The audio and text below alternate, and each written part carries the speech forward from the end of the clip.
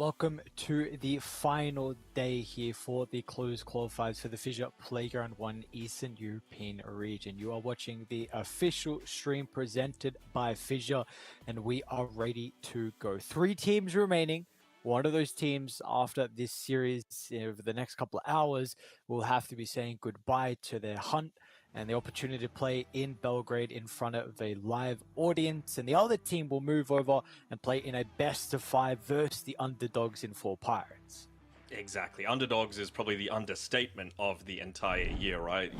No one would have expected this sort of run coming through from the bracket, right? Taking out, you know, that meme with like the Grim Reaper going to all the different doors? That was 4 Pirates, 1 W, 9 Pandas, and I wonder if Chimera Esports is going to be a similar sort of story where they get knocked down from the upper bracket to the lower bracket by 4 Pirates and then get knocked out of the tournament. It would be a pretty fitting way for 4 Pirates to say, look, we really just took out some of the best teams across the entire tournament.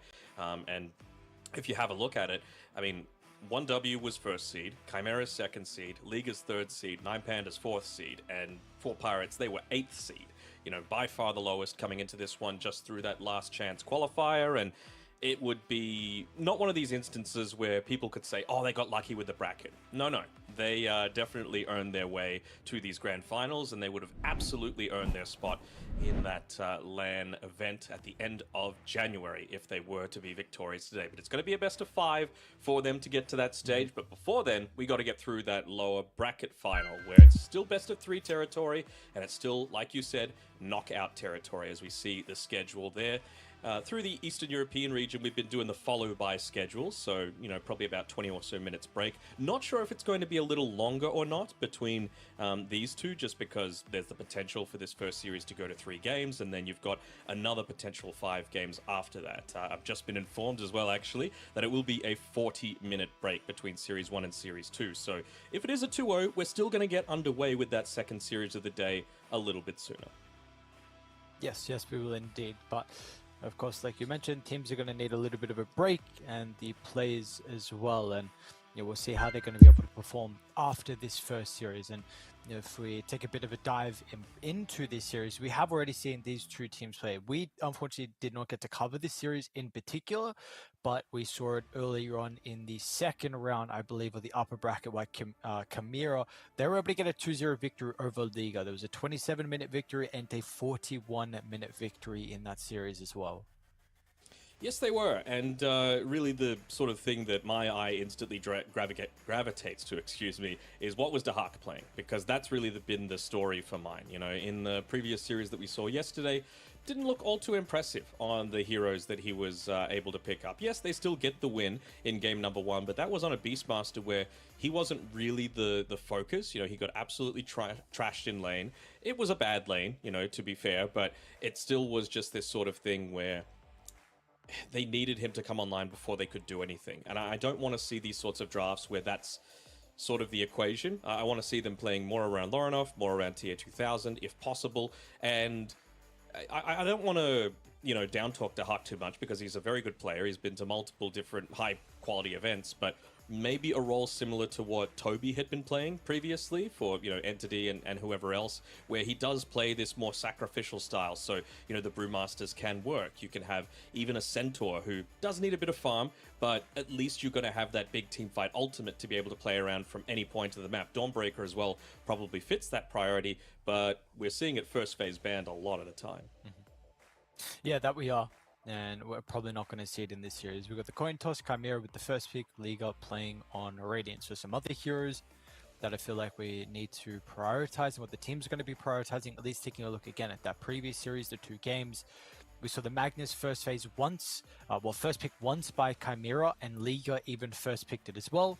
And then the other games we saw was the Beastmaster and the Enigma. So looking for the offlaners is something that we're getting very early on from these 2 teams, and the Magnus as well. But with that being said, we have both been quite disappointed in the Magnus. I feel like it is incredibly underwhelming. Teams are still putting a lot of priority on it. We'll see if that will continue to be the case in the last day of the qualifiers as a whole, if they're going to shy away from what has gotten them to this position, or if we're going to see some of those other heroes. The Bristleback, like you were mentioning, I don't know about the games that we didn't cover the last series, but Bristle was, I think you were saying like around 90%. Maybe it's fluctuated a little bit more from that. The Bristle, the Tiny, the Batrider, It got banned. Okay, so there you go. So the win rate's not really changing for him from the low bracket semis, but those are some heroes that I feel like we may see prioritized a little bit more than the Magnus. But with that being said, we may still see the Mag be first phase from both these two teams like we saw previously.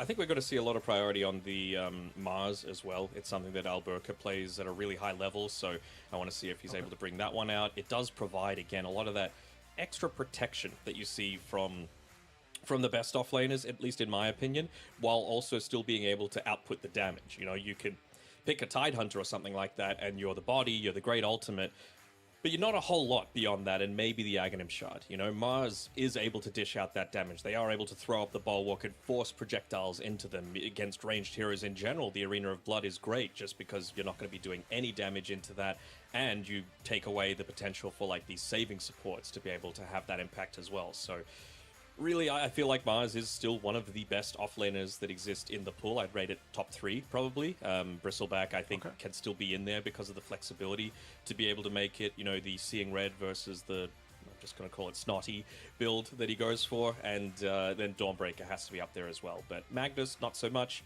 Beastmaster's probably number 4, but, you know, I think there's a pretty big drop-off after those top 3 or 4. Yep, definitely. Enigma would be pretty close, though, I would imagine as well, especially for depending on the team. And I think back to your Mars point, it really feels like it is super play dependent. Like we can see, depending on the individual, if they are a Mars player, then that is something that really needs to be considered about an option inside the draft. I don't believe the Hawk is, because at least what I'm seeing with the Mars is like, this is really a offlaner that we are getting from your more traditional players who've been playing offlane for a long time. Like any of these newer players moving into that role aren't really playing it as much, and we're not really seeing it from them in the kind of hero pool. But enough about that hero in particular. We've got a draft underway here. So again, Liga, they're going to be playing on the Radiant side. We've got Chimera with first pick as well. And just one thing to add really quickly as well. Yesterday with Chimera, we saw the carry hero pool was heavily addressed in regards to the first phase bans for tier 2000. Yes, and they've done a little bit of that again, right? I think it wasn't him that played the DK, it was Lorinov actually that flexed it to the mid lane, but still a well-worthy ban, just because, again, good in both roles. You can get active, you can be tanky, you are able to pick up that farm that you need, and they're not really mincing words. They just feel like this Gyrocopter is an incredibly strong hero, and so do I. And against the Bristleback, it's okay, right? Like, you're able to at least keep range from the bristles, so I still think the Gyro is going to be relatively okay in this sort of scenario. I don't see a Shadow Demon ban, and we saw how quickly Dahak was able to get blown up when he was playing that hero yesterday. And it was made sure to go for the rush of the SD Ags as well. And you got to imagine that this is something that they've potentially taken on board themselves, you know, use the same strategy that was successful up against Liga team. And I mean, you've got a freaking Gyrocopter, right? Flak Cannon, super great ability to be able to farm all those stacks really quickly. Yes, without a doubt. Some of those other heroes, we did see the Timber Sword too, and Lorinov, I think, is an incredible mid-timber player. If that is something he wants to play, maybe the Hawk has the ability to flex it. We've also seen previously that Chimera, they've even gone for the Hoodwink as a break versus the Bristle, so they won't have the Shadow Demon, unfortunately, for themselves. What a great pairing with the Bristleback too. You're mentioning, like, aggressively against him. Really good defensive hero as well, just in case the Bristle gets caught. You can cleanse him, give him banishment, maybe a couple extra seconds for him to be able to get some regen up, or maybe a BKB or pipe, whatever off. So I also like the hero with the Bristle. I feel like a lot of people underestimate the disseminate ability as well, especially when you've got the promulgate facet. You know, basically just giving, I think it's about 11 to 15% extra max HP, and when you've got a Bristle who's naturally just going to get very beefy, that feels very good. And just using it as a little bit of like that AoE blade mail effect, I guess, as well. Bristle's in amongst the thick of it, right? Like, if you force yourself to damage in onto him, not only are you taking his damage and the cool spray if he's coming at you from behind, but you've also got this disseminate damage that you're going to have to deal with. So from the Chimera Esports side, what I want to see is more of this, like, you know, quick pick-off into something else, you know, find a way to go onto the back line. So Nyx Assassin feels good, Tusk feels good. I also want to see, what was the other thing? some sort of sustain come through from the rest of the team. So I think it's something that would fit the Dahak playstyle very well, where you don't necessarily need these big, like, damagey item timings. They've already taken out his Enigma, so we're not going to see, you know, the pipe, might still see the drums, but the that sort of build coming up from him there. So I wonder what other heroes they could potentially look to put in that sort of situation. And honestly, Brew still kind of feels like it fits that sort of criteria. Do you reckon you can lane Brew with Nyx though? I feel like that is pretty much a free lane. Actually. Maybe it doesn't even matter, like, whatever off lane, because probably Nyx is not going to win that lane anyway. I mean, then maybe by that point they'll at least know both supports, and they'll know if, like, the Nyx Assassin can just buy early boots and look to pull waves without being disrupted all that much. So maybe that's just the consideration. And I mean, we've seen the sniper mid, we've seen it position 1. If this is the game where kind of you feel like you've taken away the main... Hold on. Could they Visage for Dahak here? I'm just thinking, like, any sort of ranged offlane heroes, and, you know, Dahak Visage feels pretty good into this current lineup that you've got. Isn't Bristleback good versus Visage in the lane, or am I thinking of something else? Is the Bristleback going into it as well, though? That's the other question. You know, I'm not sure if they're going to reveal Dahak's hero just yet. Maybe they feel like they're banning out too many of these heroes, but I don't think it's the Bristle that you're trying to deal with exactly here. You're trying to deal with the stuff that's going to support him, you know, that's able to play on the back lines. And with the Visage, you can do that. You know, you could find the Shadow Demon, you could quickly burst him down. You've already got a form of break with the Nyx Assassin once you get the Aghanim Shard, which you're probably going to, just off of Tormentors. So, you know, there's ways that you've got to be able to address this hero already. And we talk about the burst damage. I mean, you've got a Nyx Tusk. That's plenty already just from the supports, let alone any cores that might still be coming through. Dude, I feel like this Nyx has so much value this game. Like, holy crap, Eventual Break is another option as well, right? That's still with the Ag Shard, yeah? So you have that versus the Bristle, Spike Carapace, everyone. Really nice. I'd like to see heroes play with the Nyx Assassin though. Dawnbreaker is still an option. I think that is maybe one of the better melee pairings with the Nyx Assassin. That is a great question. They're going to go pay and go though, so we get your Lorinov hero, which is a way to be able to get onto the Sniper. It does probably feel like this is going to be giving Sniper a good lane mid, but I feel like there's not really much you're going to be able to do against that. Maybe you pick like a Lina, even then though, I don't know if that would have worked with their lineup. So you get the pay and go, another hero to be able to gap close onto the Sniper, onto the Shadow Demon as well. Yep, and again, you needed some sort of way to be able to A, get the Sniper, B, get the Shadow Demon, right? Like that's the main priority for you. Just reveal these heroes, be that space creator for yourself. So yeah, I think if you go Lina, way too passive, you're probably going to be a little bit slower with your timings, more vulnerable as well to a Bat Rider rotation. Now, especially with the Bat coming through, I'm not 100% convinced that this is a Bristle one. Like, you could just run Bristle off lane, and then Bat Riders should be feeling relatively confident just to be moving away from the lane. You know, Bristle can die, of course, to the Gyrocopter plus Tusker combination, but you could still see him picking up a decent amount of farm, maybe making some stacks for himself while the lane isn't in a perfectly opportune position, and all things of that nature. So I think the Pangolier feels pretty good. Again, more Dahak addressing, right? We're not going to see offlane Enigma, we're not going to see Brewmaster. It has to be Dawn that they're getting rid of here, surely, right? Like, you just get lassoed, instantly pop the ultimate. What are they going to have to respond to it? It's not like they even have these big, like, you're landing into your death either, right? Like, you don't have an Ice Path set up, you don't have a Winter's Curse set up, you don't have Sven potentially, you know, multi-man stunning you, at least at this point. So that's something that I'm a little worried that Liga team are letting through. So we do still have, I think Beast is a possibility, but I don't like the lane versus either Sniper or Bristle. I feel like that is a losing lane. Mag is still in the pool, but is potentially greedy and also probably a losing lane. I don't really see the lane going well unless it's something like a Dawnbreaker, which even then, I feel like you have a Nyx Assassin for. Like, I feel like as soon as you draft this hero, you know the lane's not going to go entirely well. So I think it's just a game that they need to be drafting for instead of having a good start. Again, though, like, you can just get boots and pull the lane. There's nothing that a Shadow Demon can do about that. So I think that's going to be the main issue for them there. Like, if the carry leaves the lane that might have a stun to be able to stop you, then you're going to be able to miss out on a bunch of experience as a result of that, right? It's just going to go underneath the tower. Okay. That's that ranged hero that we were hoping for, and it is a way to be able to connect onto whoever you might hope. You know, we were wanting something to pair together with this next assassin, and whether it be the Dawn or the Nature's Prophet, there you go. So what is that one to come? Could they... Doom? Doom's banned. First ban, actually. Coming through here. Timber, perhaps? I want some melee hero. So, yeah, I mean, that's okay. Spectre. That's... Okay. I don't mind it. It is...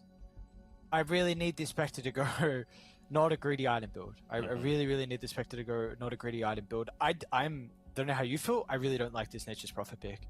I'm not a fan at all. I think you pick it into the Bat Rider, which is one of the better supports to deal with the Nature's Prophet, and now you got the Spectre answer as well. How does NP actually play the map this game? I really struggle to see how he's going to be able to play the map, which is a big concern of mine, because like maybe he can itemize into utility, which can help you get value there, but I feel like, I don't know, I just have a feeling the Hawk's not going to go utility NP. He might, right? Like, I don't recall too many offlane MPs that have gone like a Ironwood Tree and Solar Crest build, you know, just to try and be that tower taker, make space while the Pangolier and your supports are being the ones making plays. Maybe that is the way that he's going to be able to go around it, right? Use the ultimate to be able to connect through onto these ganks, not physically put himself there, but just use that to be able to provide a ton of map control for the rest of the team, and give Gyro the time that he needs to be able to get into a lot of this farm, because there's no way to really reduce the amount of lifesteal that's going to be coming through from him eventually. They don't have a ton of stuns either on the Liga team lineup as well. So this really does feel set up for TA2000 to just completely run away with it if he gets the space to do so. And I think that's a big reason behind this Spectre pick. Like you said, I don't want to see a greedy Spectre either. I want to see them getting aggressive onto him regularly so that, you know, he's not even able to get his feet into the game. Yeah. What is the build then that we're looking for on the Spectre, if this is not the greedy route? I mean, could you just look to go into Orchid? Maybe, but I don't think Gyrocopter cares that much about being able to cast spells, at least in that super early point. Yeah, you could, you know, pop the Rocket Barrage and all that sort of stuff, but it's just anything that's going to provide that quick kill sense. I'm not really seeing an Urn builder, so maybe that Urn is going to give, you know, decent value early-ish into the game. Once you're using the Shadow Step onto a Tusk, quickly pop it onto him. He's not going to be able to get the blinks away. Makes life a little bit more challenging for the Pangolier as well, who might not be able to get a blink after using the Rolling Thunder on the retreat. Just things of that nature, you know, a lot of quick damage that just allows you to be active. Okay. I don't know if it's Nix's birthday or something. Someone put it in the all chat. I spelled Nix wrong, so I don't know if he's speaking about this Nix or the streamer Nix. I don't know. But You never know. happy birthday, one Nix, whoever it is. Blacky. And let us get ourselves underway here. See who's going to be that team that will face off in a best of 5 versus the boys on 4 Pirates. And by the looks of it, we're going to get a 2v2, so nothing too crazy. And we are underway. Did you say a team you were preferring? I don't remember. Did you favor someone? I didn't favor someone. I'm not as negative about the Nature's Prophet as you, just because I feel like it's one of those heroes that you can be at least a little bit more flexible with your item build. So I'm just having a look up top here, and it seems like they're really wanting to make a gank happen with TA2000 and Panto.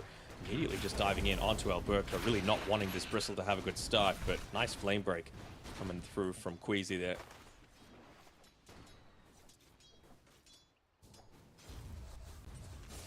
Sorry, continue saying you weren't as against the NP as what I was. No, I think you can make it work, and I feel like, again, they don't have ways to be able to stop. Like, 1J's already got the boots of speed picked up, right? And he's actually looking to Mind Flare as much as possible, maybe just looking for that early level advantage by nuking down the lane. But I want to see him doing this onto a bunch of creeps around the jungle. I want to see him moving around, pulling the wave, getting a little bit of harass into Melody.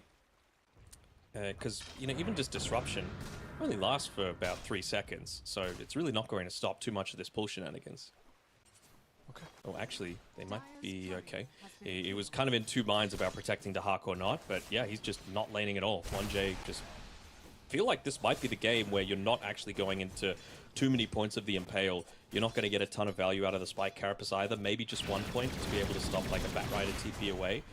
But I could see him just spamming out that Mind Flare and picking up a ton of net worth on his own. Sure. I think the game that they did win yesterday on Chimera, that 1J had a pretty good performance on their next assassin, so we'll see if that will be the case once again in this game, and it's definitely going to help out if he can leave the Nature's Prophet alone against a Spectre and shadow him. And Spectre definitely being one of the weaker carry laners, can never really push the offlaner out of the lane or provide a lot of pressure. Top, Alberca. Level 2 is ready to go. Flame Break's going to make it a little bit more frustrating. It'll waste some of the times of the shards, but it's not going to matter with a chase down. TA2000 might still be killed off, though, as Queasy evens the trade. Panto's still doing his best to fight back, but Queasy might be able to play his distance and look for the chase down. He's got the Flame Break back up, but wanting to farm instead. Why not? I mean, as a Bat Rider, you're just going to get a ton of value from those early levels. Actually look to go all the way back to base. Might be considering that. It is getting, sorry. Yeah. I saw 18 and 4 compared to the 8 and 1. I think even when I made that reaction, it was like 6 and something for the sniper. Mm-hmm. I mean, part of that is just because you're going to be shoving the lane out, right? So, Mirage, obviously, with a weaker right-click damage compared to the Pango, plus the fact that both of his spells naturally just shove the lane out, it's always going to be a factor. A little surprised that he hasn't used the Shrapnel at all on this sniper, considering he's put more points into it, just to be able to force Lauren away and at least force a little bit of that mana out as well. Sure. Another thing that, just a question in regards to, do you feel like the Bristleback has been addressed this game? This has been something that you've continued to mention when we've seen the Bristleback, is that you've suggested heroes and ways that you would like to see teams try to counter him.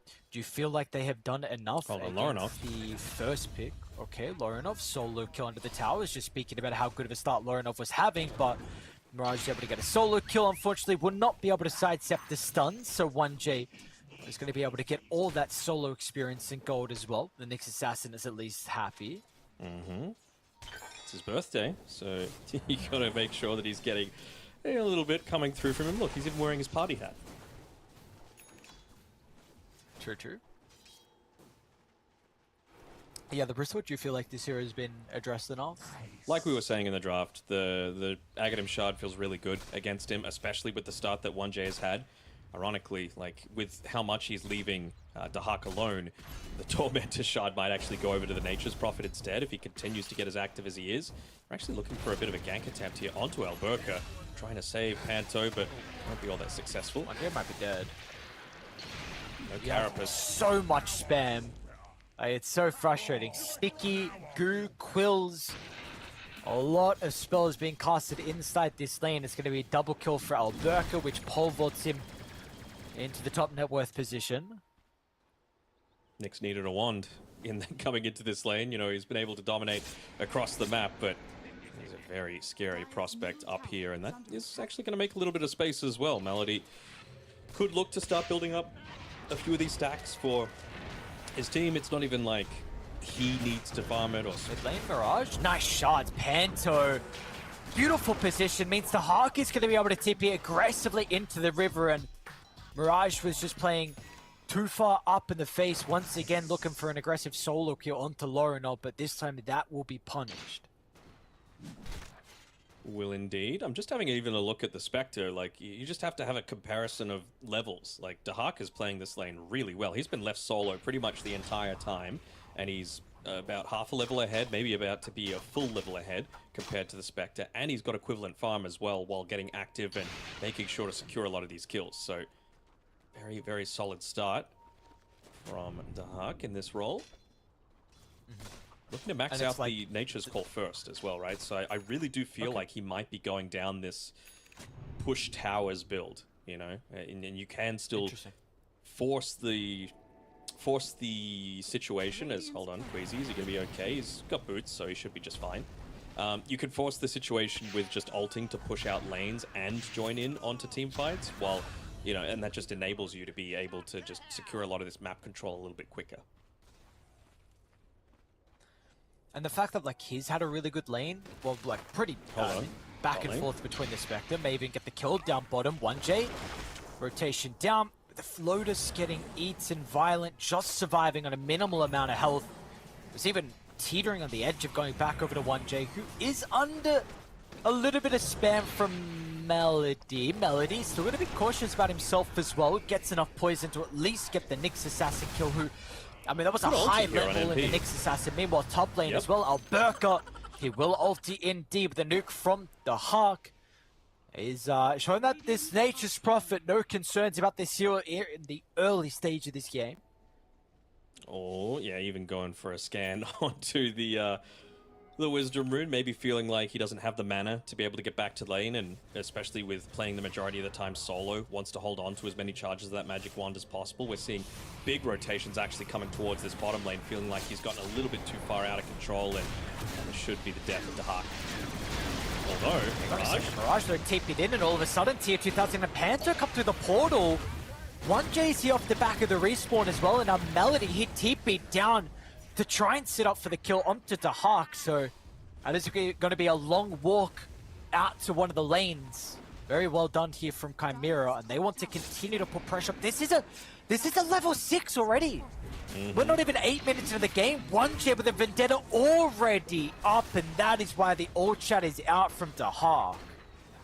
More pressure into this tower. I mean, I don't think Dahak was expecting the lane and the game to be going this well for Chimera right now. He's going to be able to get away with more of this farming, pushing build, staying off the map, making sure that Batrider is going to have a rougher time being able to catch him out. Is Lorinov going to be okay? Should be. But yeah, he's going for the Maelstrom build as well on this Nature's Prophet. So it just means that you can pick up a lot of that farm more easily. Again, you're joining into team fights. You're going to be dishing out a lot more of that consistent damage.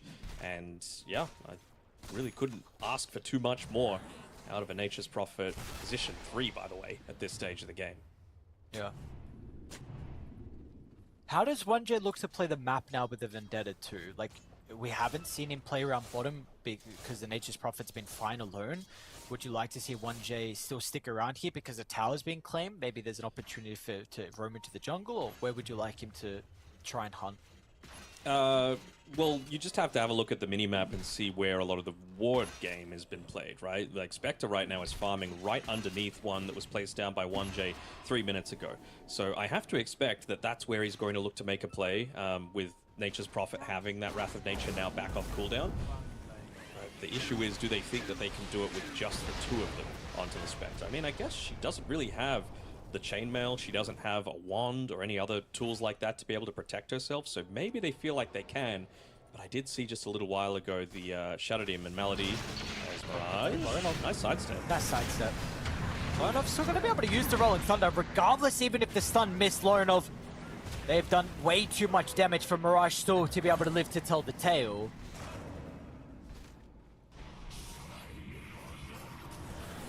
I think he should be fine with Swashbuckle.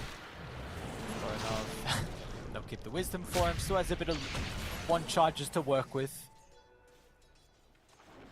Maybe just feeling like the Spectre's game has not gone well enough at all at the start, that you weren't looking to try and get too active and aggressive and use the Shadow Step in response to that. Like, maybe that would have been enough to deter them from going in onto the Sniper, who, I mean, we talk about how good this hero is at winning the majority of its lanes. He's behind on net worth relative to the Pangolier, and that's as a result of his 4 deaths. I mean, if you're just dying over and over again, this is what can happen.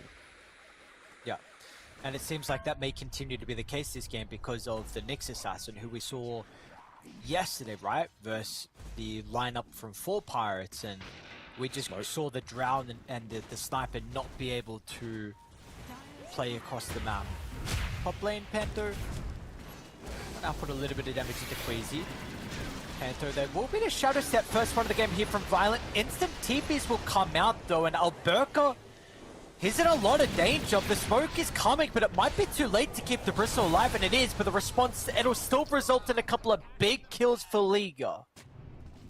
I wasn't expecting the kill to actually come in onto the Gyrocopter as well. My mind was just, where is Dahak throughout all of this? The Wrath of Nature eventually came through, but wasn't enough to be able to bring Melody low.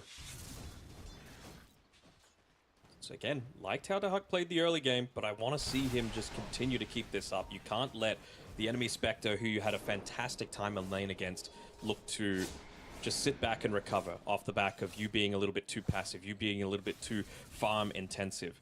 He's gone into the BKB, actually, as his next item. Speaking of Violent, the Hawk's going to tip in aggressively. Violent Flame Break. He's went back in. That little stutter step there may be costing Violent his life. Let's see if they're going to be able to still get some kills in return. Queasy Lasso's going to be at the ready. And Mirage should definitely be able to output the damage. But the assassinate will come through fast enough. The Hawk just tries to get the kill into Queasy, at least before he dies, to bring the Batrider into the grave with him. But that's not going to work out. Mirage with the double, but they will continue to slow down the game of Spectre. They will, and this is what I was going for with that, like, lack of defensive items coming through. You could see it's a very different situation now with the Spectre, right? Blade Mail is completed. Didn't even have the Chainmail component previously when she got ganked, and just a value magic stick coming through, enabling the rest of the team to join in, survive just that little bit longer, even just more points in the dispersion as well, so purely off the levels. So haven't gotten as active as you might hope for Violent, but certainly not a horrible game to be able to start things off with, and it's going to be a great game once we get to the later stages. Of course, the other danger is this Nyx Assassin, once you're able to get into the Aghanim shot, he's already got it queued up, by the way, showing how important it is. It's not just good against the Bristle, against the Spectre as well, just removing that dispersion from the equation, and you're always, especially if he goes into this Radiance build, going to be able to get that stun set up off the back of the Spike Carapace. Yes, very true. Very good point. Speaking of the Nyx Assassin, 1J is starting to hunt aggressively down bottom. Mirage won't even get in range here for the banishment. Melits. He just watched. Yeah. You could see the head just drop when that happened. He's like, oh god, why do I have to protect these snipers? The enemy team's got these really tanky heroes. I guess Spectre and Bristleback can fill that criteria, but they're not the ones that feel too killable at this stage. Batrider does, though. This game's really starting to get out of hand. How do you play the map here by the looks of it for Liga? I mean, you got this Bristleback who is farming incredibly well, but how do you look to play around the Bristleback? How do you play around your strongest hero for Liga? I mean, you can't yet, right? He needs to finish up this Aghanim Scepter for himself. I do like the fact that he's the one that's being given over this Wisdom Rune. I mean, if he didn't move, that probably would have been stolen away by the Hawk off the back of the global TP. But nearly level 12, 150 gold away from the Aghanim Scepter. And by that point, what will you have in the Sniper? I mean, he's got a finished up Maelstrom, a couple of Wraith Bands, Ironwood Tree, some decent stats actually for a Sniper for this stage of the game. But I just need to see them look to put a little bit of their own map control on, you know, start pushing into a few more of these towers because, again, Nick's getting a little bit too much out of control. I think he might actually be saving up for the Aghanim shard as opposed to going for the Dagon first item. He's got 1900 gold right now. It seems like he's just waiting for his opportunity. Okay. They do get a glimpse of the Nyx Assassin, so Violent's going to back up right underneath his tower. Does he die with an NPTP? I don't know. If Nyx had break, yes. Oh, well, Lorinov is beelining to bottom with the haste rune. So they're going to have the Pengli as well to assist. I believe the Swashbuckle kind of missed there from Lorinov. The TPs are a bit late, but it's actually not going to matter in the end. Very minimal damage coming through from that as well. So, again, with the break, probably dies. So, it's a little bit of a missed opportunity there, and he has actually just gone and purchased it up. Really like this itemization as Queasy. He's going to do his best to try and take attention away from his cause, but it cost him his life to do so. But I mean, even just this shard purchase on 1J, realizing that, hey, this is the period where Alberca feels like they don't want to fight into me. So if Liga team try and force the situation, as we see the net worth lead continue to grow, it was about 5k 2 minutes ago, now it's up to 7. He is very killable on this Bristleback. Again, they've got the burst damage to be able to make it happen, and you just see the TP coming in from Panto, realizing this situation. Good retreat, though, from Alberca. Yes, but let's see, maybe... he still dies under the tower, no? They're starting to TP the Batrider through. Snowball to lead, they need some TPs and they need them quick, but they're going to be far too slow. There's the break reveal, but the lasso drag back it will not matter because Lorino's positioning is great. Rolling Thunder comes crashing through from the other side, so any reinforcements were instantly met with an ultimate to the face. Might be a Roshan off the back of this. You've got maxed out tag team on a Tuskar. You've got plenty of that quick fire damage looking to come through, and well, they are just going from a good to a great situation here on Chimera Esports. Even Panto wasn't aware that the Aghanim Shard was already available on the Nyx Assassin. I saw him walk around to make sure that he wasn't hitting the Bristleback in the back. And I'm sure that's being communicated through now, saying, what the hell are you doing? Just listen to the birthday boy.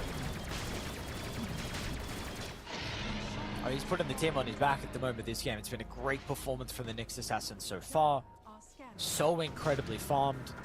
1J, 13 out of the 18 kills that he has been involved in. A large reason why they have an 11,000 net worth lead at 17 minutes. What a great present it would be, right? To be able to qualify $1 million LAN. It's something that these players, yeah, they've been there in the past before, but 1J and Panto certainly haven't had that same level of top tier exposure. So it would be a great opportunity for them.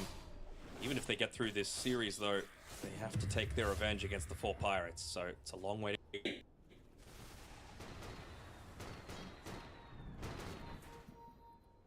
Feels like they're pretty close to being ready to just hit the gas themselves. Nature's Prophet, 500 gold away from BKB. Hold on. Oh. He's just sitting in base, maybe anticipating a move through. Snowball on. Banishment's going to be there, but still it doesn't matter. They'll surround the sniper and maybe even look to the Bristleback as well, but the break bouncing back off the wall. Chimera have come to play today. This game is not even close. And again, Dahak wasn't even there the entire time. This Mjolnir, no impact coming through. He really just wants to make sure he's waiting for that BKB. Is Smiling going to be able to get away? I don't think so.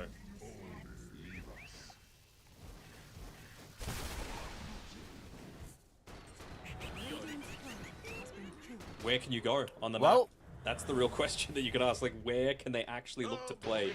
It's incredibly extreme to be thinking this sort of thing, but like, do you buy a gem at this point just to make sure the Nyx has a harder time finding you, just so that you could see the Nyx when he's trying to kill you? Because right now it just feels like wherever they go on Liga team, you're getting scouted out by some sort of ward.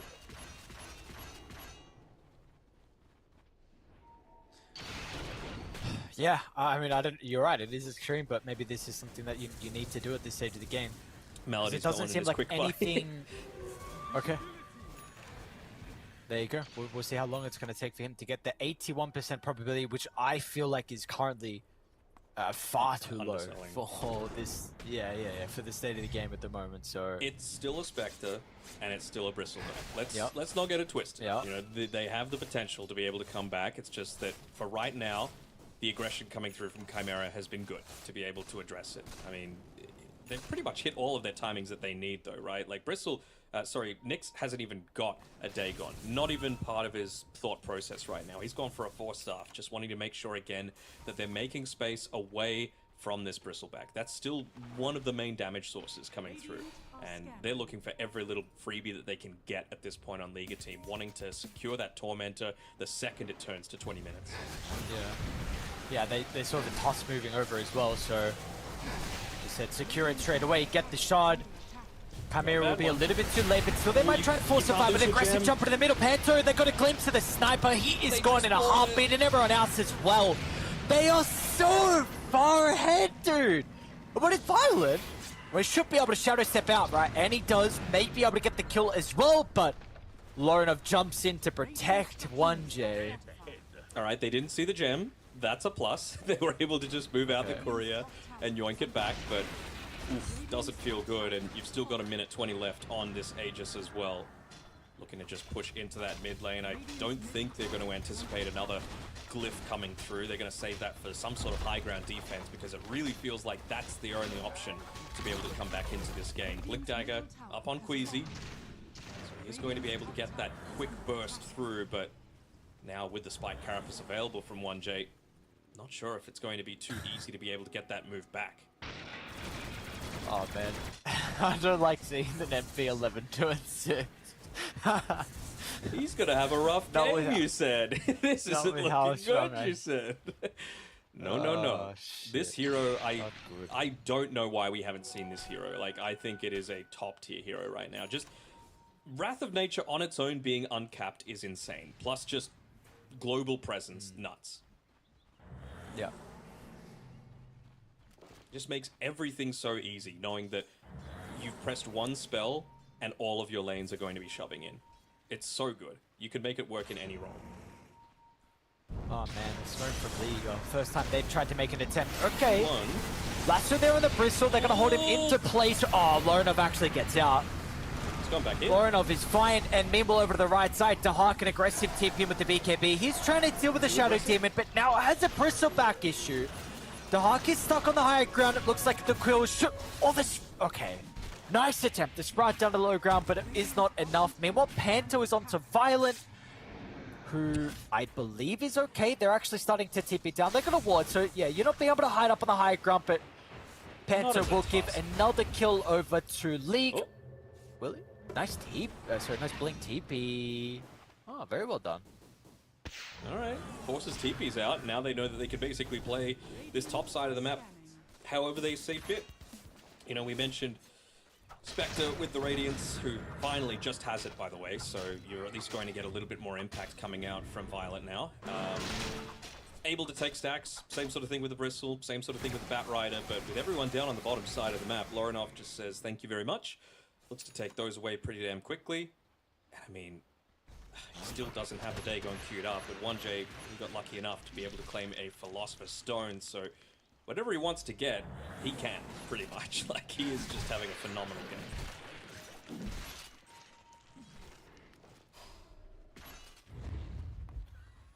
Another desperation smoke almost. I do think this Dire Observer would... I don't believe it scouted at least the smoke location, but it did see a lot of heroes starting to group up around mid, so the lines were drawn nearby. The League Award does Lorinov see might still Lorinov, run though. into them, though. Lasso once again, drag back, and another big kill for them to find, and importantly, the Spectre gets involved. They're gonna get him, right? They're gonna get him. How does he get out? I don't know. I think that's a mistake from Melody there. Like, they anticipated that they had the damage to be able to take him down. He had the disruption available to be able to interrupt the casting of that Rolling Thunder, but just opting not to use it, maybe anticipating some sort of a return attempt, and paying dearly. There's Lorinov getting away with his life. This is a lot of but he's got some heroes up on the high ground.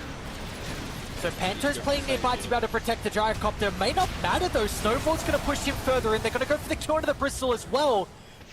So they will lose their Gyrocopter. 1J trying to strike back, but he runs too close to the tower range with the banishment. That'll stop him. They'll get a secondary kill too. Oh, 1J finds the sniper before he dies. And Dahak is in, looking for the finishing blow. Should be able to find it. Sprout nuke from over the right. Dahak, man. Well done, Clean dude. up This crew. nature's prophet. Yeah.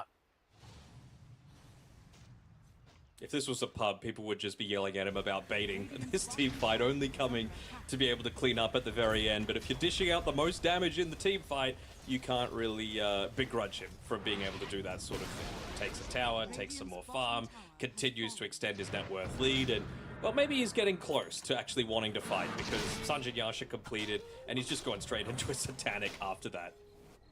So he's had to use BKB once on that retreat attempt.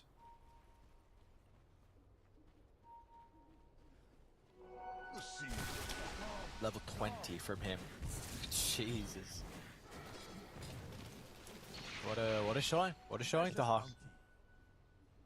It really just feels like come back into this one, it needs to be off the back of a successful Roshan fight. And a lot of the times when you're down at the 25-minute mark, you're like, okay, you know, you might be able to come back into it. Maybe it's like a 10k deficit. It is 24,000 that they're behind. That is, in my opinion, too much. They don't have the big teamfight ultimate to really take advantage of this teamfight, unless it's just some horrendous positioning coming through from Chimera, just all grouping up for Bristleback to get off every single one of his spells. Yep. Yes, indeed. We're going to see another smoke from them. You can see that's the priority, though. Pushing through this 1J, top lane. he's checking the Roche. They might be able to run into the team without the Knicks there, though. Some really good high grab boards. It's gonna pop Melody jumps in. I mean, a 1-for-2 favorite, but that jump in was crazy. You've lost the gem and you've lost your bristle. And now Lorenov as well got a glimpse of Mirage in the river. Yeah, this one, I mean, it's over and it's felt that way for a while. Just giving a gem over to 1J. Again, birthday present coming through there, and he's going to be able to get the D ward off. He's holding on to 2 gems at the time there on Lorenov. Melody, incredibly individually skilled player, but that was not it, you know? Like, they just jumped into their own death there. I think he's still the highest support in the world. Wouldn't know it based off of that. Not I watch his replays a lot. Yeah, Skep's pretty high, but he's not purely a 5. He still goes back to his, like, you know, I see. Radiant's core top days. tower is under attack. Yeah, I don't, there's not much to say, dude. This is a massacre. 29,000 net worth lead. And you've got Roshop in 5 seconds as well. It's going to be the top spawn here for Chimera. Yep, they'll know about this. Nick's pretty much in perfect position to scout it out as soon as it spawns, and it really feels like that Roshan banner is the only thing that they need to be able to put a full stop on this game, close it all out. What are you even waiting for? Like, Dahak's 400 gold away from the Satanic, AC probably not going to finish that one up. Yeah, but I mean, with 2 lives, I don't really think it matters all that much. Like, it's so hard, right? Because Liga team need to get out of their base to be able to get any sort of farm and try and claw their way back to not a 30k net worth deficit. But if you leave the base, you're probably going to die, and you want to be fighting in the base because that's where Batrider is actually going to get some utility. Yeah, it's a hard call to make. It's a no-win situation. Yes, yeah, 100%. And we'll see, maybe even talking about what changes can be made heading into the next game. It seems like this Nyx Assassin, we spoke about it yesterday for 1J. I mean, so much value. Sniper, Shadow Demon, Bristle, Batrider, like 4 heroes that you're incredibly strong against. Yeah. And he's just scouting out right now for anyone that might be doing that play outside the map, get some farm, claw back this deficit. He's literally visited about 8 different neutral camps in the last 10 seconds. He's not looking to give this one He's got to find some heroes soon. Got a glimpse of the Bristle. Look at the lines being drawn on the map. They know, though. This Observer Ward sees it. Is that on the dust again? Despite Carapace? I think Queasy... We've got the Wrath of Nature. The Hawk, well, he's going to be blown off, even Rolling Thunder. Pop the amp damage. Meanwhile, Alberca through the portal and a TP out mid lane. Who's this? Tier 2000. What are you doing here? Okay, they're actually going to run back inside the base. The rest of the team were pretty far away, but it was fine. So a little bit, honestly, not respecting Liga with that positioning. So you're going to lose the Aegis. Not that it particularly matters. Oh, Spec. Oh, hold on. The Hawk was TPing in there on the sidelines, but decided against it. Now, especially without that Aegis, the thing holding them back from high ground is just getting into the Satanic on TA 2000, right? He's only 150 gold away, so really not that far at all. Wants to be playing a lot closer to A, the rest of his team, and B, these wards to make sure that similar sort of thing doesn't happen again. And there we go. It's coming out on the career right now.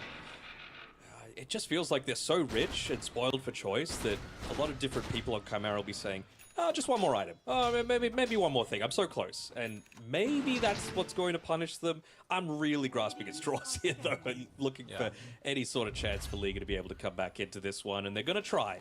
They're going to go for a smoke outside the base, realizing that they can't stay holed up forever. Even claiming that Aegis. The net worth lead is growing. 4k in just the past minute or so. Unfortunately, the smoke for them, I don't know if they were anticipating Chimera to try and aggressively take the Tormentor from Liga. They will not run, they will not find anyone running up the high ground. They get a ward down at least, maybe they can fight around that with a pick-off, and they get their Tormentor too. They had to try something. And, I mean, they've even got the Siege creep now on Chimera to be able to make these plays. And now you've even got the... is that an Octarine core coming out from Lorenov? Hold on, they might find a pick-off for 1J, but this Observer Ward is being scouted out. Ooh, he turned off the Radiance as well, making sure that he wasn't going to get carapaced. Radiant Team is needed inside the base. back at base. Yeah. Alright, we'll see the lasso play potentially here for the Batrider on the defense. They're going to come to play though. They will disengage Chimera.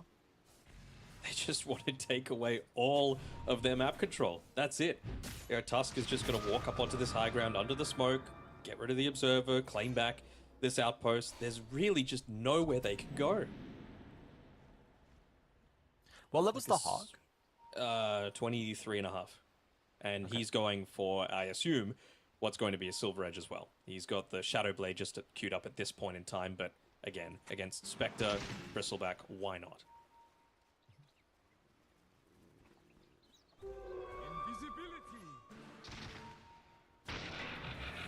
It is a Bristleback who had a good start, but from the shard purchase from the Nyx Assassin, he's now lowest net worth out of the cause and has not been able to play, and pretty much no one else from Liga have really been able to play. They are venturing far outside their base. Panto, been great. Instant rolling thunder from Lorinov as well. He's not messing around. As soon as they see a couple of heroes, Melody also is able to get the blink close towards the side of the base, but Lorinov assassinates Queasy over to the opposite side. A 4v5 without a buyback on arguably one of your more important high ground defenders in the Batrider.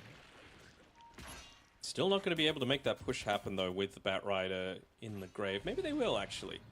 TE2000 still in two minds about whether to join the rest of the team and finally getting rid of some more of that vision that they've got outside of the base. That was a really value ward that they had previously. 1J, he hasn't really been involved in a bunch of these kill attempts. His job is literally just be the global scout around anyone that might be looking to farm. Even just like a creep is slightly lower than 100%. Someone's close by. Where's my pension? Warriors of the wood. Come on, 1J, there you go. The old completely full inventory, can't pick up Lotus's trick. I don't know if, are we waiting for the Hawk 25 just to siege? Like, are we that worried? The Hawk 25, another free shard, another Aegis, maybe. Wanting, hold on. Yep. Okay. Well, instead, if we're not going to use BKB in fights, let's just use it to kill Tormentors, apparently. Sure, why not? So now, does everyone have a shard? I think they should. Yeah, everyone on Chimera has it. So now at least you have something to legitimately wait for in that BKB, 80 seconds without it. They, of course, don't know this on Liga Team, but they're at least going to be able to leave the base as a result. Once again, just looking to try and play around that Roshan, make a team fight work for themselves. I mean, the big difference needs to be they have a gem again. Bristle's got it this time, and he's got BKB as well, and won't be able to get the shield rid as a result of Lorinov using the Diffusal Blade. Level 25 picked up for the Pango as well, so much lower cooldown on that Rolling Thunder, plus the Octarine. It only has a... what's the downtime here? 36 seconds? Oof. That is scary. Dude, what's going on, actually? I don't remember the last time I saw a game have the net worth lead be higher than the minute mark for this long of a time. Without it closing like, out? Yeah, 1J. Alright. Nice ability for them to be able to defend this high ground ward, and exactly right, free gem, which is something. We'll probably see Dire, with how rich they are, be able to buy it. I think the Hawk literally just bought a gem straight away. I think Violent needs to go bottom. He needs to be the one defending this, and they need to move up towards Roshan. They still haven't taken a single tier 1 tower, Ares. Like, just take the tier 1 top, go into Roshan, and hope that it's going to be up. It's potentially coming up in 5 seconds, but you just need to deal with the creep wave pushing in mid with somebody. It's going to be Melody right now, but how is he actually going to join the rest of the team if Roche does indeed end up spawning? It's a minute away. Thunder in.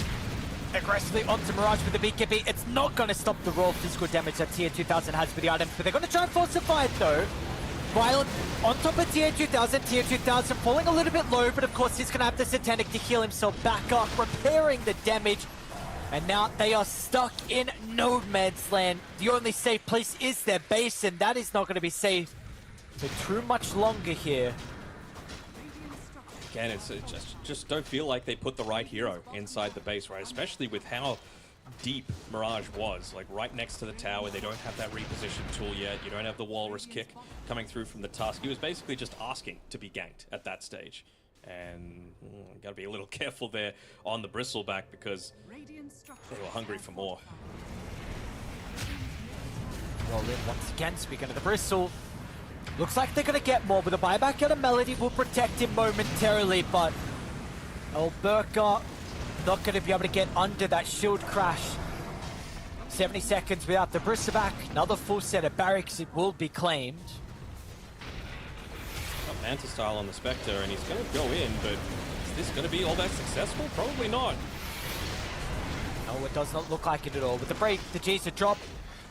We're going to be heading into game 2 with a massive, massive victory here for Chimera. An incredibly convincing victory as well. And I got to say, I got to put my, I was very hesitant about the Nature's Prophet pick, and man, did the Hawk have a incredible showing on this hero. Really, I think the thing that I underlooked the most was how good of a lane this was actually going to be with the Nyx and the NP. We just saw like what they're able to do. You have a really strong laner in the Nature's Prophet to offset the weak lane in the Nyx Assassin, and they could leave him alone. So Nyx could do everything across the map, the Hawk could free farm, and you were not going to be scared about the Spectre lane. So that was a massive thing that I underlooked, in the fact that he was able to play from ahead instead of playing from behind against someone like a Spectre and a Bat Rider too. So incredible performance there from Chimera. Not sure if you can even call it a lane, right? Like 1J was out of there after the first minute. You know, he was just roaming across the map, getting kills across the board. Again, just going those early points into the Mind Flare as well, making sure that he was able to, right at that 15-minute mark. Remember, he had 1900 gold at 1430, and he wasn't looking to buy into the Dagon. He wasn't wanting to get greedy. He knew his role this game, and we see that from the death count on Alberca. Just take out this Bristleback, priority number 1. And again, it wasn't even just good against Bristleback. You have 2 heroes that you could legitimately go in onto. The one engagement that looked decent for Liga team was the one where they just engaged onto the Spectre without, like, right underneath the tier 2 tower with all TPs available for Liga team without that Nyx break coming through. You know, you tried it with an NP and a Tusk, didn't have enough damage at the time, and they paid for it. But that was something that they learned from very quickly and said, look, we've had such a good time playing around 1J. Why are we stopping to do it? So, yeah, really methodical, like from the 20 to end game mark, you would have to say, coming through there as we see the highlights coming through, and it could not be more different in terms of the output that these relative heroes did. Yeah, yes, without a doubt. So finally we get to see, I mean, we saw yesterday, right, with the Timber getting answered with the Shadow Demon and the, sorry, not the Timber getting answered, the Bristleback getting answered by the Shadow Demon and the Timber, and then we saw this game what Chimera were able to do, what they learned from that loss with their own Bristleback. So good showing from them. Game advantage now in our lower bracket finals. They are 1 game away of getting a rematch versus 4 Pirates in the best of 5 grand final. So we'll see. I'm hoping for a game 3, hoping for a much closer game as well between those 2 teams, but we're going to have to wait and see what we have in store for us. First to break, when we come back, we got game 2 of our lower bracket finals. We'll see you guys soon.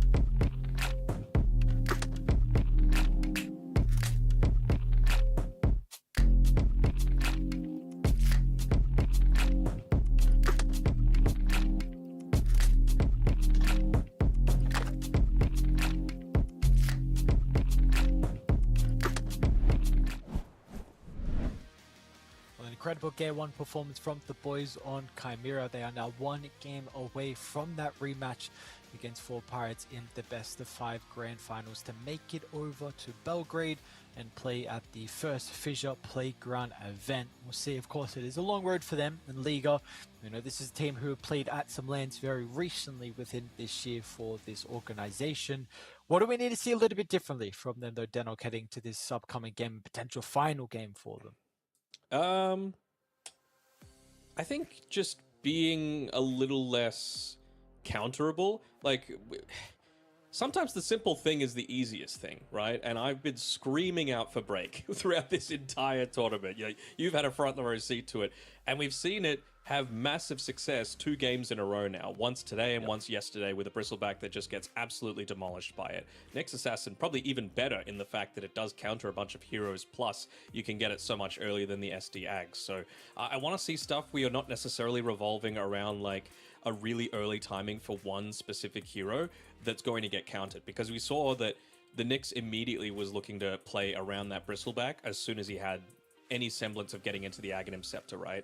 And I think it's just way too greedy to have 3 heroes that all want to be farming for the first 20 minutes in the Sniper, the Spectre, and the Bristleback. So heroes that do things probably is going to be on the highest list of my priority. If they have first pick as well on Liga team, they might be able to snatch away the Nyx Assassin for themselves, not have to waste a ban, because 1J has looked pretty damn good on it.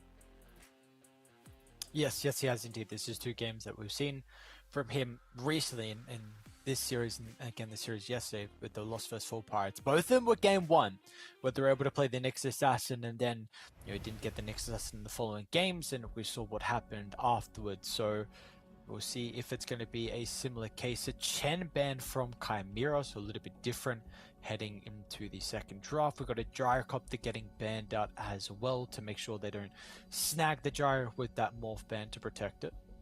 Yeah, there was a Chen pick, first pick actually, from Liga team in their Game 3 61-minute win. Do they not just Nyx? I feel like if you don't Nyx, it's getting banned. Like, there's no questions asked there. So Shadow Demon's already gone.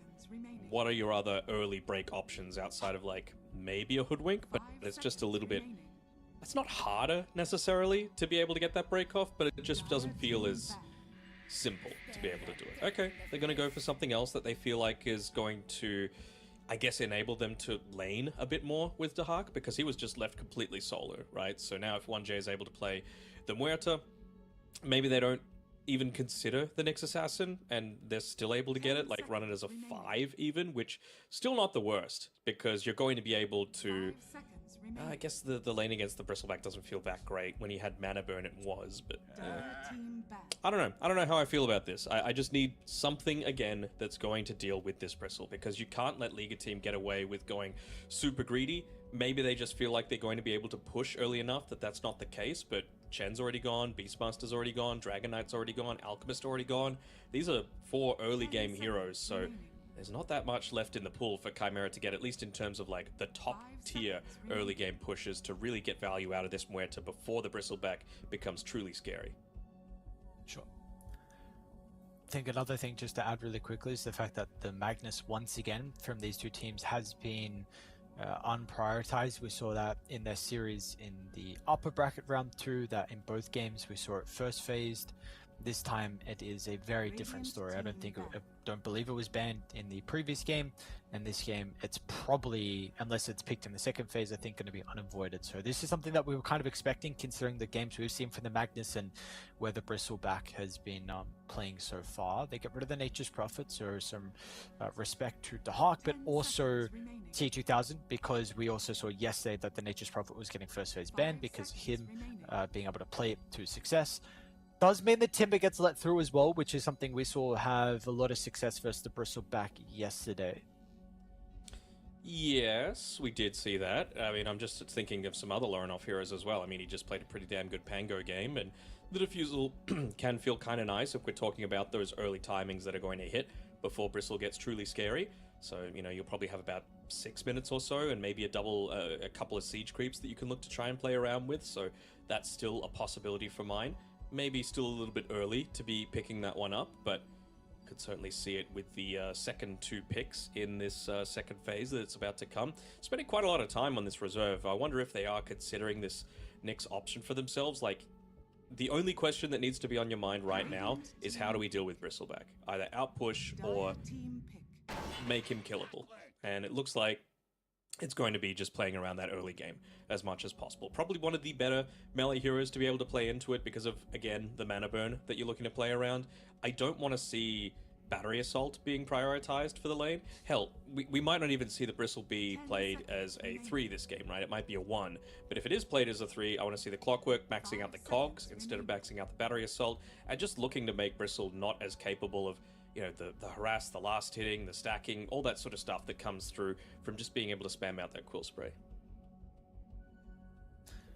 Yep, and in regards to, I'd say the Clockwork Numbwater is a very good support duo as well, which is something to mention. So, you always get a lot of value with the 2 heroes being able to play together. Now we get a Lich from Liga, which is something that we saw a little bit more towards the start of the qualifiers, but haven't been seeing as many teams pick it as of late. But of course, still very, very strong hero. And we'll see what the secondary support is going to be for Liga. Just a little bit more control for mine is what they need. I honestly think they can get away with maybe not a Tusk because they... Oh, no, I guess the Lich is going to be played as a 5. But I'm just thinking, like, what would be a bad lane into a Clockwork? Double melee would be that. So I just need something that's going to give a little bit more control around these fights, a little bit more area denial to truly enable this Lich. And we saw in the last game, Liga team actually banned out Dahak's Night Stalker, and I feel like a big reason for that was protecting the Shadow Demon as much as possible. Melody didn't have a good game by any stretch, and so don't hate this either. You know, just some quick bursts, some extra control. Feels pretty good, but it also strengthens that potential Night Stalker pick, right? Just being able to get in onto the backlines, deal with these 2 heroes very quickly at the start of a lot of these fights, because I think that's going to be a big thing that provides Liga team with some success. Yes, it does. Dahak doesn't really play the Mars, but Night Stalker does fulfill that issue that we've been talking about. Team pick. Templar Assassin. So we're going to hear it for Tier 2000 more than likely. I know Lorenov can play it as well, but we did see one of the games that we covered from Chimera Tier 2000 was, I mean, absolutely a beast on this Templar Assassin from the safe lane. So what did he destroy in lane? I forget. Was it Beastmaster? 10 seconds Was it remaining. Tide? It might have even been Bristleback, honestly. 5 seconds remaining. Anyway, but we can see that Chimera has just Timber. tripled down on this. Like, all these 3 heroes are good prior to 20 minutes, right? And TA should be able to have a fine time. TA doesn't really feel counted against any of these heroes at this point. I wonder if now you go the facet for Lion that isn't the punch, just because you need something that's going to be able to tear through that refraction pretty quickly. Not necessarily the best, like, early gamer, and I'm a little worried that they are too farm intensive, kind of the thing that I was criticizing Liga team for previously. So my mind is just like, what is Dahak going to pick? This is actually a pretty good Brewmaster game as well. You know, the offensive Dispel against the Frost Shield, a good way to just... I mean, one way to deal with a Bristleback that's just trying to rampage into your team, toss him up in the air. He's not going to have BKB for quite some time. You can keep him zoned away with a well-placed Cogs as well. All these sorts of things need to be something that Liga team are considering. And plus, just Deadshot and Cinderbrew is a nice, reliable way to get a lot of harass in the lane as well. Team bad. They're going to ask for it. It's going to suggest the Lina or the Pango that we actually saw had a pretty good time last game. I know it did get solo killed, but there was a stage where the Pango, even after the lanes, had higher net worth than the Sniper. But we get another Playmaker, AoE damage, dealing with Refraction, a hero that's able to play in front of the supports, which is pretty important. I would have been okay with the Pango, not the Lina though, just because, again, you don't want a Lina and a Bristleback. You're just not doing anything in the early game in my eyes. So something like the Earth Spirit or the Pangolier, they're good. Just also protects you against the...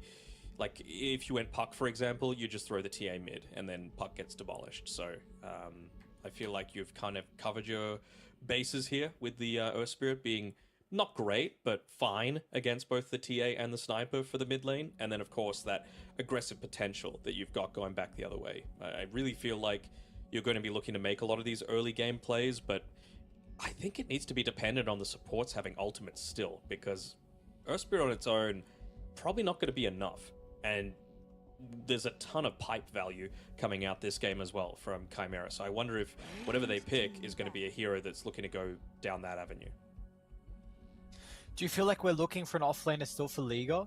Because at the moment, where would you like the Bristle to go? That is the one thing. They have the 23rd pick, and we need to work out if it's going to be Bristle carry or offlane. They don't have last pick overall, huh? I feel like all you need to do right now is play the Bristle 1 and just ban out heroes for Dahak that you don't want to lane into the Bristleback, like that you're scared for him to be playing. Because I feel like the Bristle into the TA Clockwork, it's not amazing. Like, they still feel like this is going to be Violence hero that's looking to come through next. I'm trying to think what is still left available. Like, it's not the worst Terrorblade game, and when I think Violent, I think Terrorblade. Going up against the TA there, able to dish out a lot of the damage back. Same sort of thing with the Sniper as well, if you are able to close the gap. 5 seconds But I feel like with the Earth Spirit, you have that potential. Can we see, Magsil as a carry potentially as well? I like the Brew Ban a lot. Too greedy? A little greedy, yeah. Pipe builder that provides team fight, please. Give me... For Liga? Give me a... Yep, oh, there we go. No, I meant for Chimera. There's the TB that we were talking about. I would be picking Centaur right now if I'm Chimera. Okay, good way to protect the sniper, get away from the meta. Magnetize, Or Bristleback, like you're asking for. run away from everything, basically. Like, the only thing that they would have to actually hold you in place is Lion Stun. Seconds remaining.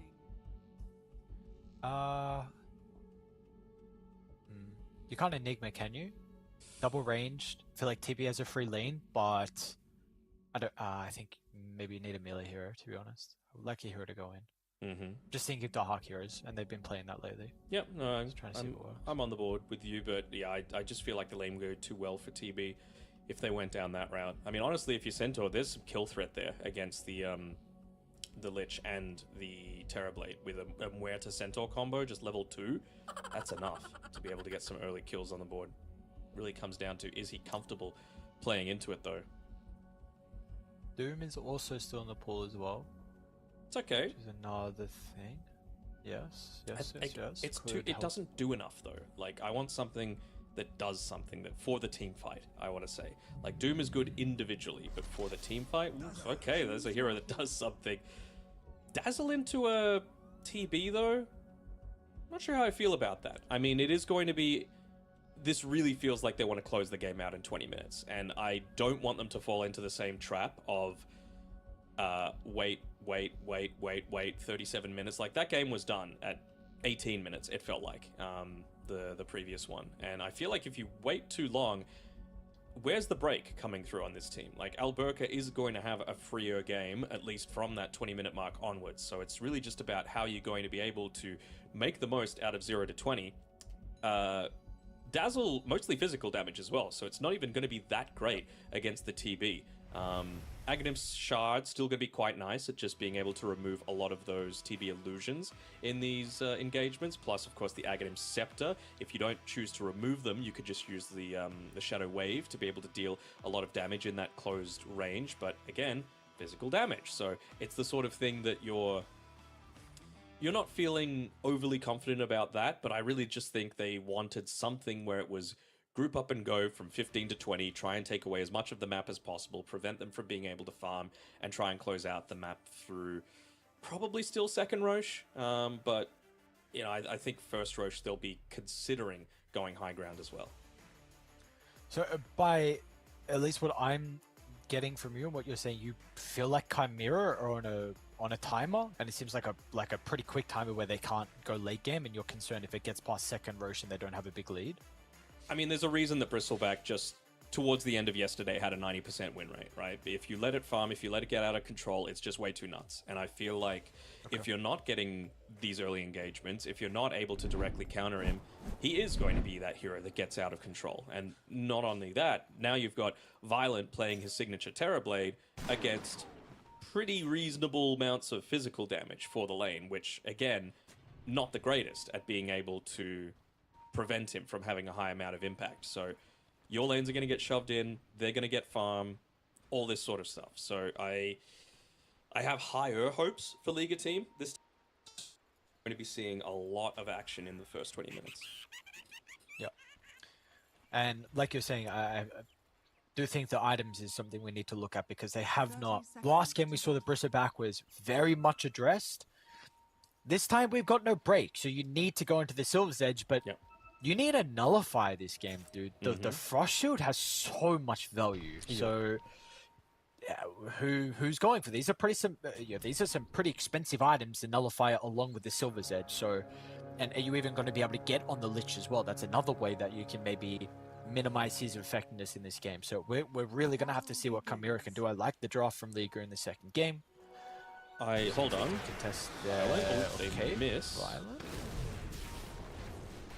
Nice reflection onto Turned three. around They're going to again. bring the mid lane over. The Earth Spirit comes far too late in Alberca as well. So yeah, they're going to lose Violent. They should be able to get some return kills though. Dahak is not going to escape. The slows are starting to stack up. Even with the dead shot sending Alberca away, it's going to be the two supports that will chase him down in the end. So First Blood favors Chimera, but overall the kills will go the way of Liga. Violent did that last game as well, right? Remember the Spectre next to the Yeah, Radiant Tier 2 yeah. tower just turned around and giving up First Blood. That's a much bigger kill to be able to give up at this stage of the game when, again, Chimera are playing off of the early game aggression. Who got the kill, actually? Well, it was just Panto, so not the worst. Already the harassment coming into Violent there off the Poison Touch. Just trying to keep him out of the lane as much as possible.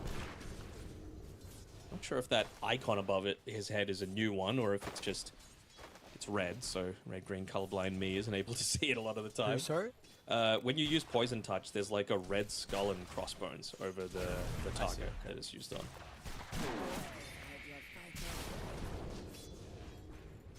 I guess this is a nice little poke as well that they have from Liga with the Frost Shield, Frost Blast along with the Reflection. We see even Radiant have their own ability to be able to make it frustrating in regards to dwindling down the resources. So top, there's going to be a lot of action. I feel like bot probably going to see a decent amount of action as well. I mean, the cogs are so Panto. So annoying with these cogs, man. Yep.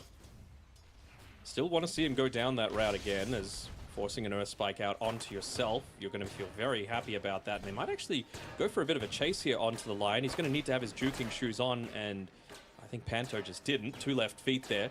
Moving off to the side, enabling Queasy to get away. Fully mana drained Lion, though, who is dead. Oh, well done, dude. Panto with the cogs. Queasy Maybe not. will not be up. Oh, he does slip out, okay. Full charges. Fine, and now Alberca's going to try and charge down Clockwork, but 10 charges, yep, like you said.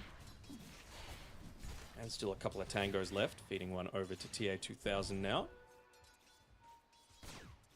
Plenty of space to be able to farm, and this is the danger, of course, of... did he go the... Hold on, another good cogs. Really limiting the amount that Alberca's able to get. He didn't go the mana drain facet on Queasy. He went for the Fist of Death coming through there, so I still feel like they're going to have some sort of issues with dealing with this TA a little bit, right? Like, you're not actually dealing the damage to the TA. Like, how are they actually breaking this outside of the Earth Spirit? I think it's just a little bit too much to put onto one person. It is a lot. It definitely is a lot. And it's going to be an Earth Spirit who is having not a good start to the game. 16 and 8 compared to the 10 and 0. So we're already seeing the bit of a difference here in regards to Lorenov's Pango, which I do think Lorenov overall is quite a strong laner, but his Pango in the previous game with how it was able to have a big advantage early through the first 3 minutes against a sniper. Lorenov has gotten through that maybe weak, first 2 waves without having a lot of stats, and now he's got the double Wraith Band, and we're seeing Mirage. It's only going to get more difficult for him. So there will be potential plays if the sniper gets too aggressive, like we saw last game, where roll in, kick under the tower, potential TP from the Lion, or use the Lich as well. Could be some kill threat, but definitely feels like this is going to be a good lane here for Lorenov. Wasn't expecting the 0 denies from Mirage, though, relative to the 9 that Lorenov has, in addition to the last hit advantage. So Like you mentioned, very, very individually skilled player. Doing a good job, so far in this lane.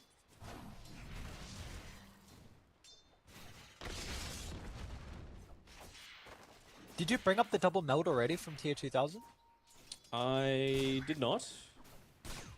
I think, really have been impressed with his lanes on this hero. I feel like he's one of the better safe lane Templar Assassin players. Really feel like he uses the side blades and the spam early on from some of the meld damage too. If you're going to have a name like TA 2000, you have to be at least decent on the TA. The TA 2025 though at the LAN. That's what we really need to know. What about, like, I know a lot of people don't like players that change their names a lot of the time. A lot of people were cringing a little bit at Radahn, you know, raid all day, Dota all night sort of mentality. But what about someone like TA 2000 who could just adjust his name based on the year? I don't think that's too bad. Bottom of Burkle. Panther should be able to strike back here with the Gusaki up. But has to be a little bit cautious about tier 2000. Top lane, there's even some action going on as well. Does look like 1J with the Hawk going to be able to find their second kill of the game. Name changes, I don't know. I feel like maybe it's just the region, but with us covering C for a while, we saw some of the name changes there, and then all of a sudden the players started to do really bad when they changed their name. You're not saying that your Toro started to do really bad when he changed his name, are you? I'm just saying there's something with name changes that. Just keep it to hair? Usually you don't change to a better name as well. Yeah, keep it to hair. Yes, exactly right. What about me, though? I know you've said I should probably change my name. Yeah, I feel like it's time to grow up, my friend. Nah, never. I made it when I was 13 and it's sticking.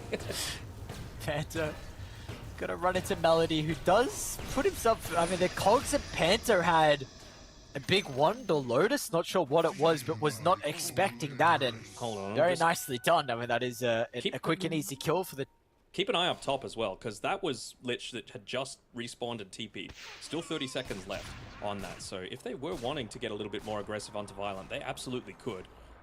It seems like 1J is just going to use that timing to be able to back up and start to make a few more stacks for TA 2000. Hell, even Lorinov, who he's been making his own stacks inside of the jungle, could get some double value from this, right? Stack the Ancient, stack the hard camp, secure the top rune for yourself, and I mean, he might be a little less dependent than a lot of the other Spirit brothers, but you are still a Spirit, so Mirage will be very happy to be able to claim that that regen rune from the bottle.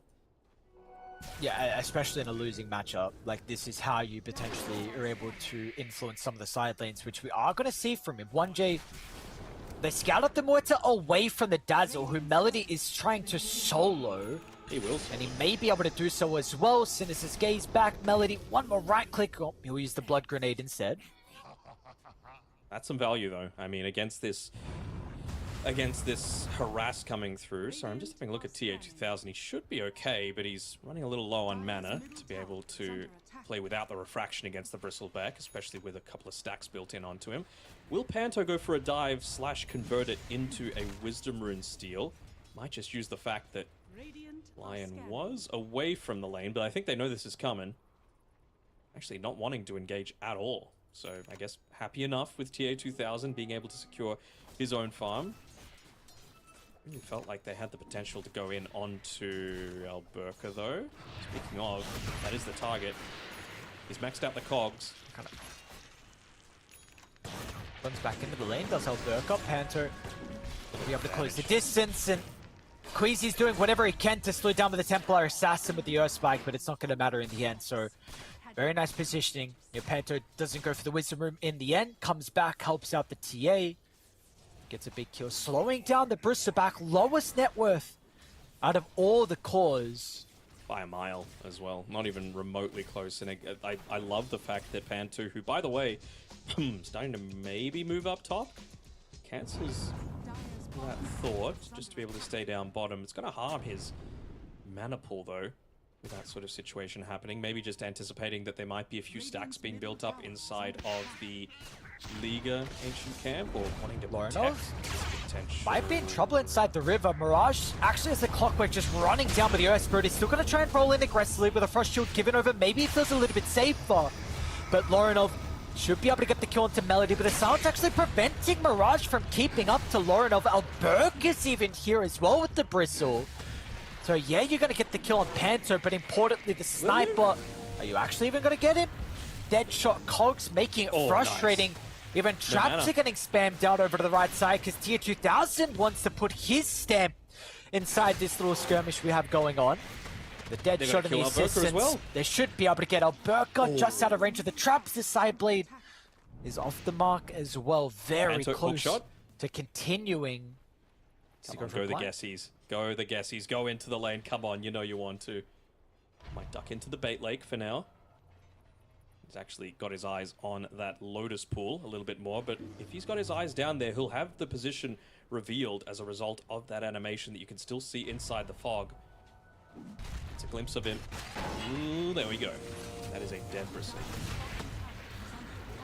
That is indeed a dead Bristle, and this game, it is really starting to get out of control. 3,000 net worth lead.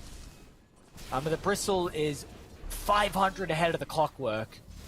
So they've answered in a bit of a different way. No breaks. No rush. What is doing top lane? Assassinate. Oh no.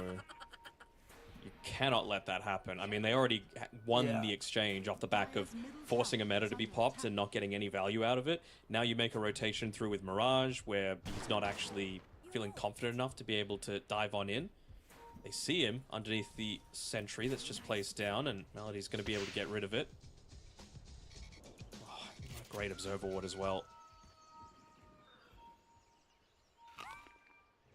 I love this high ground ward. You need to eat trees to be able to make it visible, but it's going to be a pretty rare occasion for Liga to feel confident enough with tossing their own Observer Ward up onto that cliff, which is the only thing that's going to reveal that it's there.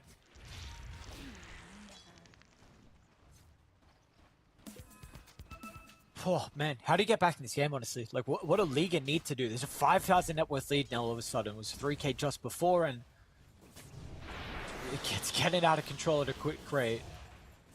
So again, I mentioned that in the pregame, you're going to need to play around ultimates for the supports. I think that's the big thing. Like, you've actually done a pretty reasonable job of getting Mirage into a bunch of these power runes, right? He's had an Invis, he's had a Haste rune now, he's had the regen.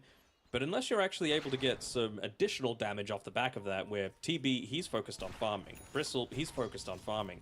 He is also a mile away from any sort of item on Alberca. Like, he's going Vanguard instead, just to be able to try and deal with this early-ish physical damage that they're going to have running at them. So, to me, it's really just not playing around the Bristle. Maybe use him as bait a little bit, considering he's got this tanky item. Until the supports... And they are going to try and bait him. Both sides are smoking down to bottom, so looking to try and force the issue. Mirage doing his best to slow down Team 2000. Just going to be kicked back into the Earthspike, but Lorinov, he's freely being able to right-click over the left side. They just nuke down the Bristle. This one, oh my, 7,000 lead. Lorinov was here, ready to go with the smoke. What a read from Chimera.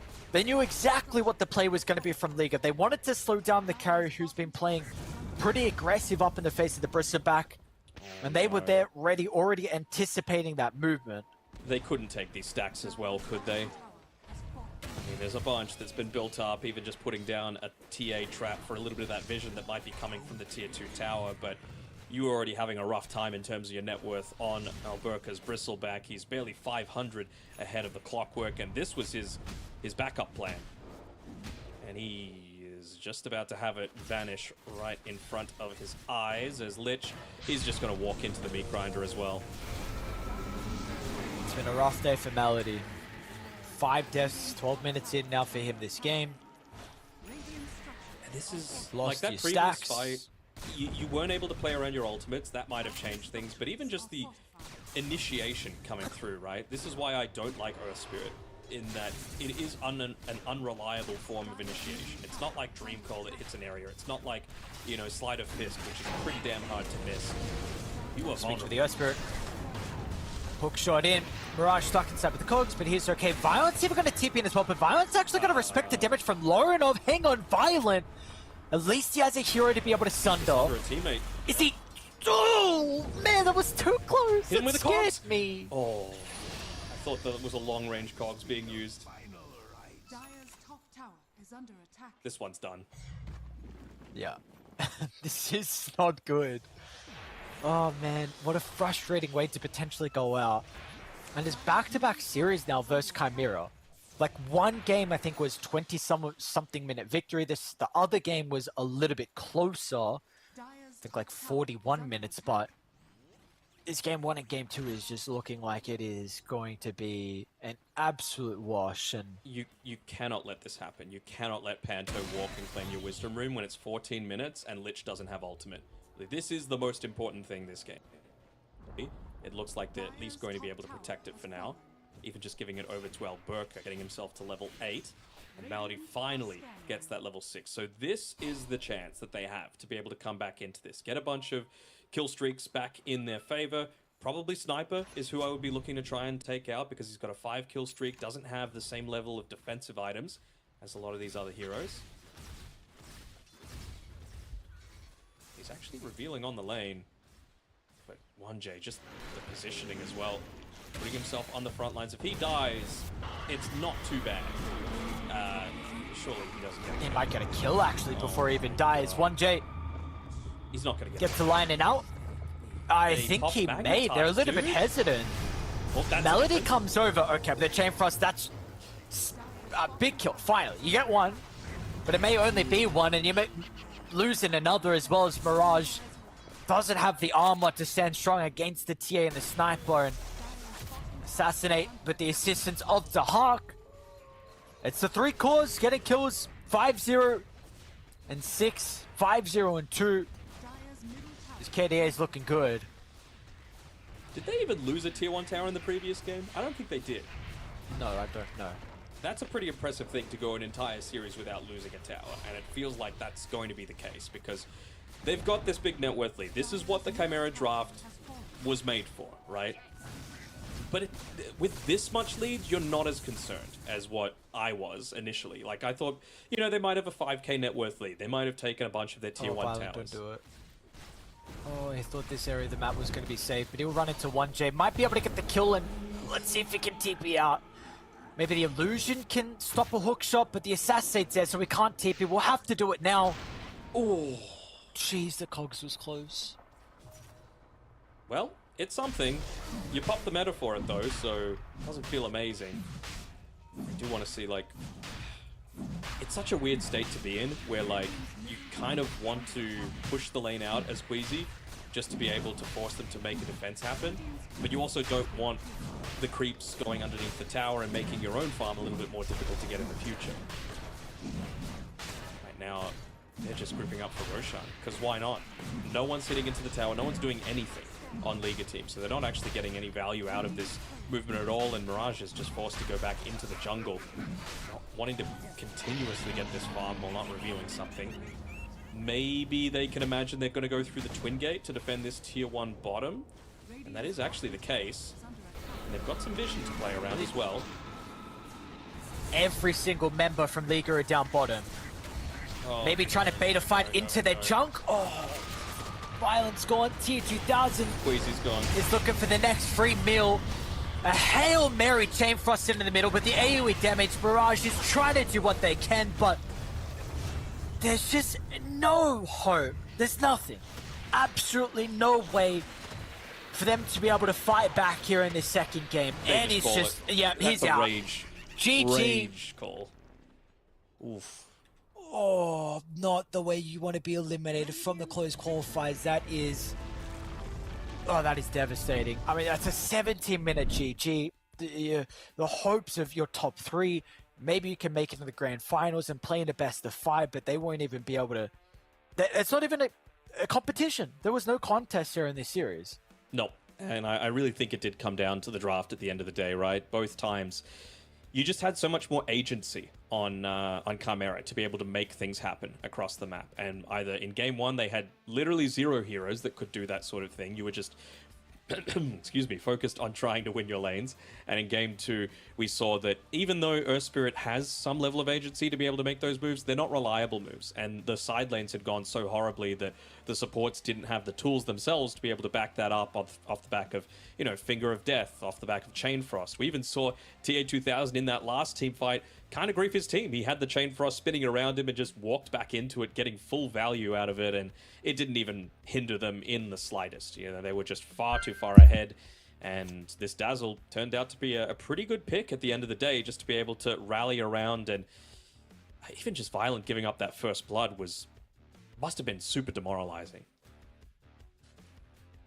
Yeah, give it up first blood, and then having your mid lane get bodied, having your off lane get bodied, and having the carries lane go okay, but still Dark was super farmed. It's just unfortunate. Honestly, unfortunate for Liga. You make top 3, and today you just weren't able to showcase the type of Dota that we have seen from them so far in the qualifiers. Apparently, it is this Chimera Esports team that is just able to stop them in their tracks. This is 2 series now. They lost the one against them in the upper bracket, and then they, of course, lost this one in the low bracket, getting eliminated. And yeah, it was 7-0-9 for Lorenov against a 0-3-3 for Mirage. It's a rough way to be able to bookend their time in these qualifiers, right, for Liga team, because it was looking really up off the back of an upper bracket round 1 series against Hydra, who, you know, they didn't have a bad tournament either, right? They finished in 4th place. 16-minute victory in the game 2 of that series, and to be able to drop out in this sort of fashion in 17 minutes, where I wouldn't have been against them just trying to hold on for a little bit longer, just to see if there was some potential of, you know, maybe they really stuff up on Chimera around a high ground defense. And considering, you know, you're GG out, you're out of the tournament, no second chances beyond this. But again, they must have just felt so demoralized across the board that this is the reality of the outcome. And we have a look at the bracket there, and we do get our final 2 participants. Yeah, people might have said Chimera would have been one of them. Again, leading into this tournament, they were undefeated as a group coming together. Pretty small sample size of only about 8 games, but still undefeated. Nothing to shake a stick at. No one would have had 4 Pirates up there as well, joining them, considering they were not meant to be here in the first place. Yeah, and the fact that they did it all the way through the upper bracket is something to be said as well. So we get the rematch of the upper bracket final, which was a pretty competitive series as a whole. Game 1 was definitely a bit more of a beatdown for Pirates, but the second and third game were much closer. So hopefully, I really am hoping that we get a very competitive grand final and a full best of 5 potentially, or at least where it's not a stomp. And we see games like this where it's ending in 17 minutes. So we can hope for the best for everyone. Just so you guys are aware, it's going to be about a 40-minute break. Of course, we want to give a little bit of time for the boys on Chimera to be able to reset after that victory and then prepare themselves for the grand final. So yeah, it's going to be a bit of a break, but then when we come back, we've got our last series. We are trying to see who will be the final team. We've got China qualifiers going on. We've got to see who that team will be from Eastern Europe to represent their region to play at the FISSURE Playground 1 LAN event in Belgrade. We'll have to find out though. A break and then 2 teams remain. We'll see you guys after this.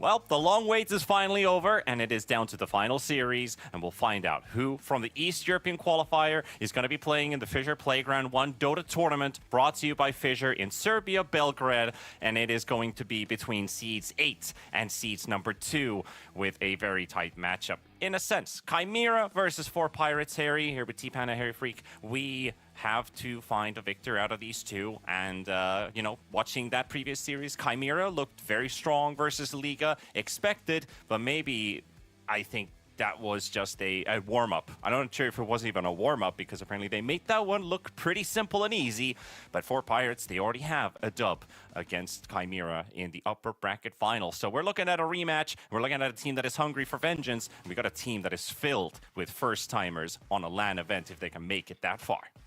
Yep, I mean, they went through the last chance qualifier. That was the 3rd open qualifier here in Eastern Europe. They couldn't make it through the first 2 on 4 Pirates, and then they haven't lost a series since. Yes, they have lost some games. They dropped 1-1 W. They dropped a game to Chimera, but they made it through the upper bracket. So if we're going by previous results, especially in this qualifier, 4 Pirates are the favorites.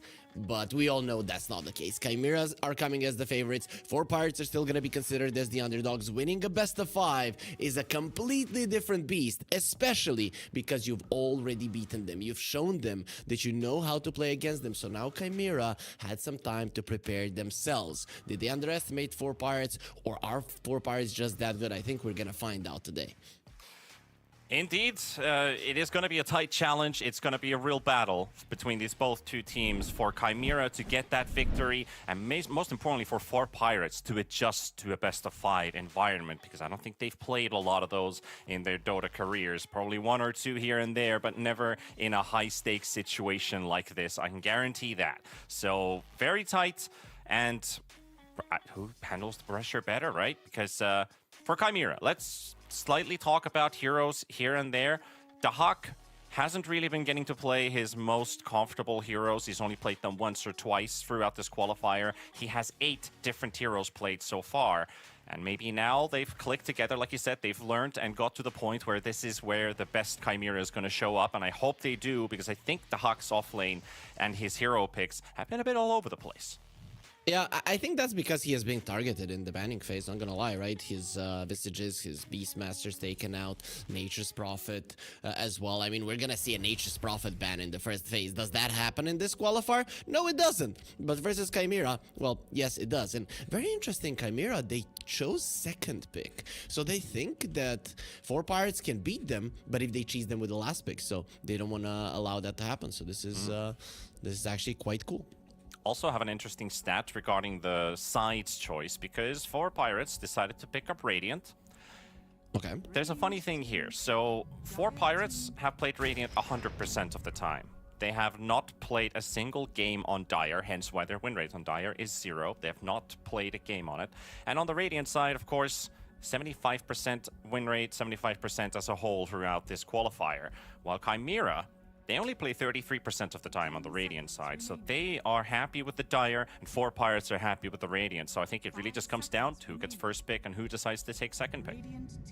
Do you... okay, they don't pick a Beastmaster into a Doom. So 4 Pirates were preparing for a Beastmaster in this way, right? I think one of the reasons that Chimera asked for a second pick is because then 4 Pirates only have 3 bans in their first phase. And, well, they didn't pick up the Dacha hero here at the very start, so 4 Pirates can continue removing the heroes that they're afraid of, the heroes that kind of are setting the tempo for Chimera ever since they started playing together. Yeah, I think that's a pretty stable way to start the draft anyway. Doom is such a good counter to a lot of these heroes that Chimera would most likely be playing and looking for. The Gyrocopter most especially, that did, of course, get banned in the first phase, but probably the most prominent carry hero out of these first phase bans that might slide through, because they have been getting that pick sometimes in the first phase. They decide to go for this this Mort, which has only been played twice so far by their position 4. And those have both been victories versus Liga in the same series back-to-back. So they get rid of the Enigma. They're definitely not afraid of the Beastmaster now when they have the Doom.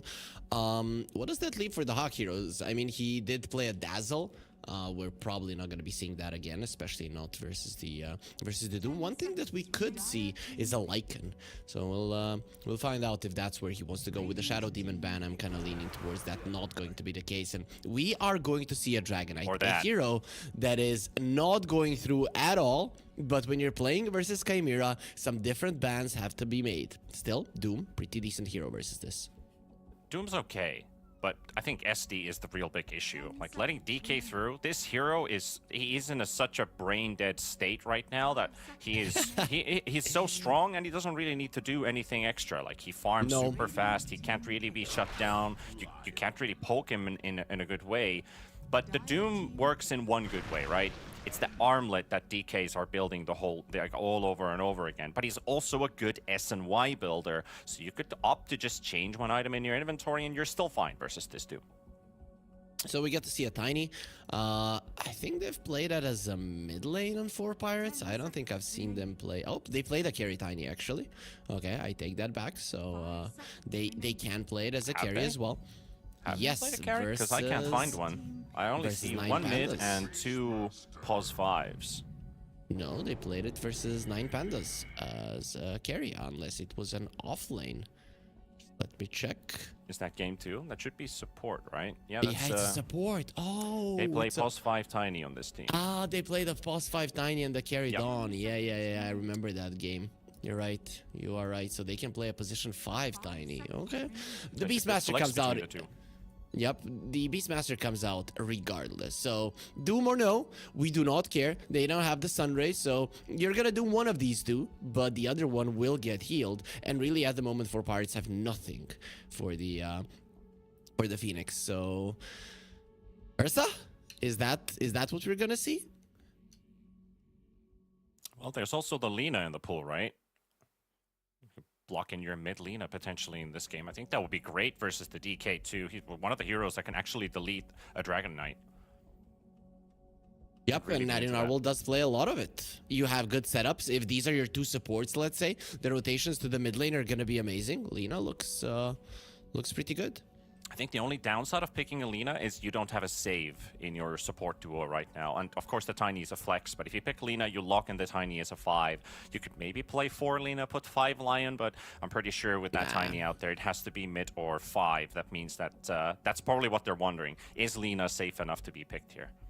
The thing is also, will Lorinov have any of the jump heroes or maybe even TA2000 to find the Lina, right? Because at the moment, Chimera, they do have some heroes that will be buying blinks, but not your classics run-in heroes that are their sole job is going to be to find the Lina. But they go for a sniper. I'm okay with this. It's similar work as a Lina in terms of killing the egg, but it does give you more vision. So even if you do have blink daggers on these two, good chance that you're going to be able to dodge them. Plus, Lion, Doom, Tiny, all of them blink in heroes. They like to have extra vision. I think I'm okay with the sniper pick, right? I mean, not only just because of the egg out there, but I think the lanes that you're probably going up against, I think sniper is probably more of a safe bet, right, for 4 Pirates. I think what they want to do is they have this Doom that's going to take a bit of time coming out from the laning stage. Like he will hit a point where he's going to be very tanky, letting the supports take over the map and help their mid out, and I think that's where the sniper really gets to excel. But without the Lina, it does take away the potential of just deleting somebody away from Chimera every time a fight starts. So they're looking more into the team fight aspect. It gives them the pushing power, right? You might have to ban the Lina now if you're 4 Pirates, right? Because Sniper, yeah, he does well in the lane versus Lina, but doesn't really crush her like a lot of the other heroes. But the Lina with the Flame Cloak can find an angle to delete the Sniper. Yeah, maybe ban him.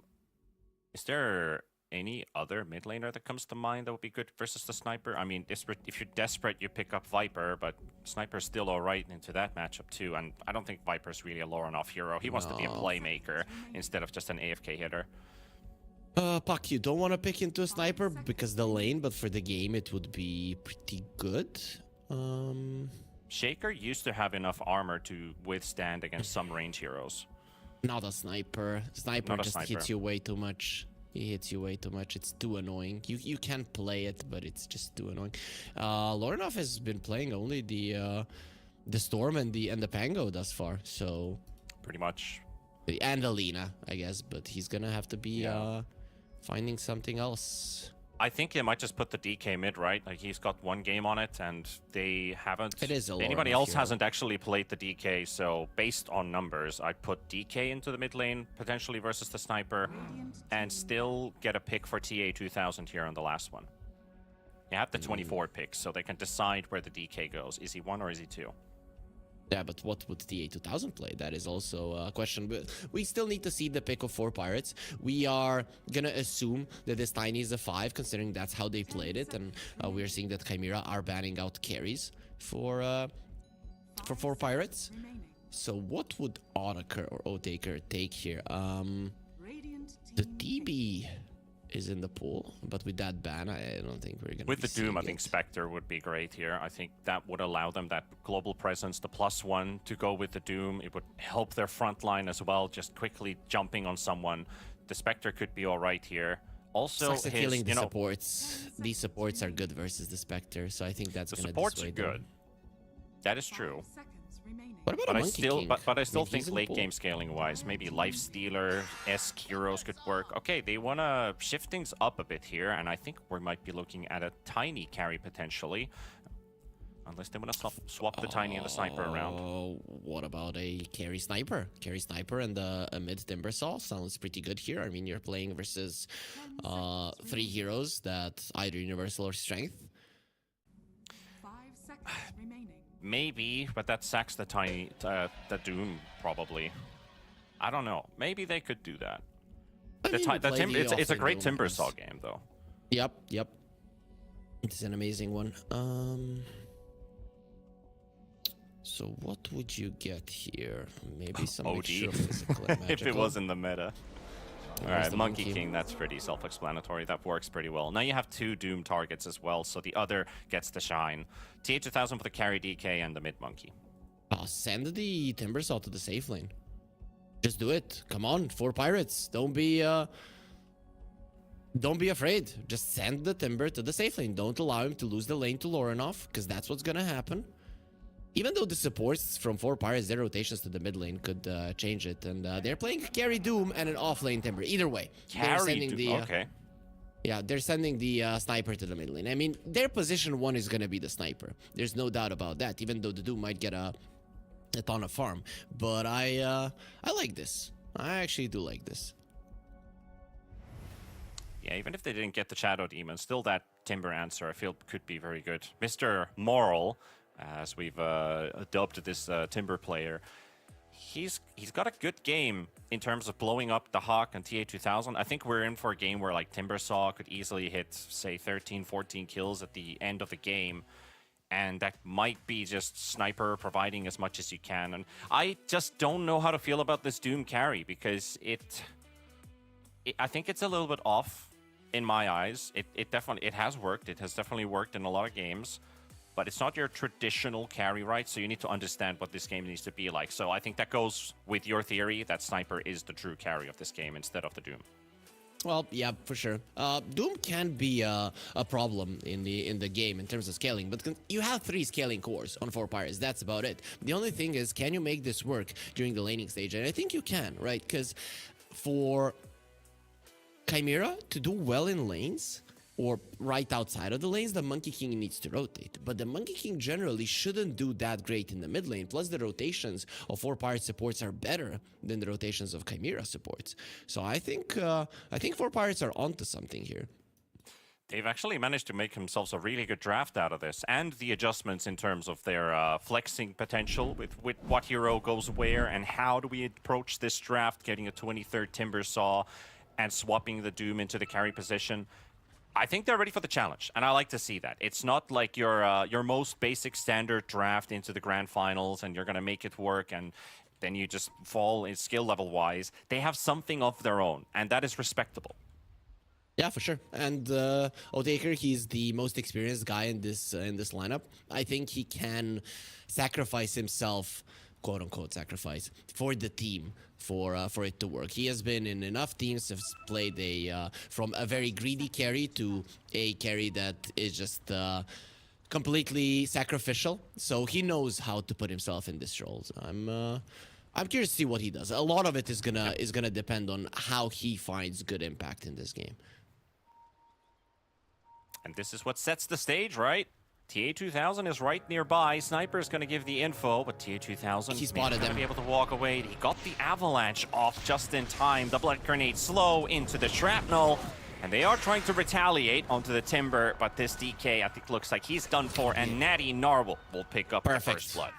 He saw them. He saw the Doom onto the ward there. He flashed for a second, but maybe he wasn't looking at the map at that point. Maybe he blinked. It was that half a second that he had to notice him, and then he started walking. I thought that when that flashed, it was be okay. This is not gonna work. This move of theirs, it's not gonna give them the first blood, but it gave them the first blood on the perfect target, which is gonna be the sniper. That lane is already somewhat problematic for the Monkey King, but we've seen Monkey Kings do well, even in matchups you wouldn't expect them to.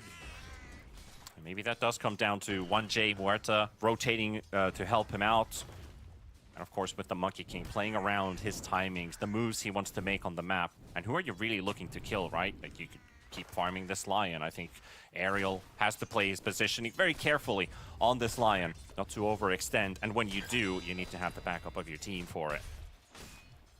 I'm really gonna be looking at a lot on this Lauren off Monkey King. I think it is the path to victory or just complete annihilation for Chimera. If his rotations are on point, if his laning is on point, he can overtake this game by storm and make these tanky cores of his opponents very, very squishy, very, very soft, and destroy their game.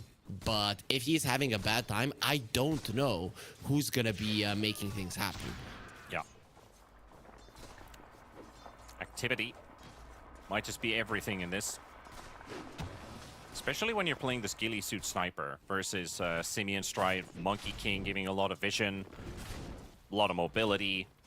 And you should be able to find this sniper somewhat easily, at least with the Beastmaster Blink later on in the game. Another provider of vision, another way to just take control of areas in fights. They have great jump-in potential on Chimera's side. So how does 4 Pirates really respond to that? Well, if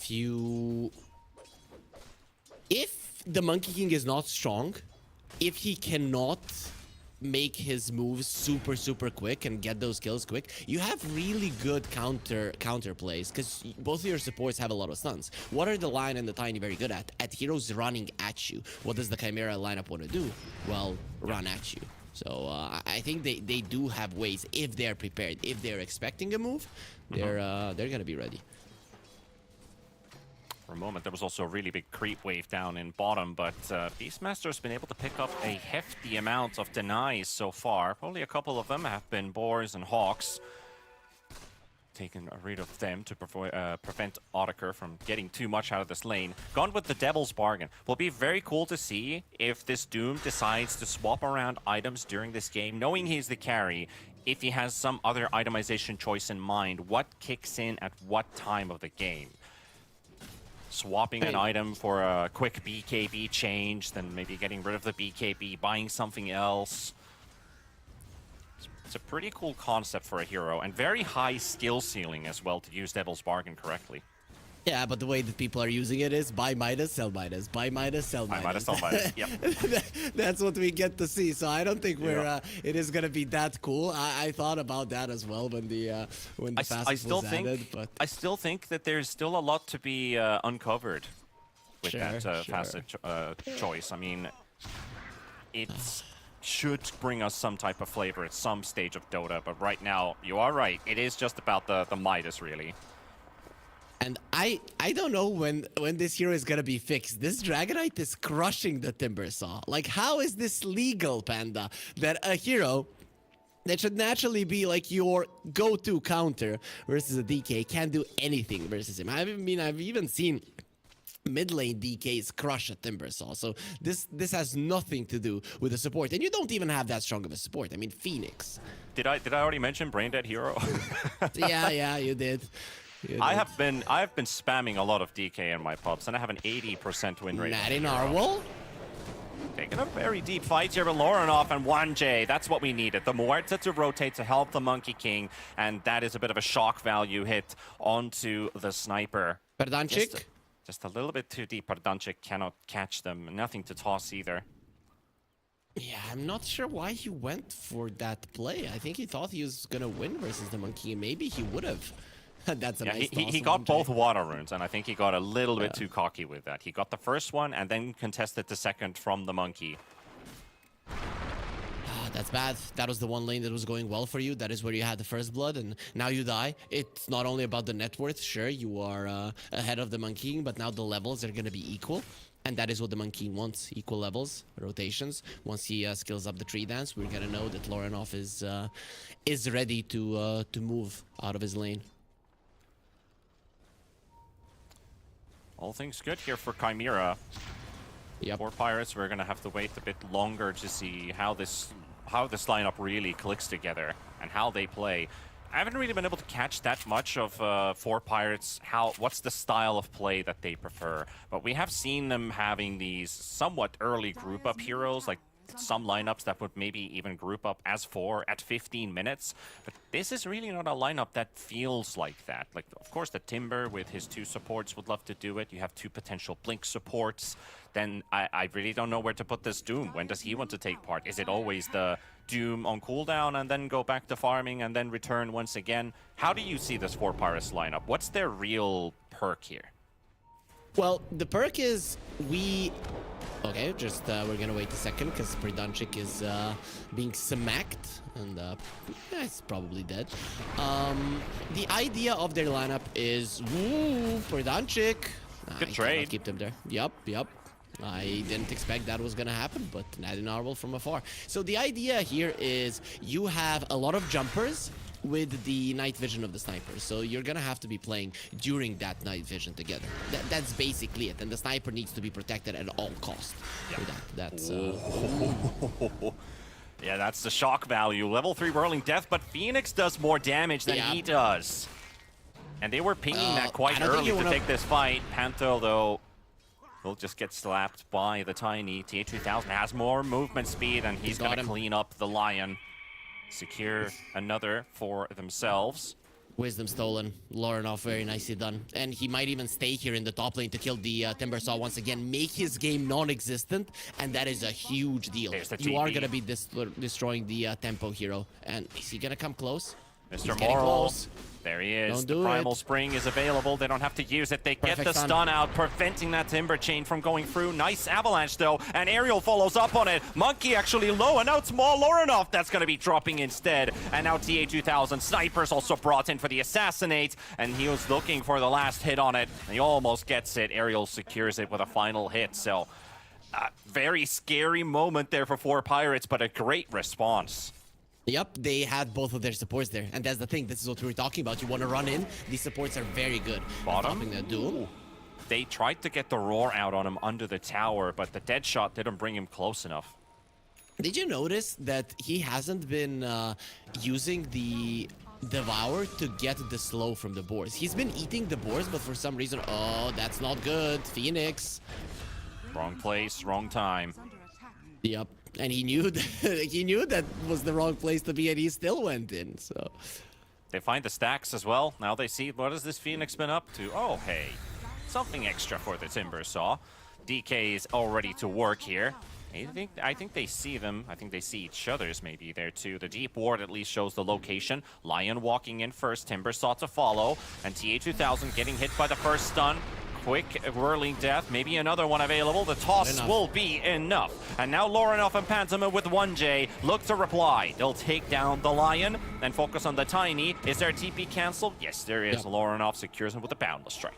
Yeah, he kept his Boundless Strike for quite some time. But I still can't believe why Oathtaker didn't take the slow from the boars. I mean, he just put the Outcast on his Devour, and he's not getting it. Or am I missing something and it's impossible to get? But you should be getting anything that the creeps have, and he's been eating the boars, and he just doesn't have the slow. I think he might not have been playing a lot of Doom. Didn't really see too many Doom games on him in pubs, at least. Nope. So this has got to be like some last moment flex where they're like, hey, I can play the Doom into this lane. I'll be good eating the boars. And then he doesn't eat the boars. So there had to be something else to it. But he ate them. He just didn't get their He just their didn't get the abilities. buffs. Yeah. Yep. And Okay, the ult cast. let's see now. We'll see what he does now. If Maybe he just doesn't want the boar buff. Yeah, but why? Like, I'm trying to He's get having to a the challenge. bottom of it. He Yeah, wants to play Dota with an increased difficulty. You know, it is the 8th seed in the grand final. So let's put an extra spice on top of it. He has the war stomp now, so it doesn't really matter. Yeah, so There's a scary timing coming up, though. Beastmaster has been freely farming this lane, and he has a big stack, level 4 wild axes, and that Aghanims is about to be finished. So this stack is probably worth just under 1,000 gold.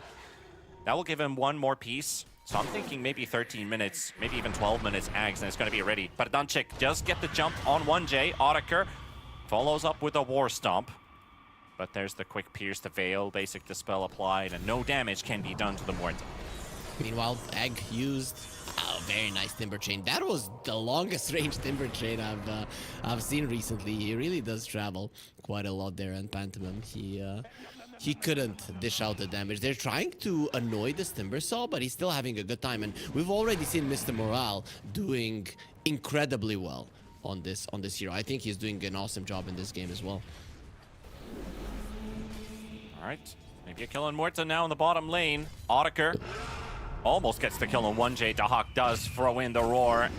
Doom also eats the bird, so he's able to escape. I think that's a really cool way of having that Devour available, is always having the capability of eating the bird, which is the primary way the Beastmaster is able to actually chase people. The boar flying the slow, and then the occasional root. There's another right click coming through. But Dunchik, though, in the mid lane, tosses Lauren off. Nice Boundless Strike, but it was without the Jingus, and the Mischief is not going to be enough for him. And Audiker, he showed up just for that extra bit of backup. He's got the drums up and running. He almost dodged the finger there on the Monkey King. Lornoff went for the Mischief, and at the same time, the Lion used the Earth Spike and the finger. So maybe he should have been a little bit more careful with that one. If the finger damage isn't there, I'm not 100% certain that the Monkey King dies. Probably does, but still, you do not want to take that risk. But overall, Chimera, their idea of running towards their opponents just isn't working out. Sure, their first round of items still isn't here, but the initial idea of the draft, it's not there.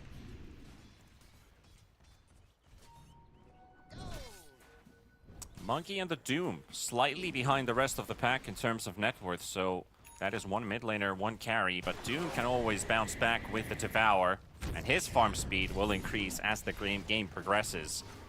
Monkey King, usually, like you said, you want to be at least in somewhat even levels. Now he's a full level behind the Sniper. Natty Narble about to hit level 11, but big rotations to bottom. Chimera want to fight. Even if you kill Perdanchik, it's not the best thing in the world. Even if they get this kill, they need the calling. If they get it. Shot comes out, and they're going into dangerous territory here. Cannot kill the Tiny. Keeping tabs on Lorna for the assassinate. So good in run 2 drafts. Like, the Avalanche is the best spell. If you see like a Bounty Hunter draft or any draft that just wants to continue running at you, the Avalanche stops the momentum every single time.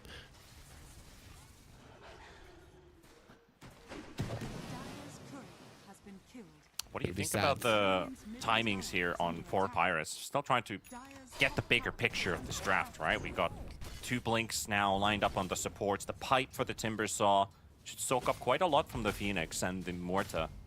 Every nighttime is their timing. That is how you should look at it, right? It's not even all about their jumps all that much. It is about them not getting jumped. Sure, the Blink Dagger on the Tiny, the Blink Dagger on the Lion, they're going to be giving them some pickoffs. But what is going to give you this game is that you have an area around the Sniper that is always going to be safe. So that's what you want to do. Understand when your opponents are coming and react accordingly.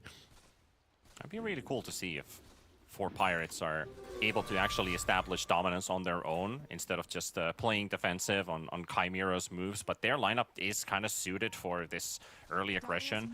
TA2000 deciding to still pick up that armlet. It is a huge buff for the DK. And you can always turn it on and off as Lorinov is already down to half and he's just bursted down. The egg is a bit of a misplace too, as they will destroy it. Audiker will secure it.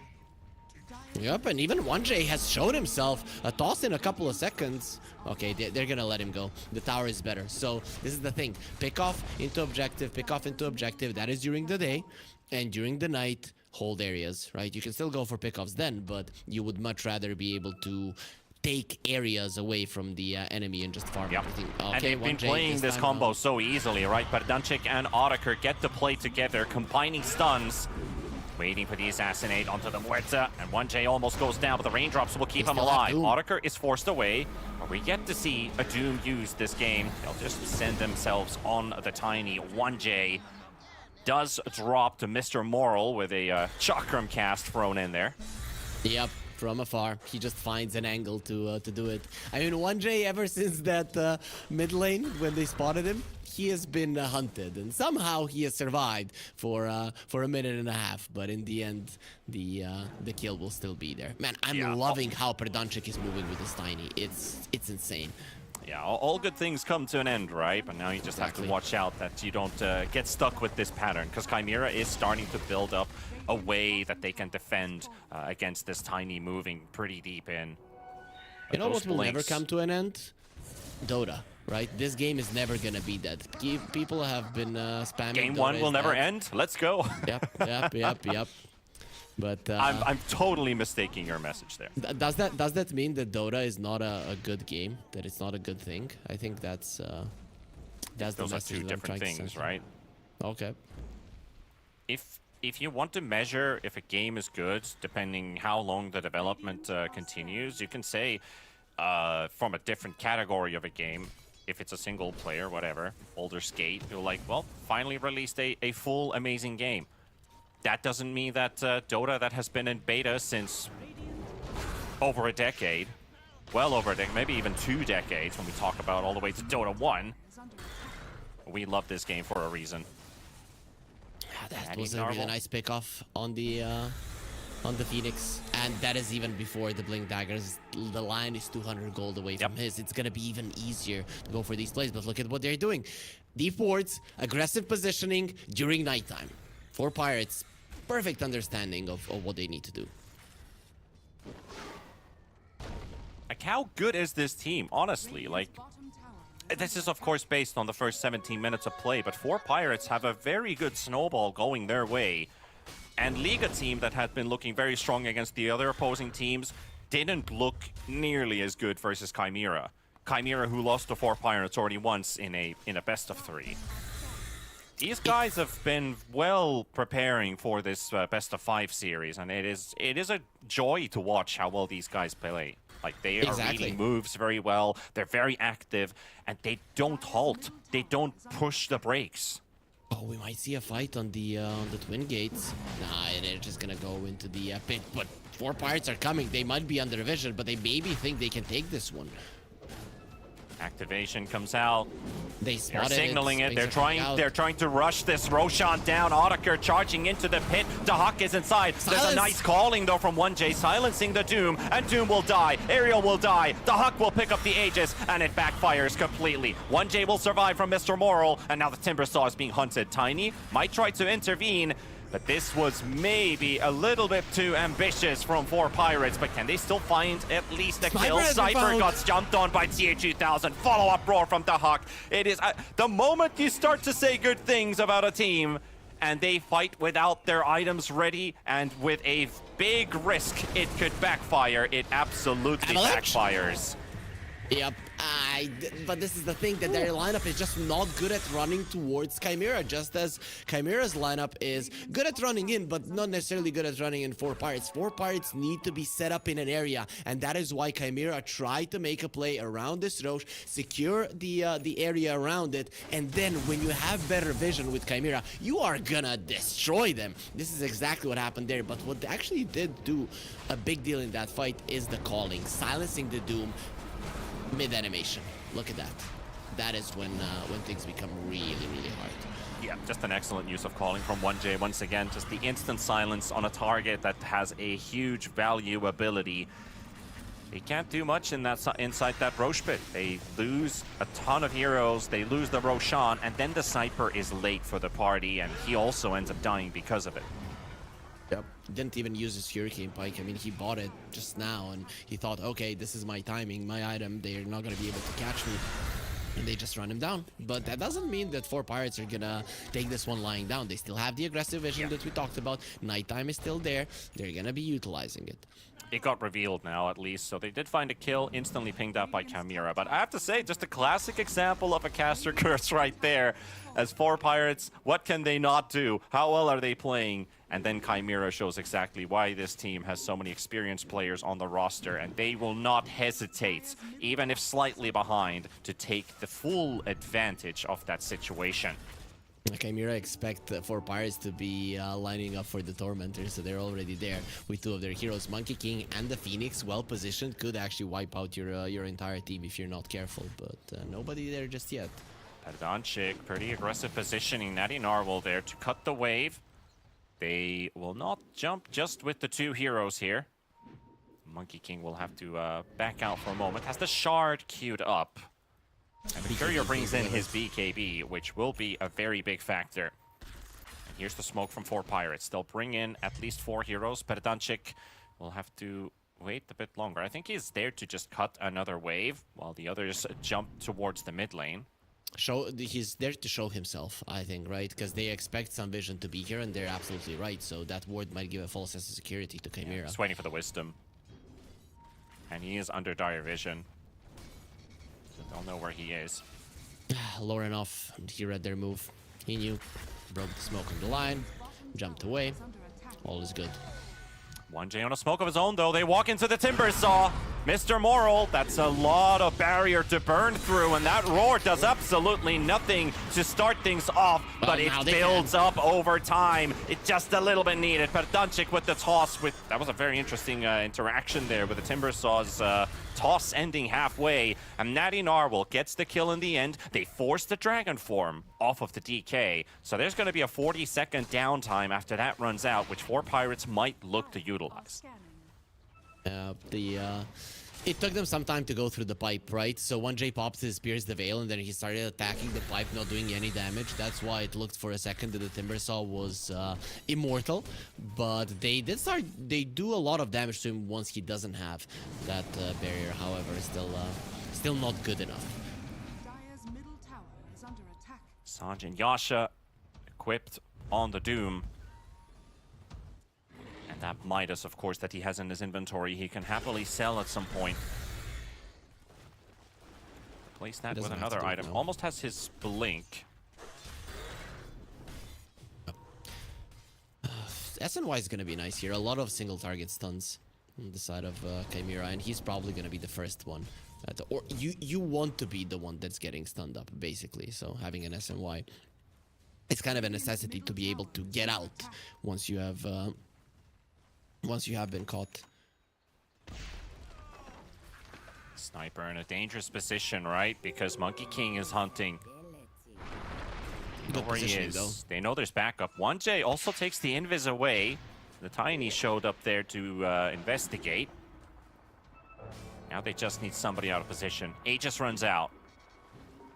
And they spot the Monkey jumping out. Yep. They're gonna be needing to cut these trees. They lost the Aegis. What Chimera wanted to do with this Aegis, and what they still want to do during daytime, is take down this mid lane tower. It's gonna open up the map so much for them. So I think you just try to brute force it with the DK. They need it. They need this tower, and they will get it. Yep. That's what you do. The hero just does way too much damage. It's 300 damage per hit. You kill it in a second. There is no response. Radiant's bottom tower is under attack. Phoenix staying in an aggressive posture. DK looking for another objective. Mask of Madness Armlet. That's a tier 2 tower just melting. They'll pop the glyph for it. They'll defend it for now. Why would you ever get the Corrosive Dragon? Why? When the Fire Dragon kills the towers just as fast, obviously. I tried the Corrosive Dragon after a very long time since the facet was originally introduced. And I have to say, it felt very underwhelming. Yep, it just does nothing, basically. It was pretty strong at one point. People were actually... It was the go-to. People were laughing at the Fire one, and then the Fire one got buffed. I just think it's impossible to balance it out. Either it's too strong or it's too weak, right? Either you can get your item timings in a good timing, or you can't. Radiant's bottom tower is It's wild to think about it at this stage of the game that facet got buffed. Like, how damn strong did you think it was going to be? And you still wanted to add a little bit more on top of it. It's like, that is just baffling. Well, there is at least, you know, a 4K lead here for Chimera. All the cores have caught up. Monkey King not that far away from the rest of the pack anymore. Still has a game to play with 4-3 stats currently. But the Hawk unkilled on the Beast. BKB Axe Blink. Lincoln's time. That's what we want to see versus the Doom, right? versus the Doom versus the Lion Initiation as well, right? There's multiple reasons to have it, but obviously you want to be a hard target for the gets Doom. found. They spotted a Phoenix. And there's a reply from TA2000. Frozen the stun on Doom. Lorenov thinking about the Wukongs for a second, but they can't get in position in time. Couldn't really utilize that DK stun enough. They knew he was baiting there on 4 Pirates. There's no way that DK is jumping in there unless he has backup right behind him. And what is the backup? The Wukong's command. So if you commit onto the Dragonite, that's going to be a problem. Still, one big thing, Panda, in this game is that 4 Pirates have lost their timing somewhat. Sniper is very, very strong in the first night. And then during the...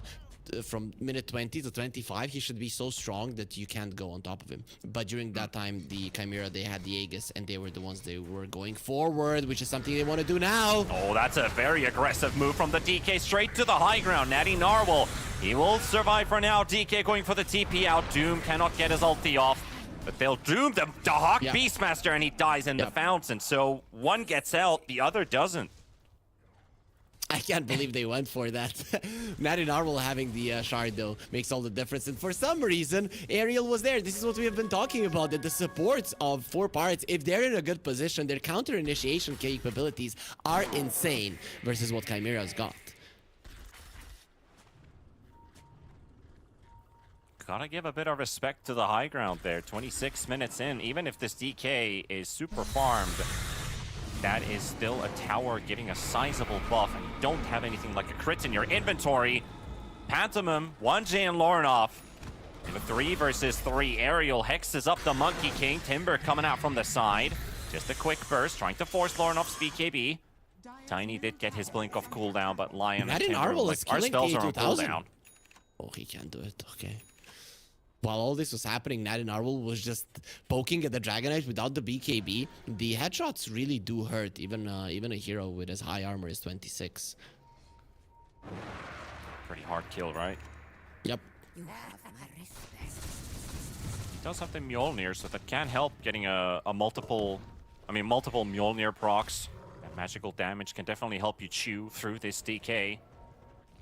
And honestly, there's an item in this game, we will not see it, but a Revenant's Brooch on this Sniper, just to bypass all of that armor on the DK and kill the Muerta.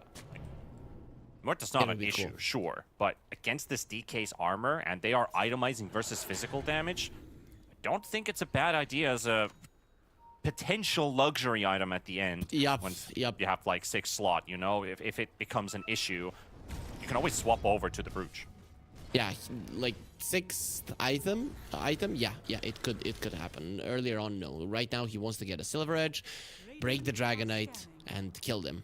But for me, it's not that big of a game-changing item. What is a big game-changing item for me is a Nullifier that the Hawk is going for, and he is at the moment a little bit less than 2,000 gold away from it. Once that is out, ooh, saving the Sniper will become much harder. It will. Roche is spawning right now, and Chimera, they have the advantage. That Boar will give them the info that a Roche banner and an Aegis is now available for retrieving. Also, there is an Aghanim Scepter to the Timber, so I mean, we haven't talked about it, but you cannot kill him. So this Nullifier is also a way to take down one of those tanky guys on the side of 4 Pirates. Yep. There isn't a good Yules builder in the team either. Maybe Phoenix or the Muerta has to think about building it as soon as they see that Axe. It's their one way to just dispel it. Yep, that's why the Nullifier. And Nullifier is just straight up better than the Yules because you can start on the Timber Saw and instantly use the Nullifier on him. Just make sure that he doesn't even bother using that spell, or maybe he thinks, oh, I'm gonna wait for this to end, and then he doesn't even get the extra armor from the reactive armor charges you get from the Aghanims. Yeah. So overall, it's just a great item. We've got 2 gems on both sides. Lorinov picking up the gem for Chimera so that they're able to find the sniper in his Shadow Blade. And Natty Narwhal thinks that he's going to be protected by his invisibility. If the monkey's around, and especially with that Aegis, he'll have a second chance even if he dies on the first go. In the current meta, it feels like, you know, in 737 I guess, that if there was a book on how to play Dota, you know, if you're learning it in school, all of the teams seem to have read the same thing. 30 minutes in, buy the gem, right? I've seen so many games where the teams don't necessarily need the gem. They're not in that big of a lead and they buy it, or they need it a lot earlier, but every single time, Panda, it is 30 minutes in. It's just when it feels comfortable for a support to give away that much gold. It's a pretty good game to have it too, right? For sure. There's a lot of tanky heroes out there who are able to hold on to that gem. Give a bit of extra protection. And vision is everything in this game, right? Because on one side is if you're going to be able to catch the sniper. On the other side is if the sniper will be able to provide vision for his team to get the right jumps in. That's basically it. I know that vision is usually a big deal in Dota, but in this one, it's even more so than what we're naturally used to. All right, well, Chimera setting up down the bottom lane. There's not a tier 2 to pick up here. I wouldn't be too surprised if they decide to smoke and go onward to find somebody towards the mid, towards the top lane. They actually spot the Timber Saw.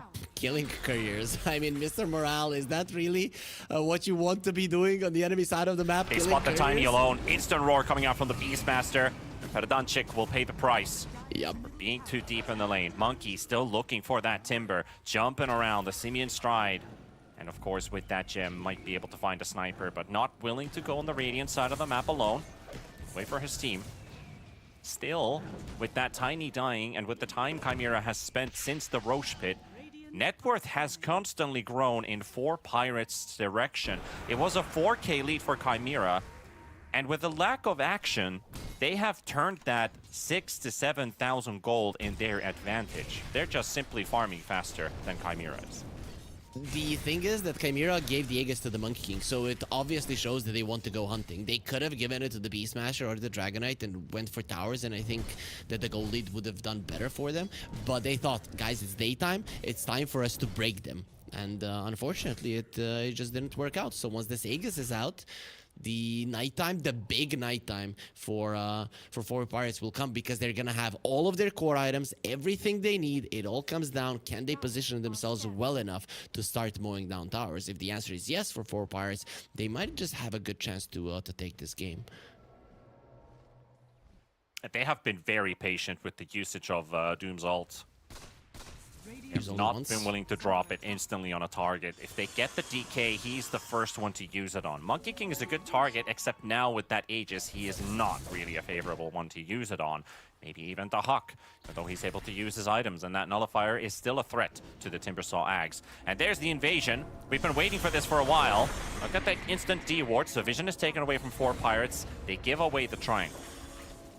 I'm surprised Doom didn't go for the Infernal Blade max HP as damage, because he has the Octarine and the Time Warp Aura, and like that's 2.6 seconds cooldown on the Infernal Blade. He could be the one to murder a Dragonite, really, without the sniper even showing.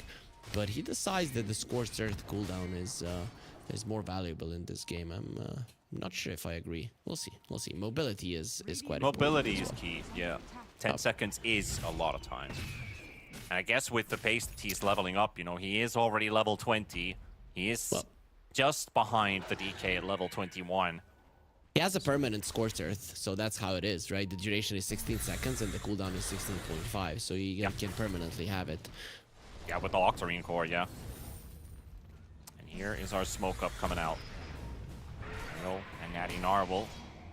So far the only ones to smoke up, and Is under attack. might be difficult to find a target. without deep vision. Maybe that's the whole idea of this smoke. They have one ward on the Lion. That ward needs to count because of the gem on the opposing side. Spot one, cool. Jay. Verdanchik is the one running in first. And it looks like he's going to catch the Muerta unless 1J is able to hide in the trees. And so he will be able to. But what, the Hawk? No. Oh, that is not the play necessarily for Pirates on full chase. The Hawk is trying to run away, but Doom, instant TP out. The A2000 can't even get the blink stun to connect. Verdanchik blinks away. Lion in the trees. He's going to be found. And that is a loss. And that's a gem lost as well. So even with the roar on the Hawk, the reinforcements are quick to arrive. I think they wanted to get the Doom onto the Beastmaster, but the thing is he got the roar first, right? So he got that movement speed, and then he ran out too fast, even with the Doom being used. So a bit of an unfortunate thing. But one thing that is quite apparent in this game, so for Pirates, they want to play around the mid lane, because in the mid lane, the Sniper has a lot of places to run behind to, use the ghillie suit, and not be found, right? And his team can protect him from various angles. But if you go on the side lanes, that's where if you would want to travel towards the mid lane where you will be losing your positioning. So it's much easier for the Sniper to stay in the mid lane. The other is disperse, connect, and then they're with him faster, right?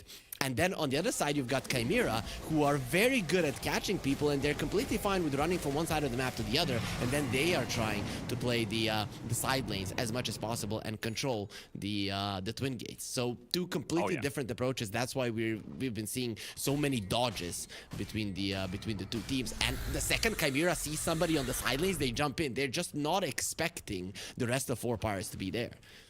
Yep, that's just great understanding of how their drafts work at the best, what they're supposed to achieve in this game, what makes their lineup work the best, and probably what does the opponent want to do, and avoid that as much as possible. So very, very good from 4 Pirates, but also from Chimera, not really giving into 4 Pirates, who have managed to surprise everyone in this qualifier, even themselves losing that upper bracket final series 2-1. Holding on to this game number 1, very valuable to get a dub to open up this best of 5.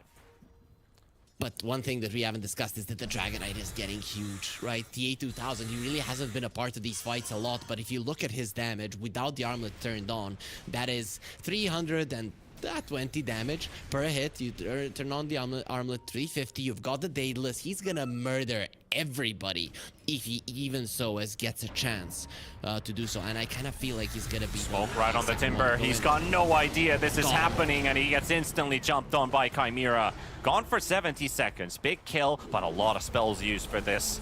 That's a couple ultis and even a BKB charge by the DK, so that they can make sure they get this kill. Downside for them is this Roshan spawn that is taking a bit longer than they would hope, but it's still a value kill nevertheless. And net worth has turned in Chimera's advantage. Doesn't matter. They're gonna have another primal roar when the Timber is up, and I think this is becoming an issue. Sniper lineups, They've had to fight them then. Well, sure. It's still on the side lanes. We've talked about it. Side lanes are a favorable position for Chimera, especially if they're controlling those areas, right? If the side of 4 Pirates are the ones running in, you're always going to get an opportunity to blow somebody up, especially with this Nullifier. There's just no save.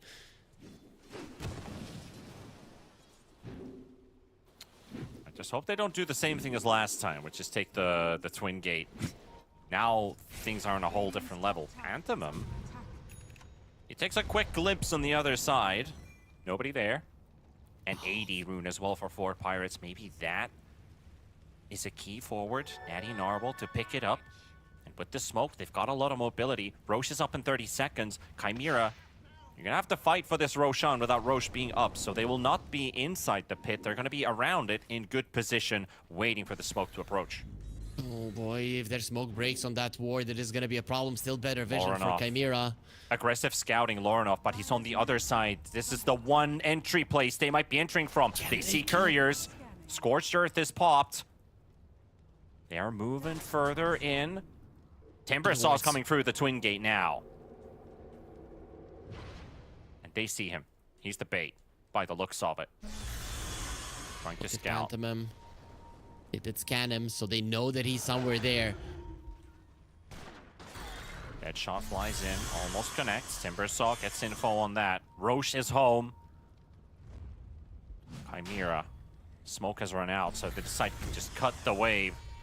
This is good. This is good for Pirates. They've established a really good positioning. Now the only question is, can you keep your sniper hidden? I think it would be smart for Chimera to wait for daytime. Just wait it out.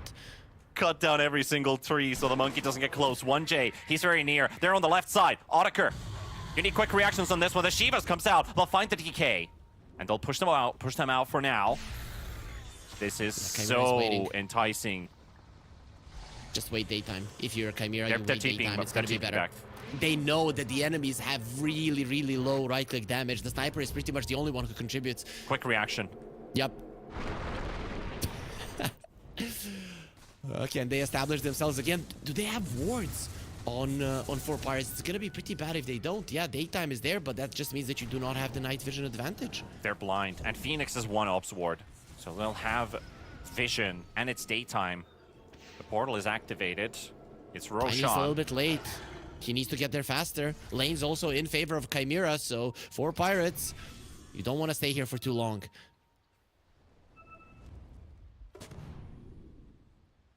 The tension is high. The tension is really building up because we've been waiting for almost 2 minutes for this fight to break loose. And now Monkey is another spotted. smoke. Beredanchik blinks away. And Monkey doesn't jump him either. Otaker hoped he was still going to be around the area. They got the Hex from the Lion. He's alone for now. He's down to half HP. CA2000 coming in as well. Pop the BKB, but the Roar comes out onto Otaker. He did get the Doom off. It is on the Monkey, and Monkey running away. The Egg's going to be popped as well, and Timber has to back away. Natty Narwhal down to half. He'll maybe get some damage onto the Morta. There's the blinking from the Timber Saw. They'll delete 1J onto the Phoenix with the toss back from Beredanchik. They'll look to take this Phoenix kill, but he lives with 90 HP. Morta buyback, Sniper buyback as Natty Narwhal falls. And Outpost CA2000, advantage. no BKB on him right now. The Huck is spreading away, and they will drop TA2000's DK. With Mr. Moral and Sniper delivering the damage. Aerial and this Lion Blink Hex is an absolute threat. Otaker sees the Huck. We've gotten to a point at 6-second BKBs, and the Sniper doesn't do damage to BKBs. Yep, they won the Hawk. Got no roar. He's got no roar. Otaker here with the Tiny coming in, and the Huck in trouble. He's got no way out of this one. And that's a Beastmaster down for 90 seconds. That should secure the Roshan for 4 Pirates. Oh boy, 4 Pirates, not only the way that they've been setting this up without hesitation, going through that twin gate when Chimera TP to the bottom lane, but also in that team fight. They started off, Sniper, he's attacking through the BKBs, and very quickly he understands, oh wait, I do no damage to the BKB. They reset the fight, they move away. The second that the BKBs are down, bam, no egg, no BKB, Sniper can do the damage, and you destroy them. The Dragon Knight tries to go in again. They kill the Sniper, but quick buyback. That is the thing. It might be daytime. You might not have the night vision advantage, but you've got the advantage of your outpost next to the Roche Pit. They utilize it. They get the Aegis. It's still not over, but this is a good way to start off taking down the tier 2 towers. With this Aegis, you need to get a couple if you're 4 Pirates. At least the Aegis is up on the Sniper, but there's always that risk. That 7-minute period of no buyback on the Sniper, plus the dieback penalty, can be very scary survival-wise, because if they lose the Sniper once, that could mean Chimera can go all in on a push, and they have an excellent pushing lineup. I've really been saving these smokes on the side of 4 Pirates. They've used quite a lot of Lion under vision. Lincoln coming out from Mr. Moral, and they blow up the Phoenix. He showed himself with the Sunray, and the Dooms are coming out. Pantomime comes in with the buyback. DK has to wait at the back line. He's not able to go back in. Waiting for this fight to slow down a little bit. Pantomime dieback on the Phoenix, and suddenly Chimera, either it's on cooldown or nobody can afford a buy right now. Yeah, I think that's all of the outer towers. If you want, you can take the top one as well while this Phoenix is dead, or maybe you can even poke at the high ground. You still got this Aegis, and as the game progresses, it's gonna be harder and harder to protect the snipers, so why not? Let's see what they're gonna do. You've got 6 Ninja Gears this game. You've got 4 of them on Chimera, but they are still not able to get in a position, because 4 Pirates, when they get the jump first, they jump in hard. There's the banner. Creeps aren't dying. Chimera, they're just letting it go. They don't care. They're shoving out the mid lane. They're shoving out the top lane. They don't want to fight. They're sacking a lane. They're giving this one away. They could lose a second lane too. Otaker blinks in. Timber hunting in the trees. Nobody to be found. And the glyph used, they'll get a refresh out of the melee racks, but that is a guaranteed lane going down. Four Pirates don't have to worry about that bottom lane much longer. Now towards mid, another lane available. That T2 is still up in top, so it's not a Megas push, but Chimera, you got 20 seconds for the Phoenix. What can you conjure? Let's see, will you stay here? Will you stay here? Hawk in the back, he's trying to look for the Lion or somebody else that he could just get, and they actually want to focus the Sniper instead. Get that Aegis out of the way. He's soft, he's squishy. This is a good fight for Chimera. Now they just need the Sniper a second time, and he's gone. BKB saved. The Silver Edge runs away, and with the grenade, DK was also disarmed with the rest of his friends. Oh, they're thinking about going in again. The Doom, he's in the ninja gear.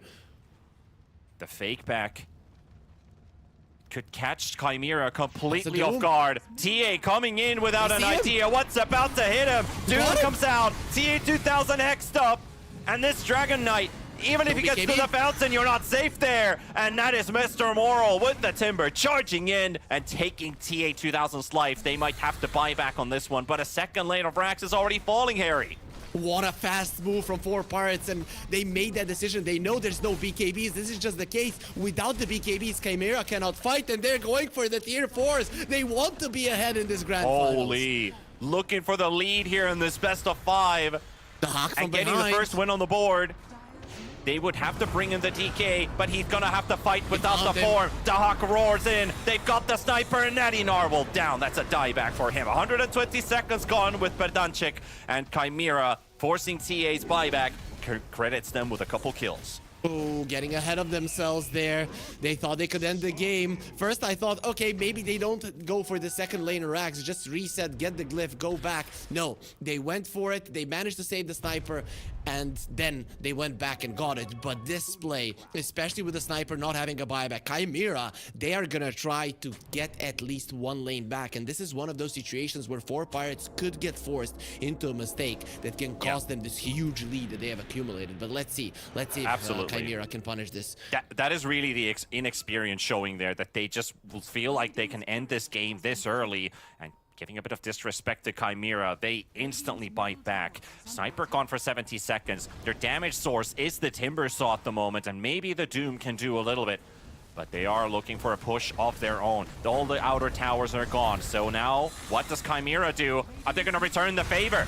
We're going to hit your tier 4s. There's the DK jumped on. Lincolns. The Doom went into a Lincoln's by the looks of it, because nobody is hit by it. Otaker running away. Does have the buyback up on him. Even if he dies, he's just forcing them away. This is all to buy time for the Sniper to get back, and he will fall.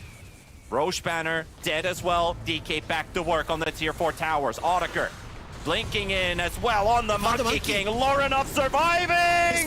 Huge use of the shard, gets out. Berdanchik will go down to Pantomime. There's the instant buyback from the Tiny though. Chimera are respecting it as the Sniper is soon to come back up. They spent so much time chasing that DK, that Sniper returning, and the buyback from Tiny. They're happy with this trade. They got something out of this one. Yeah, right now, if you're Four Pirates, you should go for a move immediately, right? Because what Chimera is gonna do, they're gonna think, oh, the Sniper is dead, they're not gonna be coming out of their base. Let's have time to shove out the side lanes. You need to catch them on those side lanes now, because, well, without those buybacks, you're still in trouble of losing this game. Monkey King has a refresher. The Phoenix has a refresher. Now, it's no longer that if you are Four Pirates, you can wait for 6-second BKBs and then turn around and win a fight 100%. That is not the case any longer. Now, you need to be a little bit more careful when approaching these team fights, and I don't think the smoke is going to be fast enough. They didn't find their pickup before the Sniper came back. Chimera are now ready.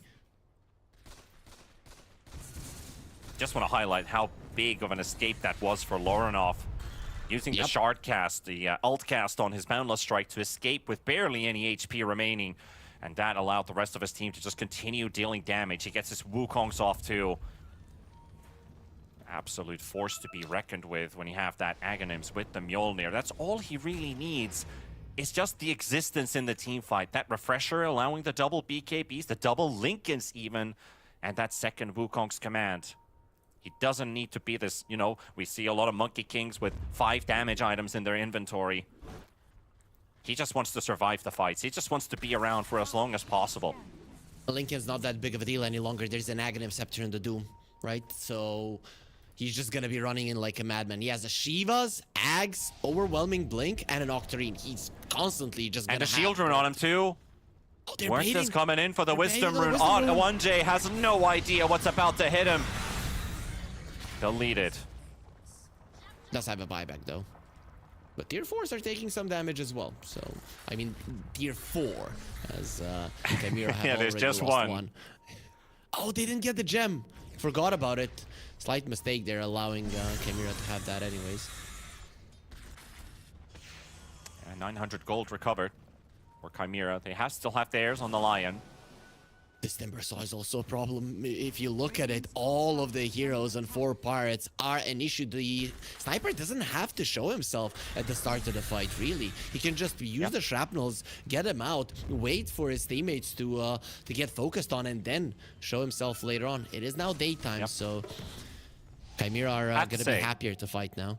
I have to say, in a team environment, having Octarines on your cores and Doom with the Time Warp aura, reducing an extra 12% cooldown reduction, this is a very wild draft to watch where Lion, potentially when you have an Ags picked up at some point and maybe even an Octarine, I think your 20-second cooldown drops to 10 or something, and you can just keep fingering all fight long.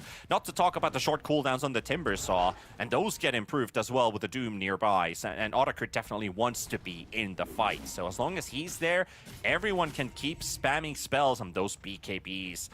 They get them faster, while Chimeras, they last pretty much the regular duration. The 95-second cooldown on a 6-second BKB.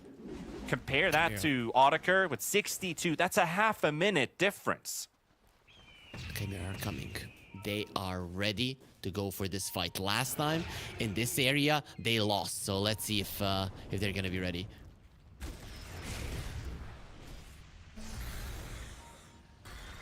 Roshan being up. Now, are they waiting for a smoke of their own? Do they even have a smoke? They don't They're have a just smoke playing around in this shot. ward. They're playing around this ward. I think they needed to be closer with 4 pirates. I'm not sure about this ward there. You're gonna have to be running in. We've already talked about it. That is not ideal. You're running into Wukong's command, a double Wukong's command with level 25 and a double egg. DK starts Roshan. Tiny moving in, cannot pop the smoke, or at least the smoke doesn't pop on anybody yet. So they know nobody's at the twin gate, and they're doing a bit of a wraparound, but they're letting this one go. They don't have enough info. Chimera makes the right call. I think 4 pirates there. Maybe it was the safer choice to just allow your enemies to have the Aegis, but with the current state of the Roche spawning, you're never gonna get it during nighttime. So I guess they're. My take on this. The last time we saw a Roche fight happen, it took almost 3 minutes of wrapping around and moving. They were thinking Chimera's also cautious and careful, but this time Chimera, they did a shift of tempo, and they just rushed that Roshan down. 4 pirates weren't probably expecting that. Yep, you're right. Last time 4 pirates, they were close to the pit though. That is where they set up house, and Chimera couldn't go in. This time around, it's still too far away. But I guess they're keeping true to what their lineup needs to do, and that is hold an area, right? Opportunities. I'm not sure if they're gonna come, but if they do, if an opportunity arises where Chimera make a mistake, and again they're running into an area that is being controlled by 4 pirates, that is gonna be your way to win the game. So even though it's not ideal, you stay with the plan.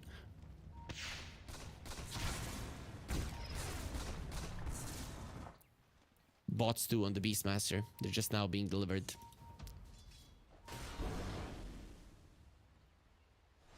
Positioning is key once again. Pantomime is inside the base smoke, but they see Ninja Otacur. gears. The Hawk, look at the roar! Almost went through. That animation went fully through, but no roar came out from the Hawk's mouth. They're baiting under axes. There's a glyph. Oh, very nicely done by Chimera. They knew that they were gonna be glyphing just before. This 25 talent on the Timber Saw with the Timber Chain cast speed, I mean the projectile speed, that is an instant smoke popper. And if you can follow up on that, I don't think Chimera, like, it is just an inhuman way to react to that if you can prevent this Timber Saw. They can't. For Because getting he anything has a Kayasha as Or well. his allies even. Well, there goes the Phoenix. That doesn't take too long. Phoenix Keep gains on the back. buybacks to the outpost. They have the advantage here. TA2000 trying to get the work. 1J though, dropping very low on HP. They is going to be popped as well. Audiker trying to hit the egg. Do they have the damage with the sniper? Yes, they do. They're going to be taking down Pantomim. Dacha going to be getting the roar out onto Aerial. And Lorenov's going to look to follow up on it with the Monkey King. He'll be able to take him down. He's going to buy back as well. And we're down to 4. Mr. Moral jumping in again. Look at the explosion. They drop the Monkey very low on HP, but it's not enough for the kill. And Chimera able to back out. But it is a dieback on the Phoenix. So Pantomim pays the ultimate price. 1J buying back. Aerial buying back. And there is no second Wukong's command. That is also one thing to keep in mind. Monkey King just doesn't do damage. Inside of his level 25 Wukong's command, they're allowed to do whatever the hell they want. And I'm really liking this refresh on the Timbersaw. He literally bought it so that the nullifier doesn't annoy him. So that he has the double BKB and that he can use his reactive armor twice.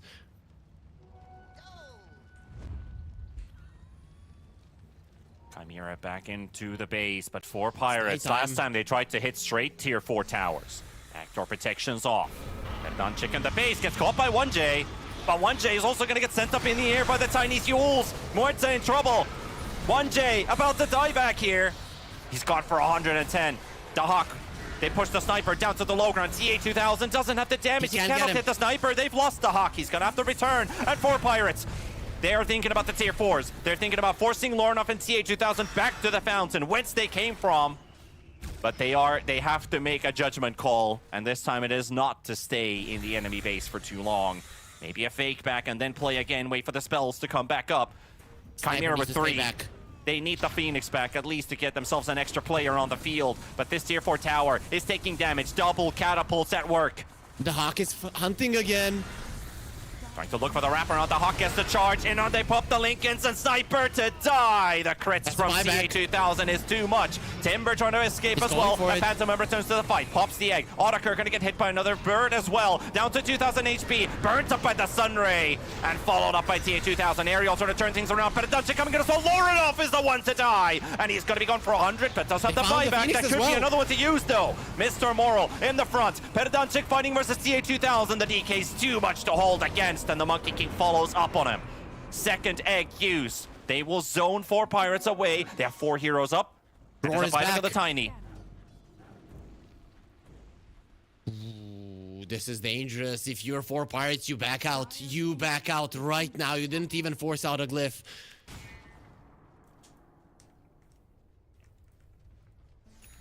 Four Pirates deciding to stick around. Chimera will get their full 5-man up again. But TA2000 is the only one with a buyback remaining in the team. So 4 Pirates have the advantage. But their sniper doesn't have a buyback. If the sniper dies, you do not have a constant output of physical damage. They thought someone would be in the trees here. Lorenov, run!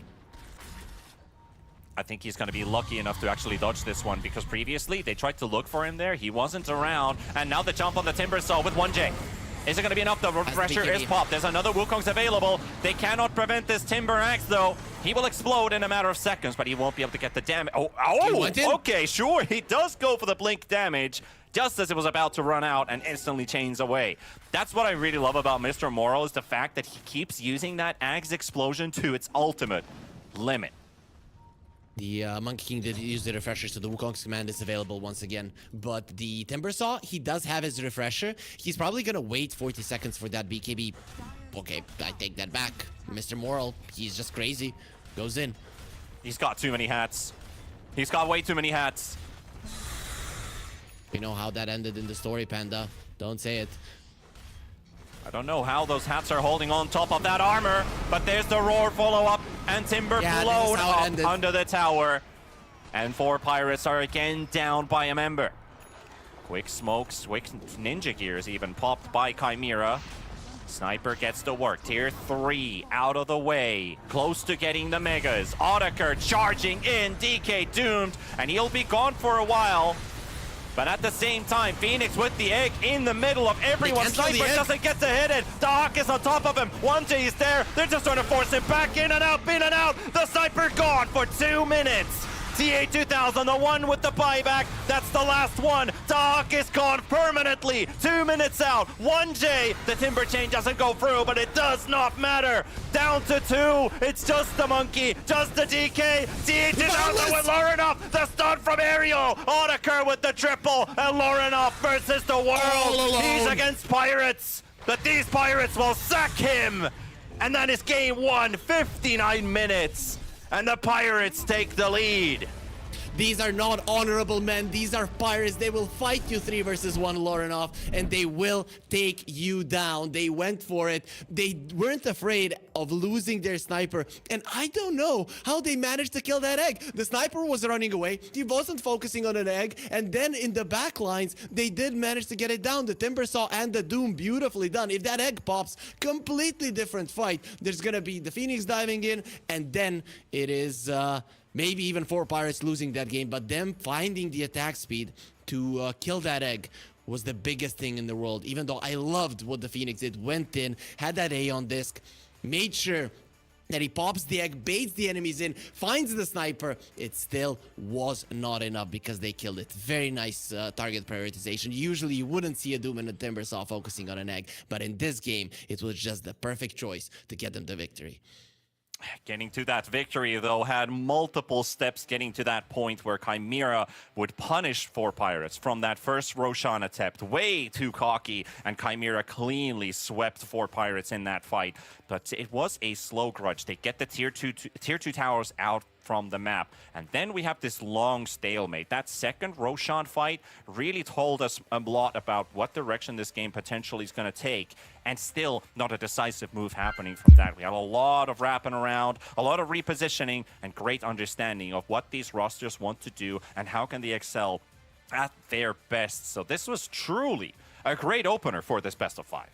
Yep, an amazing one, really. And I'm even more impressed by 4 Pirates right now because they made the sniper lineup work in the late game of it. Usually, when it gets to this point, there's just way too many items, way too many angles at which you have to defend the sniper, and you just start making mistakes because of it. But they stayed true to what they needed to do until the very end, even letting go of that third Roche, understanding how their lineup needs to fight to win, and then just pushing it and pushing it and pushing it every single night time until they finally broke down Chimera and are now 1 game ahead. You know what, Panda? The last 3 games that these 2 teams have played have gone to 4 Pirates. So if The they streak can is on. continue, if they can continue this streak, they might just be able to get to the LAN. That is quite the something. Using heroes like that with the Doom picking up the cooldown reduction aura for all of his teammates, getting into items that counter items on Chimera's side. Screw the Lincolns when you have an Axe. There's so many cool things happening in this game. I hope Chimera, though, continues to deliver because game 2 could be something different. We will, however, find that out after the break.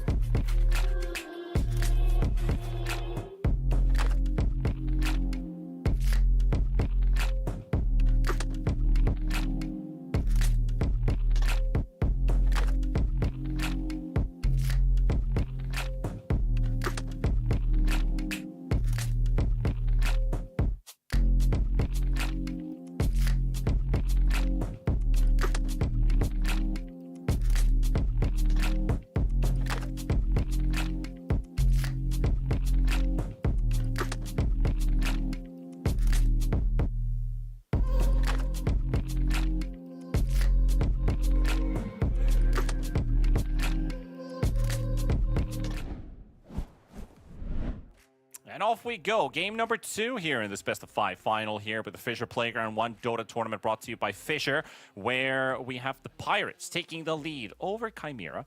Interesting situation comparing that game 1 could have been either ones to win, but it was the Pirates who were able to squeeze that victory in the end, despite a grudging match. And honestly, Harry, when I say it could have been either one to win that one, did it feel like to you as well that Chimera maybe being slightly more respective of the 4 Pirates lineup, that when they back out, they don't overextend, but 4 Pirates would make a lot of these moves which could lose their game, or maybe look like game-losing moves, but they're just deciding to rush tier 4 towers and gave Chimera the opportunity to pounce back.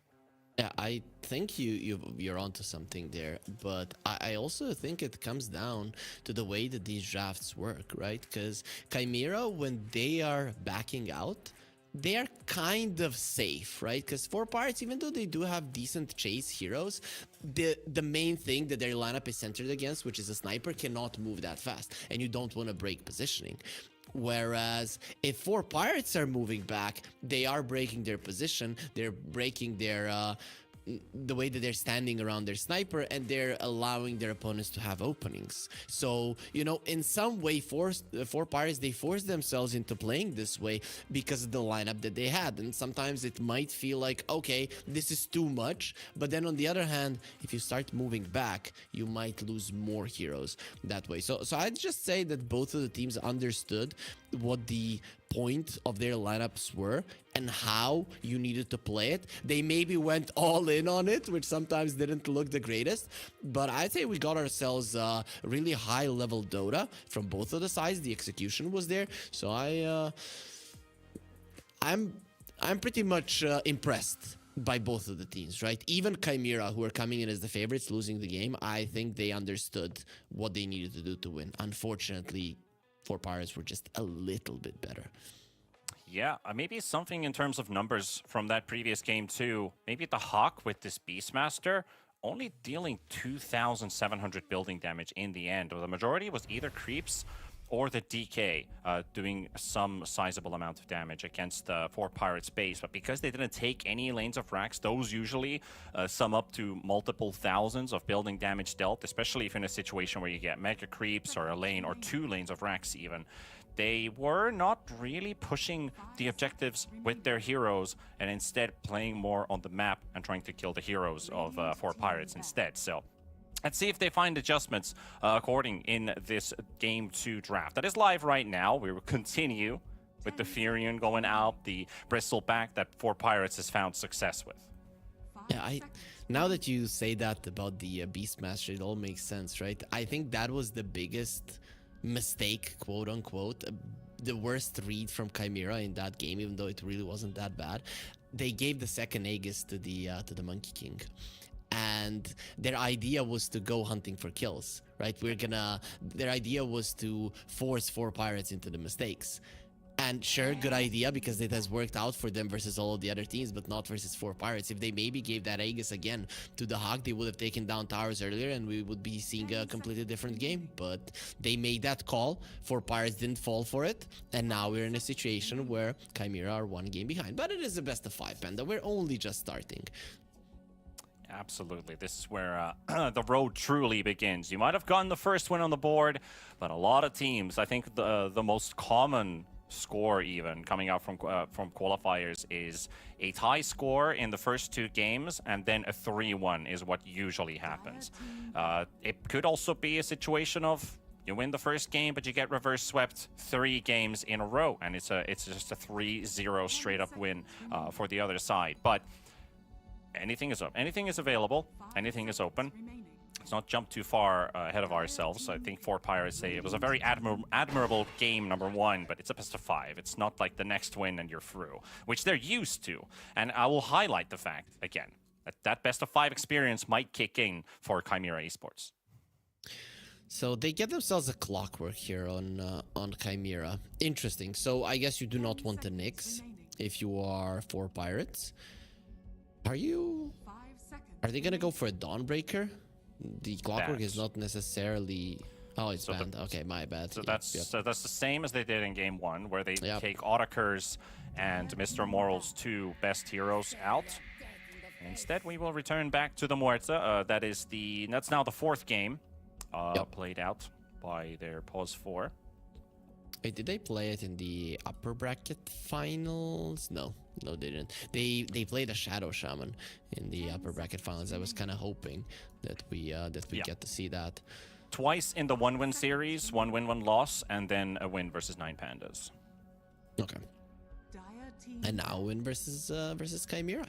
They get rid of the Tiny. Dude, Perdanchik was so good on that Tiny that it's insane, right? If you're in a pub and you're position 5, picks a Tiny, a lot of the people are running down mid. They're like, this guy is ruining. Perdanchik, twice in a row, we're seeing him play a position 5 Tiny, and he is ruining, but his opponents, right? The movements early on, the angles at which he was appearing, I think Chimera got really pissed by that.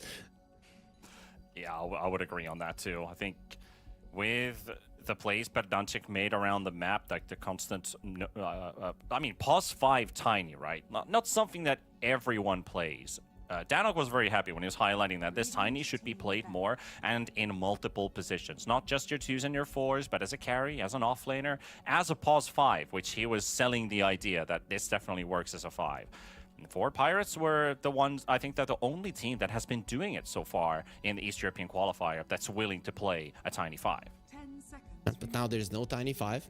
There's no Tiny at all. There is a Clockwork on Chimera Esports. So I think the idea that Chimera want to make sure that they can get away with is if we run at you and you are not in a perfect position, we are killing you, right? But in the previous game, it was impossible. There was an Earth Spike, there was an Avalanche. 2 spells, low cooldown, almost always are going to be ready, and they stop you every single time. Now that's going to be a little bit tougher, so I'm kind of curious to see what 4 Pirates are going to do, because I don't think they've won a game versus Chimera when Chimera had a Clockwork. I don't know if even they played a game versus them. Nope, they played the Clockwork 3 times 4 Pirates in the games versus Chimera in the upper bracket finals. So this is going to be the first time that Chimera get themselves onto the Clockwork, and I think that's actually a pretty huge deal. Dire team pick. Outside of the draft, give a moment to build up from this Ogre here. Looking at some of these top 5s in the qualifier so far. So with highest kills and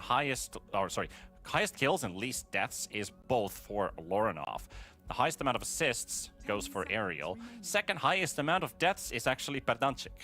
So he's willing to take the bullet for the team, but they still get quite a lot done despite that fact. But Lorinov, I see him like topping almost every single chart here. And also TA2000 with the highest creep denies on average per game by a clear margin to the next player. I feel like Chimera has everything stats-wise that should prove this team to be a 3-0 victor, but game 1 wasn't the draft decider. It was individual effort that really changed the whole deal. Stats aren't everything, Panda. Stats aren't everything. That's just the thing. And 4 Pirates, they're banning out the Storm. One of the main reasons that Lorinov does have the highest kills and the lowest deaths is because he has been allowed to play his Storm over and over and over again. Teams have been crazy enough to allow him to do it. 4 Pirates, they're not a team that's crazy. I think if 4 Pirates win this game, if they're 2-0 ahead, that Chimera Esports first pick the Storm in the next one. I think that's going to be their response. Well, Dire team pair up with the Ogre open. Shadow Demon comes out.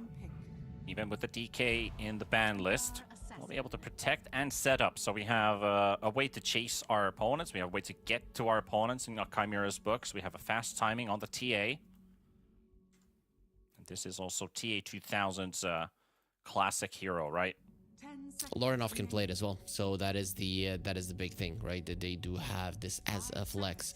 But this does the Shadow Demon was picked because of the potential of a Terrorblade, because it is a real potential right now for 4 Pirates if they would want to pick it up. It actually looks so good here.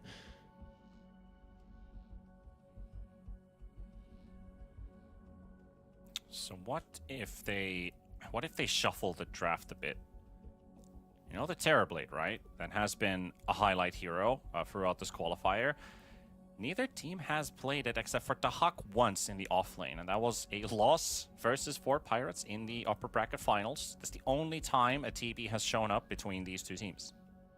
I like a TB plus a mid lane pick now for 4 Pirates. I did think that would actually be quite smart. And you do have the last pick, then you can make a decision where you're going to be putting that TB at, if you need it for the pipe or you need it to just be the carry that out carries the TA. Whoa, okay. I wasn't expecting that. Is that the first one that we get to see? It is an uncontested hero indeed. Yes. Underlord has been untouched. No bans, no picks. Are you gonna get a Monkey King to the face now if you're 4 Pirates? I'm just not sure about this one. I've seen Underlord in the current meta punished way too many times, and then people just stopped picking it. I mean, in a meta where Ursa, Monkey, and a Slark can all work, I'm just not sure that this is the way to go. I would prefer a Slark in that case, because for me, I have a completely different view on that. I've seen Underlord destroy Monkey King's games completely the other way around. So every time you have that matchup, you build Ags, you destroy the trees, you teleport, or you don't even need Ags, you can just teleport right on top of him, and that gate will knock the Monkey King down. You have somebody ready to follow up on it, and Chimera will indeed not let that one go yet. They will pick the Enigma for... I think Dachak is the one to play this one because nobody else has been doing it in the team, even if Enigma is looking like a very good support at the moment, but it is his most played offlaner, and that's 2 games, by the way. Yeah, I think we are probably going to be looking at a carry Magnus, and I know you're not a fan, but Otaker has at least in his pubs had a lot of success with this one, but it is their first Magnus pick of the I like it with the Underlord, right? tournament. Because it's not that Magnus needs to quickly burst them down or we die, because the Underlord gives them an extra edge. You get Bloodlust from the Ogre. Quite happy with that. If it was some offlaner that doesn't look like an aura carrier or doesn't have an inbuilt way to reduce damage from Chimera, then I might look at the Magnus like, okay, are you on a timer this game? Can you stretch this far? And how much ahead do you need to be compared to your opponent to make it work? That's maybe what I'm falling with my justification on Mag 1. Now, where does it really fall? What is his best timing even? Does he have a best timing? Is it just good at all stages of the game, or is he purely a late game hero with the RP? I mean, they are banning out the carries here on Chimera. They got rid of the Drow. Are you happy they banned the Monkey King though, despite the point of view on the Underlord? Yes, because if Chimera crushed the laning stage here, and then you have the Enigma on the other side with auras, you could lose the game if you're 4 Pirates, right? And that puts you in a position where you can very easily lose the laning stage. So I would rather they not play against it. I understand the point of view, but this is still, the game that is taking you to the LAN, right? And you do not want to be put in a position where you just lose because you lost the laning stage.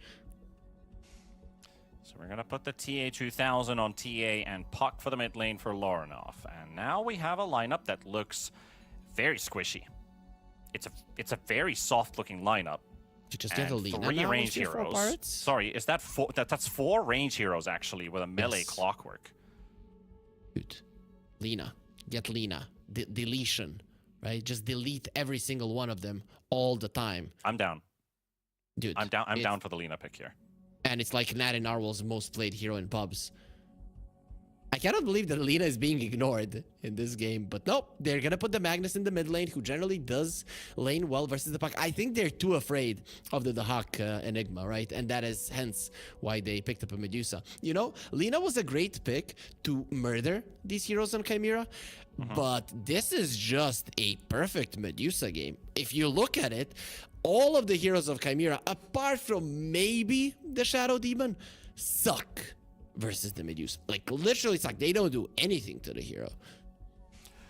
Yeah, it's like the laning stage is probably the best moment for Chimera versus the Medusa. Outside of that, I agree. It will take a while to wear this hero down somehow. And don't have diffusal builders either in this draft. So this could be the freest Medusa game Otaker's going to play.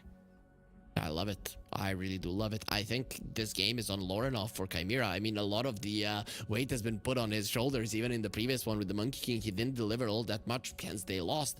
In this one, his laning stage is not going to be easy, but later on down the line, with good positioning, you might not get caught, right? There is ways to catch the puck, but if you are playing well, you can dodge all of those ways. So it's going to be up to him. He needs to be poking. He needs to be forcing out rotations. He needs to be slowing down everything on the side of Four Pirates and allowing his team's timings to be that much stronger because of those slowdowns. But not gonna lie, I'm on the Four Pirates side once again. I think in terms of drafting, in terms of understanding how they need to prepare for the game, that they're just better in that part of the game than Chimera.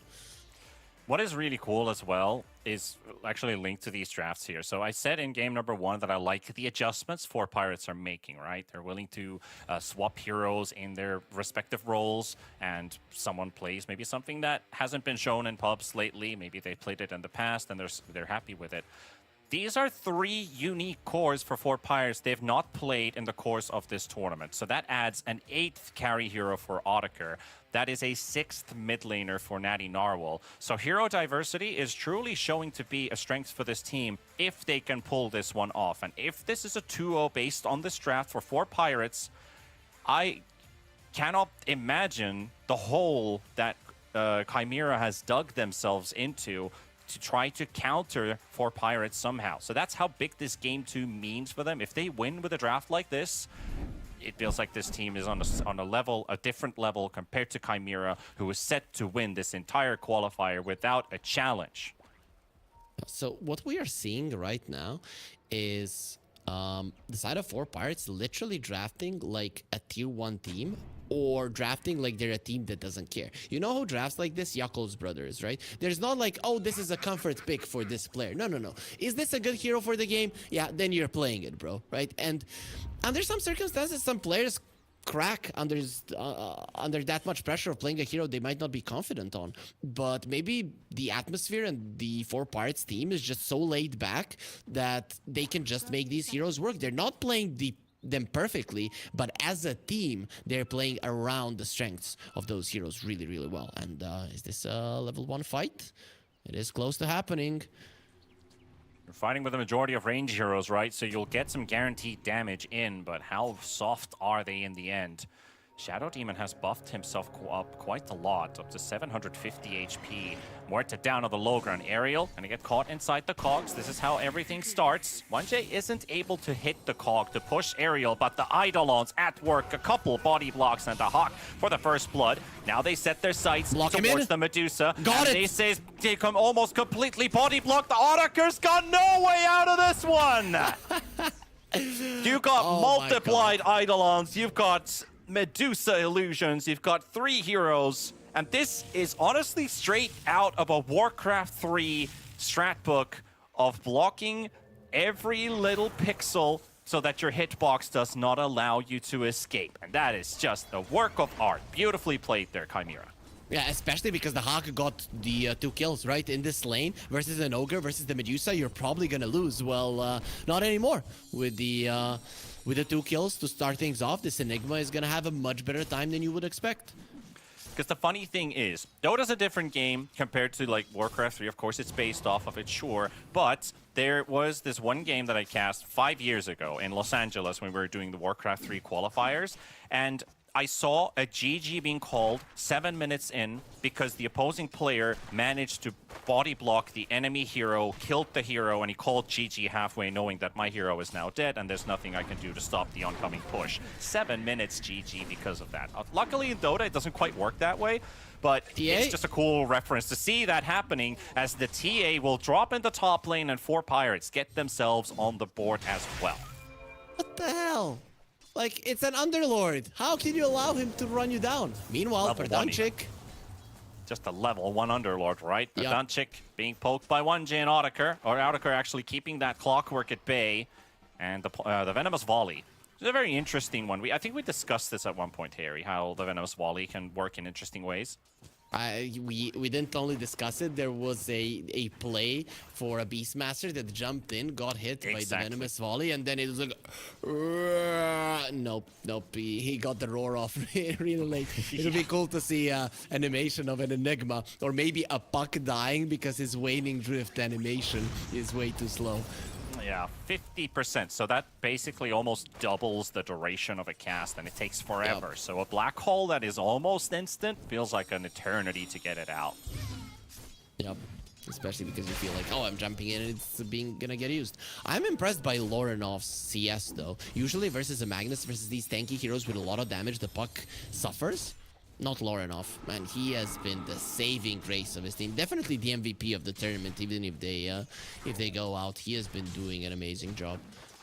If Chimera doesn't make it through this qualifier, I would not be too surprised if some teams like, hey, Lorenov looks pretty good. Let's try and poach this guy into our team, because he has been jumping around teams in the last couple of years and still showing to be an absolute unit. No matter what team he is in, I'm sure people will be talking about Lorenov in the years to come, as long as his pro career continues, because he looks good. He is so damn good. He played with Tundra in Dacha, so, you know, he would be returning there maybe. I wouldn't be surprised if they did. I wouldn't be surprised if they just picked him up again. Yeah, it would be, it'd be cool.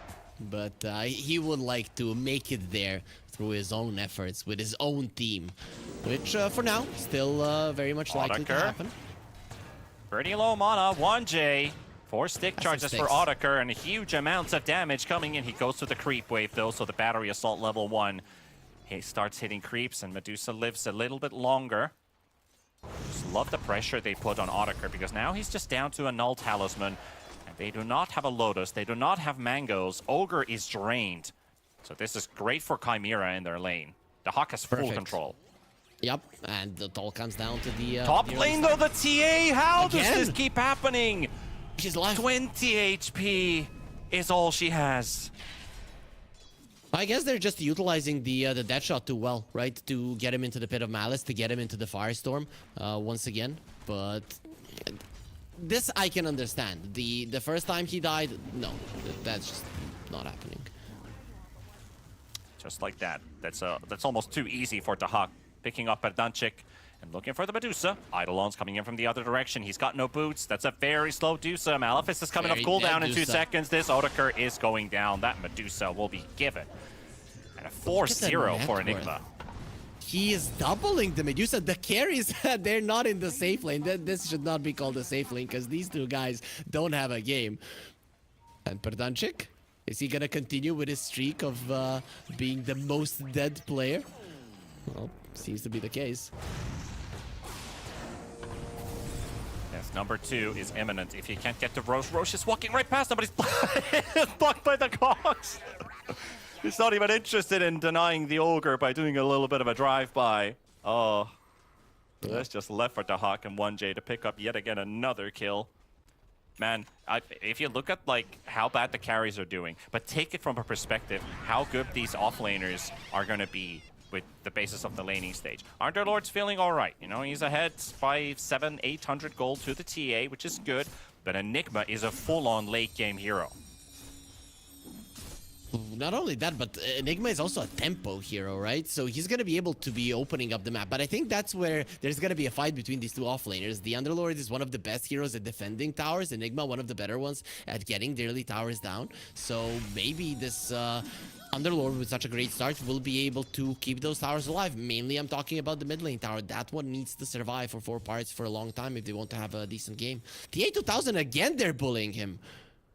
Yeah, and this time it looks like he's going down as well. Yes, sir. Every time. Pit of Malice, Deadshot, Firestorm. Funny thing is, I was about to say Medusa has a better lane. Only by 70 gold? Oh my god, it's good that these heroes are solid at farming stacks, but I think for a Medusa it's gonna be harder to get back into this game. This is too much. Medusa is used to winning the lane. TA sometimes wins, they're gonna kill him again. Loses. Maybe 1J has that thought going into Audiker. He has the Gorgon's grasp to zone them out, but they pop the drum charges already, and this is just bullying at a different level. under vision. Dahak not in range to catch the Malefisto onto this Dusa. And Audiker is like, well, I'm not coming back to this lane. There is an Ogre. Berdanchik, we know you're up to your usual tricks here, but 1J, the body blocks, he's a bit faster with the Windlace and the boots. And he's gonna run ahead of the Ogre once again. And where are you gonna go? Fat, where are you gonna go? through. I am just holding this guy. I am the bouncer here. You have no entry into this building. And Ogre slowly worn down, the level 2 Ogre down. And Dahak unstoppable, 7 minutes in. Yeah, Ogre does look like more of a bouncer than the Clockwork does, not gonna lie. But the Hawk being 6-0-1. Oh my god. And this is one of his best heroes, right? The heroes that he has been crushing with, Beastmaster, Enigma, Furion. That has been his go-to. With Enigma, a lot of the games looked easy for him. Enigma is my most played hero. I've played this hero about 600 games, and watching Dahak play makes me want to play that hero again. He's just making it look so effortlessly good. But it's not just him. It is also 1J, who is setting all of these kills up. Berdanchik is down again. I cannot believe what I'm seeing here. Yep. We talked about maybe the Underlord defending these towers. There's not going to be a tower to defend when the laning stage is ending and the Hawk is already taking the tower. You know what the funny thing is? That he's not that far ahead of the Underlord and the Magnus. They also are farming really well. They are, and Underlord getting another kill indeed, but they get to maybe punish this with TA2000 and Lorinov finding the courage to jump them. Aerial No TP will out. go down, and the battery assault to cancel the teleport off of the Underlord. It's not like we see the pause 4 of this Muerta going around the map and trying to be a bit of a nuisance. Instead, it is 1J who is active on the map. This is an excellent start for Chimera, despite the carry struggling. TA and Medusa have a difference in net worth now. But this is probably the first time ever I see an Enigma hit 6k net worth at 10 minutes. It could still be doable. I don't think I've ever seen that happen. Yep, it almost never happens in competitive Dota. This is too much. I mean, he has 7 kills. It's Well, not... after this game, we can say that it maybe has happened. Yep, that is true. The Magnus is approaching his Blink Dagger, so the mid lane tower will stay alive until he has that one, which is huge, right? Because the Hawk would initially want to rotate towards that mid lane as fast as possible, but I really like how 4Pires, despite doing badly in the bottom lane, have adjusted. They placed some nice vision on the bottom lane, and they will be defending their mid at least. Yeah, Just well, let that guy Audiker is go. getting bullied under a tier 2 tower by 1J. Not really that impactful for really hurting the Medusa, but a constant reminder that I can be here and you cannot. Yep, this is not your jungle. And that And is a one Midas thing on the also, Enigma. So big- that's the Midas usage. Can you just use it, just use it, just use it? Alright, he's 200 gold short at 10 minutes, but he has would have it. had 6k at exactly 10 minutes. So there we have it. That's probably another record in the books. Meanwhile, It's mid, only Ogre level getting caught 3 by the Ogre. disruption. Lorinov is walking in. Level 3 Ogre indeed. A very soft target here. And with that AD rune, Lorinov will hunt him down. Okay, Natty Narwhal will farm a Blink. One thing we haven't discussed is stacking potential, right? It's much better on Chimera, so the TA will have a better time coming back into this game than the Medusa. Subdiff. Called out. Oh, Muerta is in trouble, surely. RP comes out from Natty Narwhal. There's the hook shot from 1J. Portal coming in from the Underlord. And that calling silence comes up with a bubble stick from Pantomime. Is it enough, though? Rooted and No way. gets the orb and the jaunt, but that is going to be him dying to the Ignite. ignites. The one thing. He found the water Maybe room! he bottles, back up maybe the he water bottles room! out of it. He actually survives. He doesn't even die to the ignite.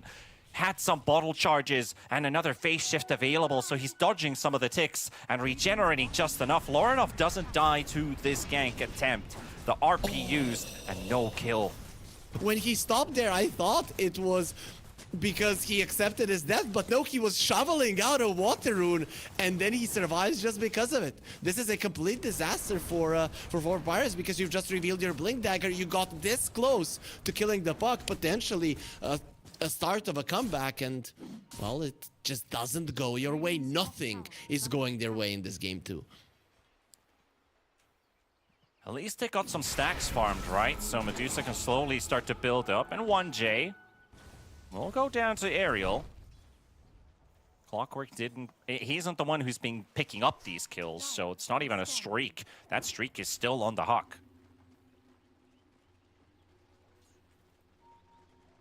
Well, the Hawk hasn't been rotating towards the mid lane, so I guess he just wants that Blink Dagger first. Get the Black Hole, and then go.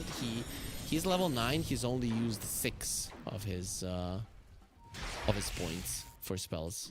That is not something that you see too often. Also looking at net worth, TA has caught up to the Underlord. Thanks to that one rotation to the top lane, TA is actually now 2 levels ahead of the Underlord, which feels absurd, considering how that laning stage went and how low TA 2000 was in farm. It's a TA. That hero farms super fast. You leave her alone a little bit, and, well, she's completely back into the game. Also, I'm loving what Chimera are doing. They're not committing wholeheartedly to the mid lane tower because 4 Pirates are good at defending it. That's really nice cogs usage. Absolutely, 1J is really showing the power of this Clockwork. And Lorinov dies to the RP and the calling. No escape from Muerta's silence. Nice. Important kill for the Mag. This is the downside of the Enigma playing a bit defensively on the bottom lane, is that nobody's really hunting him. And because of the streak, the Hawk, this is what he wants to do. So it opens up hunting season for somebody else. Also, Blink Dagger done on the Enigma. Midas on the Medusa. Not something that we see too often, but... Midas Dusa? Did I hear correct? Midas Dusa? Exactly, you heard correct, and you can also click on the Medusa to check it. I'm not lying to you, Panda. We are looking at the mid lane on the screens, but yes, it is true. Midas up on the Medusa. Gotta get yourself back in the game somehow. Enigma is rotating to the mid lane with a smoke and Nice black skewer into the silence. Just beautifully set up by Aerial. And the silence follows as well. And now Pantomim is going to be another one. The body blocks from Mr. Moral, making sure they get another route on Pantomim. Why are they playing so well? The spell usage, the body blocks from 4 Pirates, it's insane. The way that this Muerta has been killing heroes that don't necessarily have to die there, and poor production. The Hawk. Is that black hole time? Dead shot. Push him away. They'll sack the Ogre. Nadine Arbol decides to go in with that Blink Dagger. Push this one J in. Time. The Black Hole got cancelled by Aerial once again. The calling is on point yet again. MTA 2000. He'll get to back away. The Underlord also getting purged by the Shadow Demon. But Aerial saves the day there. That could have been a Black Hole to kill the enemy mid, and Dahak continues to grow bigger and bigger. Aerial prevents that. Aerial is my MVP, man. He's so good. How is he so good? Previous game, the way that he was catching them, it was insane, the stuns from afar. But with this Muerta, his dead shots, his callings, just on point. The reason that that puck died in the mid lane, it was all him, right? He silences him with the calling and then perfect dead shots to return him to the calling just as the silence is ending. There's just no stopping this guy. And before this qualifier, no one even heard of him. Exactly, like, who is this guy? I'm starting to get some Palyanitsia vibes. Somebody remember a guy called Fortnite Man? Well, this might just be the next offlaner to watch out for as well. And, of course, same thing with Aerial on the support. Like, he guaranteed those kills early on. Wasn't necessarily that active on the map compared to 1J, who was able to move himself away from the lane to continue hunting the Dusa, to help his mid, get those couple kills in the top lane. But these last few minutes on Aerial have been really, I would say game saving to some extent, because they want to keep this Mag's game running. Underlord And already Enigma has is in a bad Aghanim's. position, by the way, but he's under on his own vision. Has a blink, so once the smoke breaks, he can probably get out. They're gonna come from a weird angle. Dire's top tower is under attack. Eidolon's running next to Radiant's middle tower 1J connecting towards mid. They're considering taking this tower, and now I think they know if they place a sentry down this bottom. And there's the Enigma. broke. He blinks away, but They're Nadine gonna go. Arbol, he misses, but there is the Underlord coming in. Aghanims. That Aghanims is just Huge gonna, it's kill. gonna be so valuable this game, and they will go into a full-on fight. 1J hook-shotting to the back. Underlord trying to portal out, even with the silence, but there's the bubble coming out. RP, though, on 1J. They'll take him out. He Nadine came Arbol back. to die to TA2000. Lorinov will continue to fight versus the Underlord. Down to 600 HP. Mr. Moral gets chopped up by Lorinov. Low And mana. they'll clean him up. And now Audiker trying to TP away, and there's no way to cancel that one out. Dire's Mr. Morale there. Getting out through the Fiend's Gate and then coming back like, yep, maybe we can fight this because the Medusa did come close, but in the end it wasn't good enough. And sure, you got the Enigma, you got that huge streak, but losing the mid lane tower, this is exactly what Chimera have been looking for the past 5 minutes. They've just been poking around this mid lane with hopes of opening up the map, and now they've managed to do it. They've got a blink on the TA, the blink on the puck almost done, and the blink on Enigma. So an opened up map means it's hunting season. With the first 17 minutes, it's only a 2k lead for Chimera, despite that 3k lead they had previously, just after the 10-minute mark. But those mid-fights have slowly maybe worn off their tempo. But that real tempo, Harry, it hasn't even started yet, because look at this TA, the lineup that she's playing with. There's going to be a storm. And now they've got themselves Dacha caught. Nadine Narwhal almost finishing him off. Nice coil from Loranov. But there is a Fiend's Gate. If they read this correct, where does he go? Underlord could always just jump in with that Axe, but no, not gonna cast it. No vision, no idea where Dacha went. That was close to him dying, but very nice response from the rest of Chimera. You need to protect your highest net worth hero, because Chimera need to build up their lead. You already talked about how good of a Medusa game this is, and with the Midas, make no mistake, Otakar is gonna come to that #1 spot at some point if he's not pressured in the way his teammates are allowing him to play. He might not get pressured in the next couple of minutes. Yeah, I take excellent that back. recovery. Now he's suddenly 5 levels higher than 1J. And he's gonna fight 1J, and the snake's gonna fly in. That will not kill him though. It's a decent amount of damage, however. But top lane, they wanted that low HP TP, and Chimera coming in with numbers. 4 versus 3, maybe even 5. With the Clockwork TPing in, that's gonna bring the whole team. They'll find Perdanchik and Ariel. The tower objectives did to take. drop. Magnus no TP for 2 seconds. But this is Marching to the Roche pit. They have a scan actually available. There's 1 scan charge. Oh, Nadine Narwhal. Did they see? No, they didn't see him. Nope. Not yet, at least. It was close to being caught. The scan is then used on the other side of the gate. Okay. Yep. But this is still a Roche.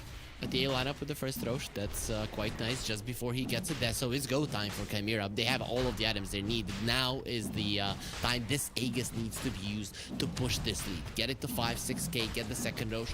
Clear out the map of tier 2s. That is their... they have a clear plan for pretty much the next 10 minutes on Chimera. 4 pirates, not really. They're gonna have to be all around the place. Yep. Set their New Year's resolutions for this game. What needs to be covered? What needs to be done? Oh, they know where the Magnus is at. Oh, what a break of the blink. Skewer out, but with the Malefice, the Eidolon showing where he is. The coil to cancel his TP, and Nadine Narwhal will suffer his second death in the arms of Loranov, securing this one. Caught him. TA alone. Oh, Gorgeous Grasp didn't connect. What? Question is as good as mine.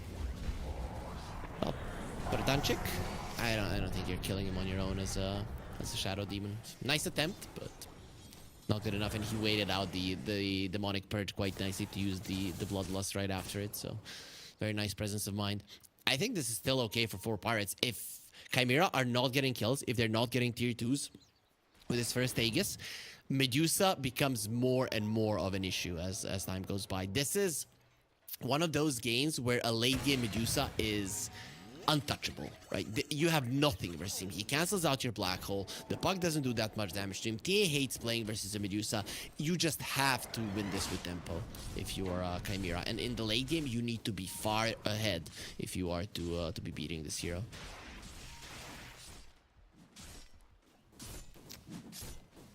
So we are soon looking at a level 18 Medusa with the butterfly queued up. So it's been a very good Midas recovery for this Medusa to get back into this game, and now just needs to continue pushing that farm as long as there's time. As long as there's time and as long as there's space on the map, 4 pirates still have what we mentioned in the draft, one of the freest Medusa games that you could potentially look at. Damage issues will certainly arise as soon as that butterfly kicks in for the Dusa. But on the other side, Verdanchik jumped by 1J, Loranov, and Dahak to secure a kill once again. That is death number 10. We're halfway. Well, I would say almost halfway, basically, to the male award. Need a couple more deaths. But I think was it the thing with the male award that you weren't allowed to have any kills, or is it simply just over 20 deaths and win the game? I think you have to have 0 kills as well, if I'm not mistaken. But you remember you need to have 0 kills and more than 20 deaths. Yeah, that's the one. When you called me and like, yo, dude, do you know anything about this guy Mali Burgos from Serbia? I'm like, Not that guy.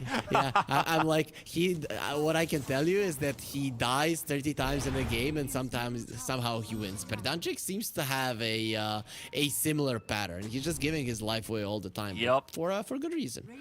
There's a similar vibe. You're onto something, Harry. But his deaths, the second highest out of any player in the East European qualifier, and this team is still winning. Maybe they're just tactical deaths in the end. RP is used on Loranov's puck. The stun combo from the Fire Blast. Unfortunately, do they have enough? No. The calling does not connect on the puck, and there's the hook shot counter coming out from 1J. TA2000 wants to lead the charge. Death number 11 on the Ogre, imminent. And TA2000 will secure it. Otaker is being purged. Has to pop the stone gaze to run away.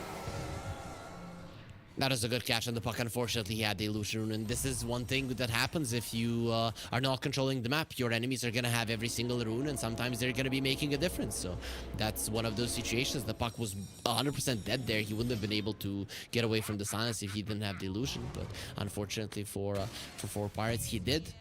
Well, they're the ones who lose a hero in the end, and now he is half of the deaths of his team and has more Enigma's deaths looking than his for a team black has hole. skills. He was about to turn in and out. Like, his BKB was forced in that previous engagement. He was looking for a potential blink black hole. If they just had the damage for it, there's the setup here on the Underlord. Looks like it might be... Oh, Magnus didn't quite get the skewer on TA2000. He moved away, and they will lose Mr. Morale. And now onto the Ariel Muerta. Low on HP, protected by the Pierce the Veil. That runs out now, and Ariel will die to the next attack from TA2000. Opening up that tier 2 tower. Creeps are coming in. Top. You're looking at the... Yeah, they're looking at the Medusa. It's fine. But it looks like it's just going to be the wave pushed in. Look at the other they side, even though. let go of that tier 2 push completely on the hunt for this Medusa. They Trap see him. is on point, He's and gone. there's the Hawk on the right next to him. Not using that black hole instantly, and feels like they're just going to hold on to it as they have the damage to bring Otaker down. Huge. The way that Chimera are playing with this, or were playing with the first Aegis, because it has expired just a couple of seconds ago, has been amazing, right? They started off slow, pushing in the waves, trying to poke at to see how 4 Pirates are gonna be responding, and then when they just got one opportunity, they went from one hero to another. And it's not only the heroes, they took down one tier 2, they've almost taken down the one in the mid lane. This was a perfect usage of the first Aegis. With the second one ending the game, it's not going to be that hard. They are already ahead as much as they need to be.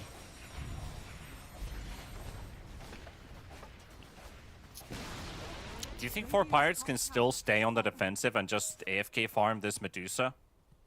Do you think that is the way to do this one, or do you think they have to make some plays happen on the map?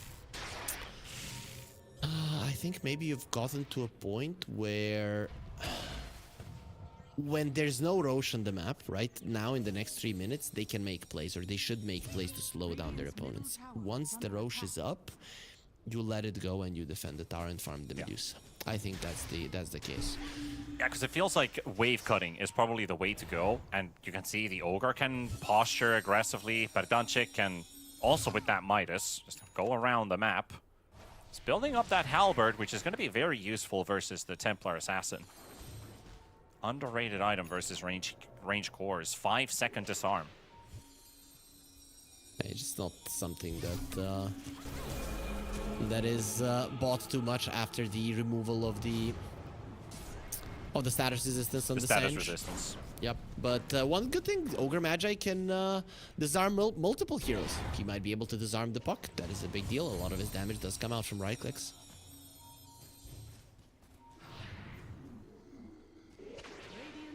the gank train is on its way Guess to towards who? Four Pirates platform. Underlord scouted. Lornoff right next to him. Gets caught by the first route. The 2000 gets straight to work. Underlord is down to 800 HP. Doesn't quite die, but the RP connects onto Lornoff. And the silence isn't quite on point, so Lornoff is able to escape for now. Pierce the Veil. Dropped as well. And Puck looking to try and escape with that orb. Medusa stunned at the same time into the black hole. And now Otaker, and a beautiful hook shot from 1J. They can't even come to the rescue of this Medusa. Otaker dropping low. Couple more hits required to take the Medusa out of play. TA2000 almost done it. He's missing quite a lot, but the ones he needs to hit are the ones that take him out. Natty Narwhal with a quick push with the skewer, but he will drop as well. And Chimera, this is the fight they were looking for, even without an Aegis. Their advantage is too much for the Four Pirates. Yeah, this was a one fight by Lornoff and Pantomime. So what ended up happening is that the calling wasn't in a perfect position to continue silencing the Puck. So the Magnus tried to skewer him, and when he went for the skewer, the disruption came out, so he didn't do it. And then the Puck got out of the silence and just kept them all in place long enough for the rest of Chimera to come over. In the process, he forced out the Stone Gaze. There was no Stone Gaze to cancel out the Black Hole. Thus, the current situation in the game where Chimera are the ones that are dictating the tempo completely, and they have the lead to end this game. There's a good setup here with the Underlord portal. Maybe something good will come out of this. Lornoff dodging his way, pushing himself forward. Disarmed for the time being, but there's rockets flying in. That is an Ags on the clockwork. Being a bit of a headache here for the defense of Four Pirates. Parasma on the Puck. The TA is not the only damage dealer right now on Chimera. I mean, not the only heavy damage dealer on Chimera. They're so far ahead that their heroes, all of their heroes, are going to be doing mass amounts of damage. They know that the Roche is up because they have a TA lineup, and now it's time to go for that one and end the game. Maybe wait for the Black Hole if you want to be extra careful about how you approach this game, so that you do not get surprised by Four Pirates. So maybe you don't get to play this Medusa in the end. It feels like Chimera, they have too many tools. That just doesn't allow this Medusa to stand her ground and fight and try to kill everybody. That's not the Medusa we're watching this game. Barely enough stats to consider this hero even a frontliner with just 1400 mana. And not even a big source of damage, right? Because TA doesn't seem to care about that butterfly in her inventory. Because she's not building an MKB. Or too far behind, basically, on Four Pirates. So even if you would give a Skadi right now to the Medusa, sure, she would have more stats, but you cannot allow her to attack with the rest of your lineup because everybody is so underfarmed, right? Look at the clockwork. He has the same farm as an Underlord. Pretty much. 1J has been all around the map, and he's only died 3 times this game, which is also pretty sick. Considering that 1J has been very efficient throughout this game. Mr. Morale gonna get coiled up by Lornoff, and Dahak is right behind him. Trap ready. It's the blink there for the Malefice follow-up stun. Underlord easy. in trouble. Eidolons are right around them. They don't do any damage really, but they just keep giving that vision. And Stone Gaze is also used by Otaker. So there goes your last defensive tool, and now I think Chimera, if you just get creeps inside the base, they can get a second lane and maybe even consider starting to end the game. 4 minutes Aegis advantage without Medusa ulti, without your Underlord up for 30 seconds. Bubble from Pantomime, right on top of Otaker, and there's the blinking from Lornoff. Do some initial damage, but what they really want is Pedanchik and get this Ogre out of the way. Of course, they want to kill him for the 14th time, poor guy. At some point, you need to stop. At some point, you need to stop feeling sorry for him. A smoke was used. This is a last-ditch effort for Pirates. Big RP into Medusa. I just don't think they have the damage. Chimera really looking like a absolute unit in this game number 2. Natty Narwhal gets up inside the black hole without his RP going off. The Hawk will make short work of his life. Mag can still maybe make another play happen with that RP.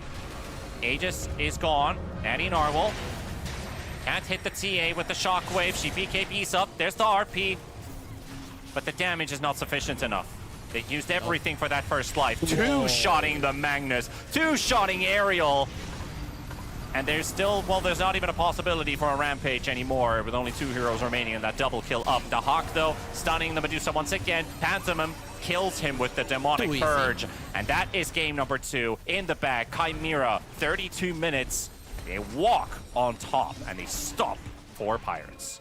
This is the kind of Chimera that we've been seeing versus every other team, right? But 4 Pirates, somehow they've been finding ways to not allow this to happen. Not in this game. The Hawk was given way too much in that laning phase. It all started with the double kill at the start, but I still think you allowed yourself to die way too many times. You picked up this Medusa, you knew what you were up against, and it went 0-6-0 in a pretty much perfect Medusa game. Chimera, they just shut down 4 Pirates in every single way. Didn't allow them to play the game at all, and showed why they are still the favorites to go to the LAN.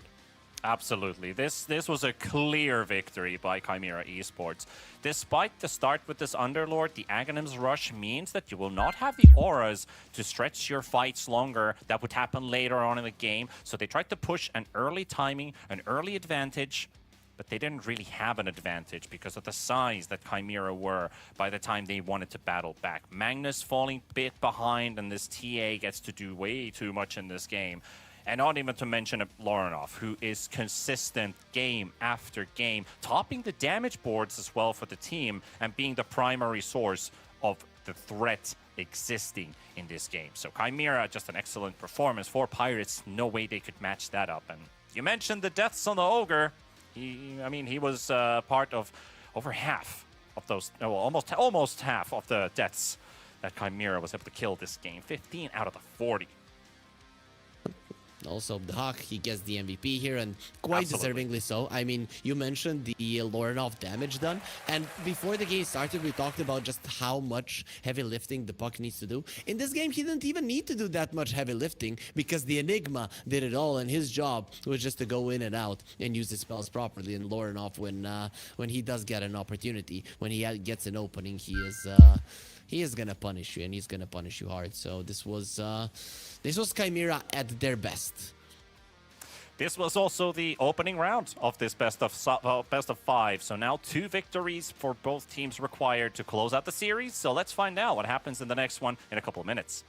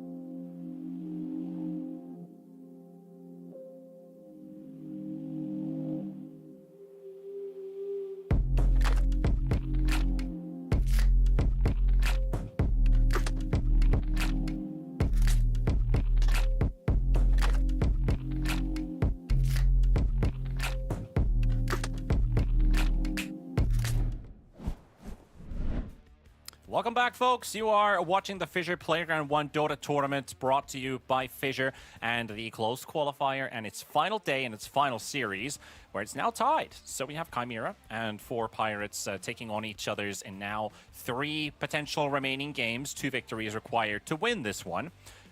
Game 1 was tight. Game 2, not so tight, Harry. Nope. Quite easy for Chimera. You know, when we looked at Chimera in most of the games that they've been playing in this tournament, so far in the tournament before it, when they kind of got together, they've been just cutting through everybody like through butter, right? And then 4 Pirates come along, and they completely demolish them 3 games in a row, to be exact. But Chimera, they find their footing, they find their gameplay, and they go with their tempo lineups, which works out quite well. Though, to be honest, I'm not sure that if this draft between the 2 teams is played once again, that we get a same result. Definitely not a stomp, because it all started off with the double kill at the start. I think that was a really big part of the game going as easy as it has for Chimera, because a lot of the things, saving the puck, saving the TA a couple of times, came out really clutch, right? So what happens if you're just slightly less ahead? We might be seeing a different game. But alas, this was the result. So now we are in a best of 3. So that's what we are left with. And what we're also left with is the the final stretches compared to the average duration games for both of these 2 teams throughout this qualifier. So 4 Pirates has by far the longest average in a game. The longest average win time is even higher than their average duration in games. 42 minutes average and 45 minutes in winning. For Chimera, it's the other way around. 35 minutes and 30 minutes in winning. That tells a lot about how strong Chimera has been and can be in the early and the mid-game phases, while 4 Pirates favor the game stretching longer and longer for this lineup to kick in. You played a Medusa lineup, you look at that as well, that Medusa, these guys are going to look great when you get to the late game, but they faced way too many obstacles in the early stages. The laning stage as the earliest, that Enigma should never have gotten that big during the lane, and he did. And then you have this TA that kicks in. Medusa's been doing a great job farming, but that all of that farming was for nothing. Yep, and we get to see the Enigma being removed. I mean, that hero has been looking way too good for them. Chimera, I think they found their perfect opening. The clockwork, just having that flex between the supports and having a offlaner who's willing to play some of these range heroes as well. The Enigma, the Visage, the Dazzle as well. It makes a difference. And 4 Pirates, they adjust this time around. They get themselves a Shadow Demon. This is huge that victory did go to Chimera, especially in that way, because I think it changes how the drafts are gonna go as well. If they had lost that game, I think we would have been seeing a storm right now for Chimera. Thus, a completely different approach. But I think this is more fun, less predictable to what teams are gonna do. But one thing is predictable now. That's a free DK pick right there. But they go for TA instead. They want to leave the DK in the pool. They picked Shadow Demon. Last time around, SD was banned and DK was picked. Now SD was picked, and that could have allowed 4 Pirates to just freely take that Dragon Knight for themselves. But they see the power already of these 2 heroes. Do we just see a Muerta come out to for Chimera, which they have done to set up from that bubble an instant silence that comes out? I think the Muerta could be a good option for them. I like Muerta. They'll do it. I also like a Terrorblade as well, if they're willing to go that route. I know they haven't been insanely successful with it, but I just think that versus a TA, it's a good pick, especially because it is a flex. It might not be that high on the priority list for these 2 teams. 5 seconds remaining. So in the last game, they went SDTA in the second phase into the Enigma with an open up clockwork. But 4 Pirates basically just took away 2 of those heroes that Chimera just played, so they're going to have to do a slight adjustment. The Terrorblade maybe is the answer to it. That would be even strong in the offlane position. The Hawk, who I don't think he's played the Terrorblade. He has, sorry, I'll correct myself. He's played 1 game, and they lost to 4 Pirates playing that hero. That was game 2 of the upper bracket series. But I still think it's a good one to consider. Like you said, TB, very happy to pick that one up. But his heroes, his visage is out there, which you have to remember. You've brought up the Lycan a couple times, too. Do you like the Lycan here? I like the Lycan, but I would not pick it now because there would be 2-pick response and you're probably gonna get like a Mars or something. So they're gonna go for a Beastmaster. The Doom is in the pool. So 4 Pirates have been willing to pick that one up, and Perdanchik here with the pose he's in. You know what this is reminding me of? You know the cartoons, the old ones when we were kids, when a girl just puts out her leg to stop a car. That's the that's that move for sure. That's what I'm scanning for. Just in a bit more relaxed, relaxed pose there for Perdanchik. See a lot of young guys like this team. 4 Pirates you see on your cameras right now. Not a lot of them, or barely any one of them, has LAN experience. Not to even talk about big tournament experience. This would be pretty much the first time for almost all of them. Audiker probably reaches out the furthest out of this team. And it looks like they are looking his Doom. At least based on this series, he could play the Doom. Yep, I think though this time around he might not get to do it. You already have a TA. You do have a last pick, so now he's probably gonna go to a support. What has he been playing? A Lion? Seems like a good way to go. Yep, there it is. All right. It's a very predictable draft so far. Harry, you wanna predict the next one as well? Say, all right, not even predict. Just tell us what the next hero is, and Chimera's gonna pick it. It's hard one to predict. I guess because you want to catch the backlines, and there's no Tiny, there's no Storm. The puck is bad, so this is a rough one. Maybe a Pango. Maybe a Pango. Wouldn't be half bad. Yep. They have been picking the Pango mostly in the final phase, so I think they could just leave that one open and decide with TA2000 hero first. But they don't have what is there really in the pool? Whoa. They got their hands on the Drow. They've been wanting this hero for a while, I guess, because it's always banned in the final phase. Either them being banned or they banned the hero away. But how do you feel about the Drow? I'm never sure about this hero. I love it, but I'm not sure how well Chimera are going to be able to utilize it, especially because 4 Pirates, they're the team that has been the most successful with the Drow throughout this tournament. So you're playing versus someone who is aware of how to play versus this hero. Plus, you don't have great heroes to stop enemies running at you. And that is where I'm scared, right? Remember last time when 4 Pirates played the sniper, they had a Lion, they had a Tiny. I don't know what you do if the enemies come at you. Cogs are kind of your only big AoE protection for the Drow, and you still haven't seen the last pick of the opponents. I do like the Earth Spirit band though. 10 seconds remaining. What about Earthshaker? 5 seconds. Is that a hero in this game for either team?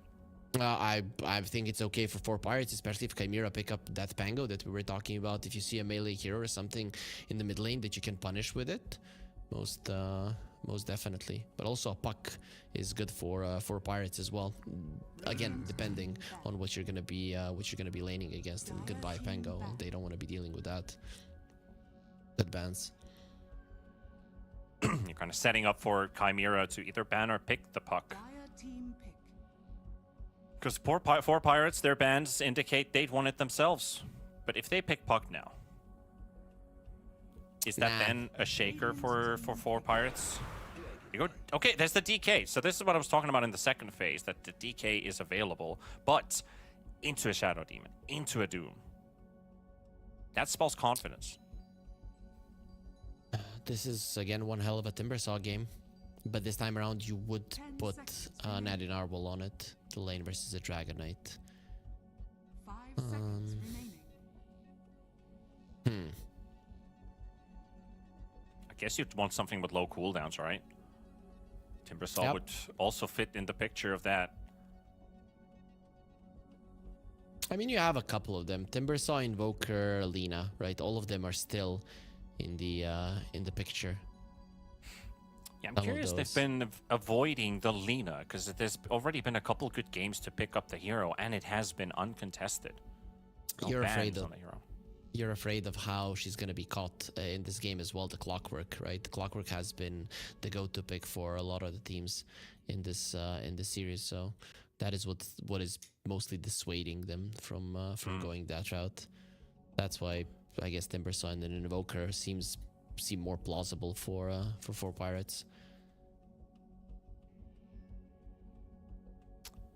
The one and only melee hero for 4 Pirates is the Doom currently. I look at the previous game, it was 4 range heroes combined with the Clockwork for Chimera. Now they've shifted it up a little bit here, but for 4 Pirates, indeed, it's a good Timber game. Natty Narwhal will play it from the mid position. And with Otakar taking the TA, offlaning Doom, Mr. Morale, who has obviously enjoyed the majority of these games, playing that kind of in and out style damage dealer. Now his gameplay changes a little bit because he has to go in once, and pretty much outside of that, I think it doesn't really sound like it fits his play style. The way that we've been witnessing him play these series is in and out, bristlebacks and the timber saws. So I'm not sure if this Doom is the right pick for him, just judging on how he plays this game. Well, he's been playing that game because of the heroes that he has been getting, right? Maybe this guy is just that good that he understands every hero in and out. I'm kind of glad that he's playing the Doom, because I haven't been impressed by any of the Doom performances in the tournament thus far. Yesterday, we touched upon a lot on big cooldowns early on in the game and how I want them used before the 20-minute mark, before the towers are and the Roche is an objective for the other team. That is how I want to see the Doom utilized, especially in this one where you have 2 tanky cores that are very hard to kill, right? But with the Doom, it's not going to be that much. Also, Brain Dead Hero Dragonite versus the Timbersaw now in the mid lane. Dude, I really want the Timber to win this lane. Not because I want 4 Pirates to go to the LAN or something over Chimera. It's because I cannot live in a world where a strength hero that pretty much has no mobility, no way to protect himself from the Timbersaw just because of his insane stats is winning even in this matchup. And not in our world. This is one of his better heroes.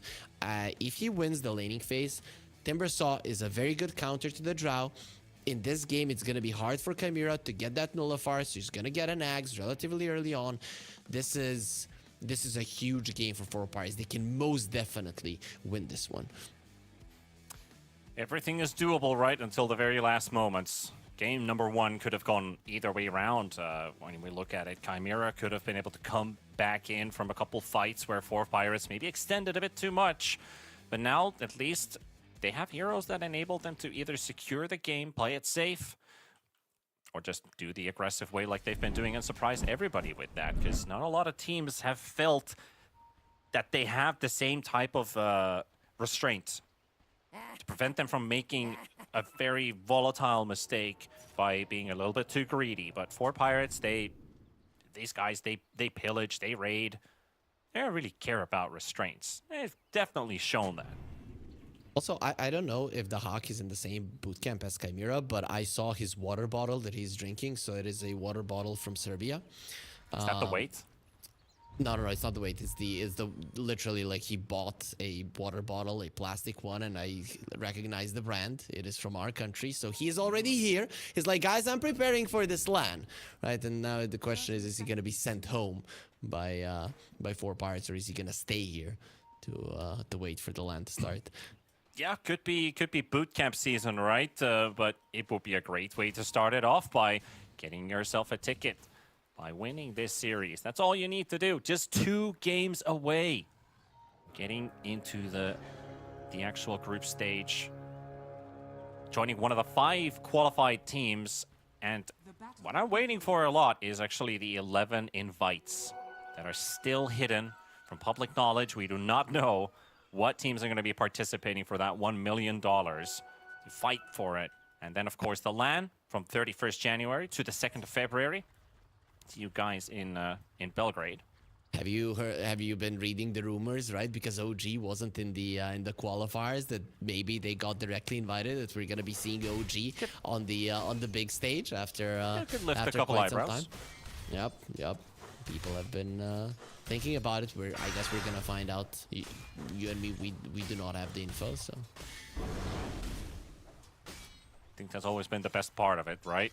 Just waiting for the reveals to kick in. But I guarantee but a guarantee is going to be one of these two teams from the East European region.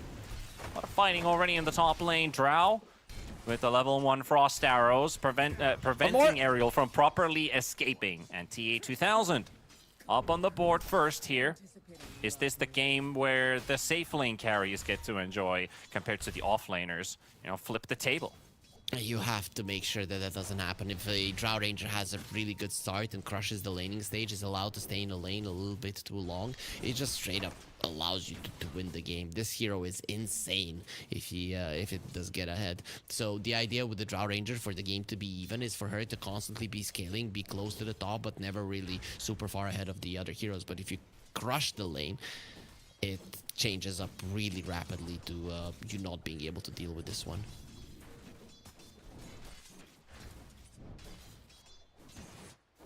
So far, so good for all of the lanes. Nobody really getting zoned out.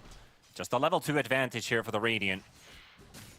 At least the bottom down on the Huck and 1J. Lane in a good position versus a TA. That's almost always going to be the case. The lane is going to go back and forth, so you can't really stop the Beastmaster from farming. But generally, the TA does well versus him. Meanwhile, top again. Yep. You could say bottom and top. I mean, it's going to be fairly aggressive. Yep. Spells coming off cooldown. You go in every 20 seconds as a clockwork and try to capitalize on it. You're going to run out of mana at some point. And Mr. Morale also, so far, 0-1-1. I'd love to see a 0-2-1 build here. I think you need the movement speed. Yeah, it's a necessity. You need to get away from the clockwork. Speaking of, Lion didn't get away from him. The same thing happening again. An aerial about to drop here. It will be left for Pantomime to actually throw in the final right click. TA2000 was about to clean him up, and now the Doom. Some nasty damage kicking in. No more mana on TA2000. Oh, he had sticks. They're gonna die. They're gonna die. They got the cogs ready. Should be able to get this Doom kill. High armor. I'm throwing in some cogs, and there we have it. Double kill for the Clockwork, and now they hit level 3. Remember when Doom had 0 armor? And it's imagine that kind of a Doom lane Literally versus killable. Yup. But it seems that even with 5 plus the 3 from the tower, he's killable. I thought when he got himself into the tower that they're just not gonna have enough damage, but I was wrong. The Drow Ranger definitely packs a punch. There's also a pretty scary thing coming together with DK and the Drow. Of course, DK not an universal hero, so you don't get a big benefit from precision aura like you used to maybe back in the day. But you can buff up the attack speed of the DK if this game stretches very far forward, and they'll always be able to get that benefit. Yep, and that's a huge deal, right? Because one thing that the DK does tend to lack is the attack speed. He does have a ton of damage anyways. Damage is just not going to be an issue for them. Yeah. Oh, Taker. He's quite deep in the lane, right? But No the Hawk diffraction. and 1J will find a way to punish him. But 2 this is points of just a Shadow bonus. Poison. I think he needs another connection onto 1J, but he doesn't get it. And the Hawk will just follow and run him down. The 2 points Boars, allowing for the chase. 5-0 start for Chimera. And look at the mid lane. Lorinov is winning. I guess there is a big wave coming for a Timbersaw, but I don't think he's going to be equalizing because of that. So all 3 lanes are going the way of Chimera. And of course, the mid lane Dragonite is winning versus a Timbersaw because why not? Yeah, why not? Absolutely. Now they're bringing in some TPs. Get the bottle refill here, Perdanchik for Natty Narble. Means the support's going to be missing for a bit, and a dive attempt by 4 Pirates in the top lane onto the Drow Ranger. Big No heal cogs. coming in. There's a couple stick charges, but the Scorched Earth is too much, and that's a good usage of the level 3. Unfortunate for them, it took so long that Pantomime is strong enough to fight versus the Doom and actually getting a trade kill. Yeah, beautiful. They're finding an opening when the cogs were on cooldown. Those cogs, we talked about it throughout the game, are going to be the only thing that really protects the Drow. So when they're down, you have a small window, but a window nonetheless to be able to kill her. So I'm kind of surprised the 4 Pirates managed to utilize it. Not without a cost, but you still got a kill. If the game keeps on going like this, I do fear it's going to be hard for 4 Pirates to bounce back. Like when in Game 2, I was complimenting their draft, that if they can make this draft work with unique cores on their side, then I don't feel like Chimera could stop them in any way. But they were able to crush that game 2 versus 4 Pirates. And now they're pushed to a position where in back-to-back games they are losing lanes. Chimera, you have really awakened the scary beast for Pirates now. Yeah, and not really losing them. They're getting crushed, right? In the previous one, at least on one lane, they were doing well. Now that's not the case. They're losing all 3 of them. Yeah, Mr. Morale forced into the jungle side once again, but Phantom MTA 2000, well, at least that's a turn from Aerial. Throwing in the stun on the Clockwork, keeps the Doom alive, and do they have the damage? The Hex is there. There's a Timber Saw. Natty and Narwhal late for the party. Is under attack. Yeah, and Chimera knew about this. Usually you would see Drow there pushing aggressively, attacking the Doom and the Lion to protect the Clockwork, but because they saw the Timber Saw coming through on Vision, they just moved back. Pantomime? This is something that you don't expect. You expect him to go back to base, so maybe he gets away with this. Okay, Lion He's too early. The Lion's also coming in to check out if somebody's around. Ariel's actually waiting for him to be a bit deeper in. Like, this is the time he's going to show. He's outside of the scan. Phantom will now see him coming in.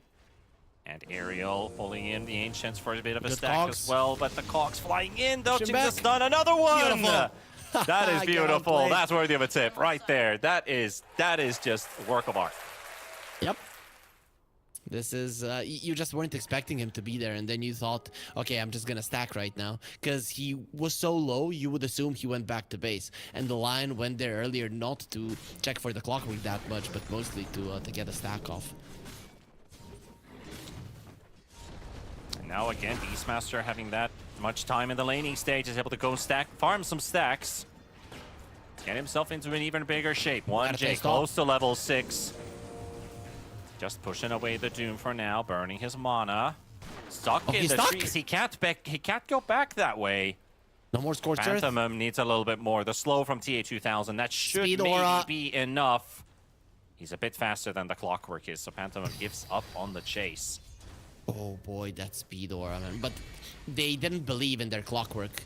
Is that in our world dead? No. Okay, so that cog push was amazing because it blocked in the Doom, so he had to go in a bit of a different path. If they believed in their Clockwork that he was going to be able to do something like that, which I don't think that he believed either, then they would have gotten the kill. But they gave up a bit too early on the chase. But Donchik in trouble. 1J's come through the portal, and the Hawk is right here too. Pertanchik is always in trouble. Doing the same thing with the unit block again. Yep. It's a brutal way to go. Cornered like an animal. Yep. They are bullying him. This off lane is going amazing for Chimera once again, and we know when the Hawk is having a good game, this whole lineup just thrives, and once again, his net worth is just way too high. And this time around, you don't have a very farmed Underlord or a very farmed Magnus that are close to him. Nobody's even close to the power of the Hawk at the moment. And it is quite hard to see a Doom this low in net worth. A hero that is usually quite hard to bully, except like in the very early minutes, right? Because you hit a point where now the Doom would feel quite untouchable. A lot of resources would be spent to try and kill this hero for a first time somewhere between 6 and 9 minutes.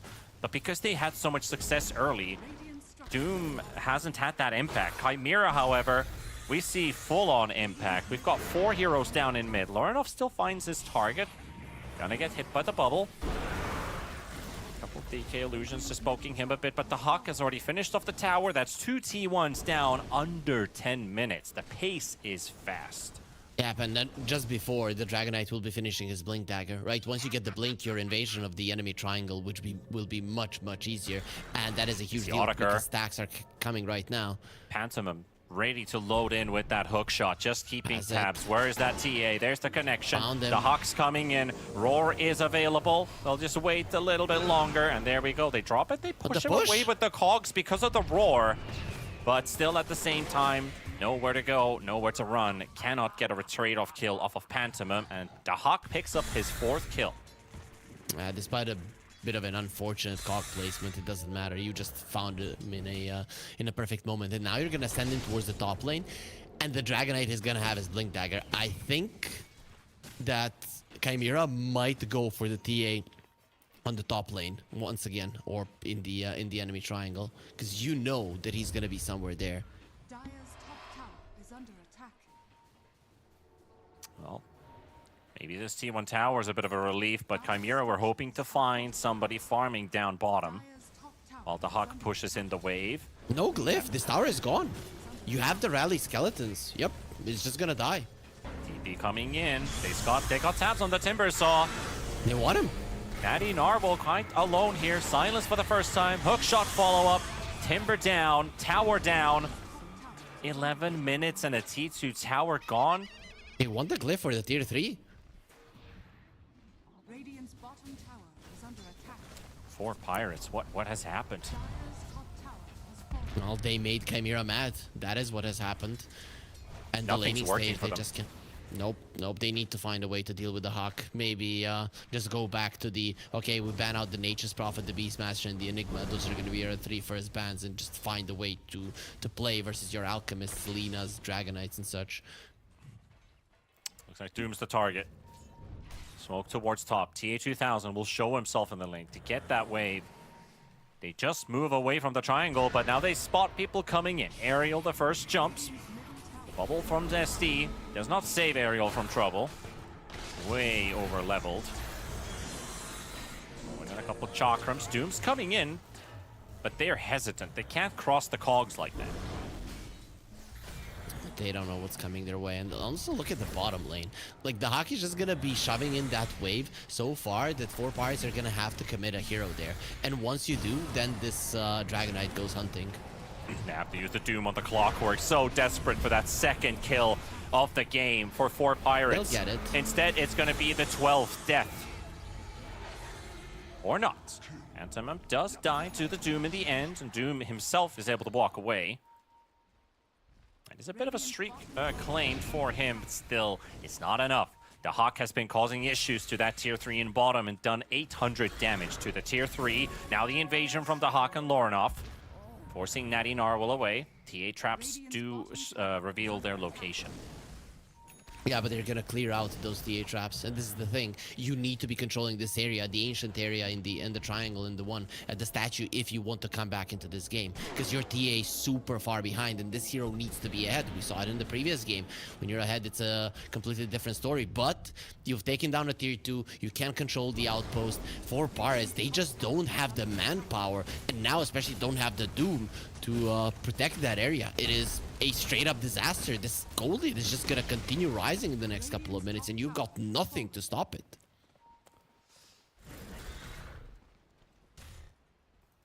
It's going to be pretty hard here for 4 Pirates to hold Stealing onto the the stack. territory that's remaining. They have no items to fend them away. Doom wants to posture aggressively, but they know well that his ulti's on cooldown. Just cut the wave. Make sure that that tower is saved for a bit longer. Triple stack. They Leak and spot Wisdom Padanchik Rune. coming for the Wisdom Rune, so one day he'll maybe give away the Wisdom. But if he gets one hero here to help him out, Shadow Demon's got no TP, so Padanchik, I think they're guaranteed dead. Yeah, but 4 Pirates are ready to catch a Clockwork at least.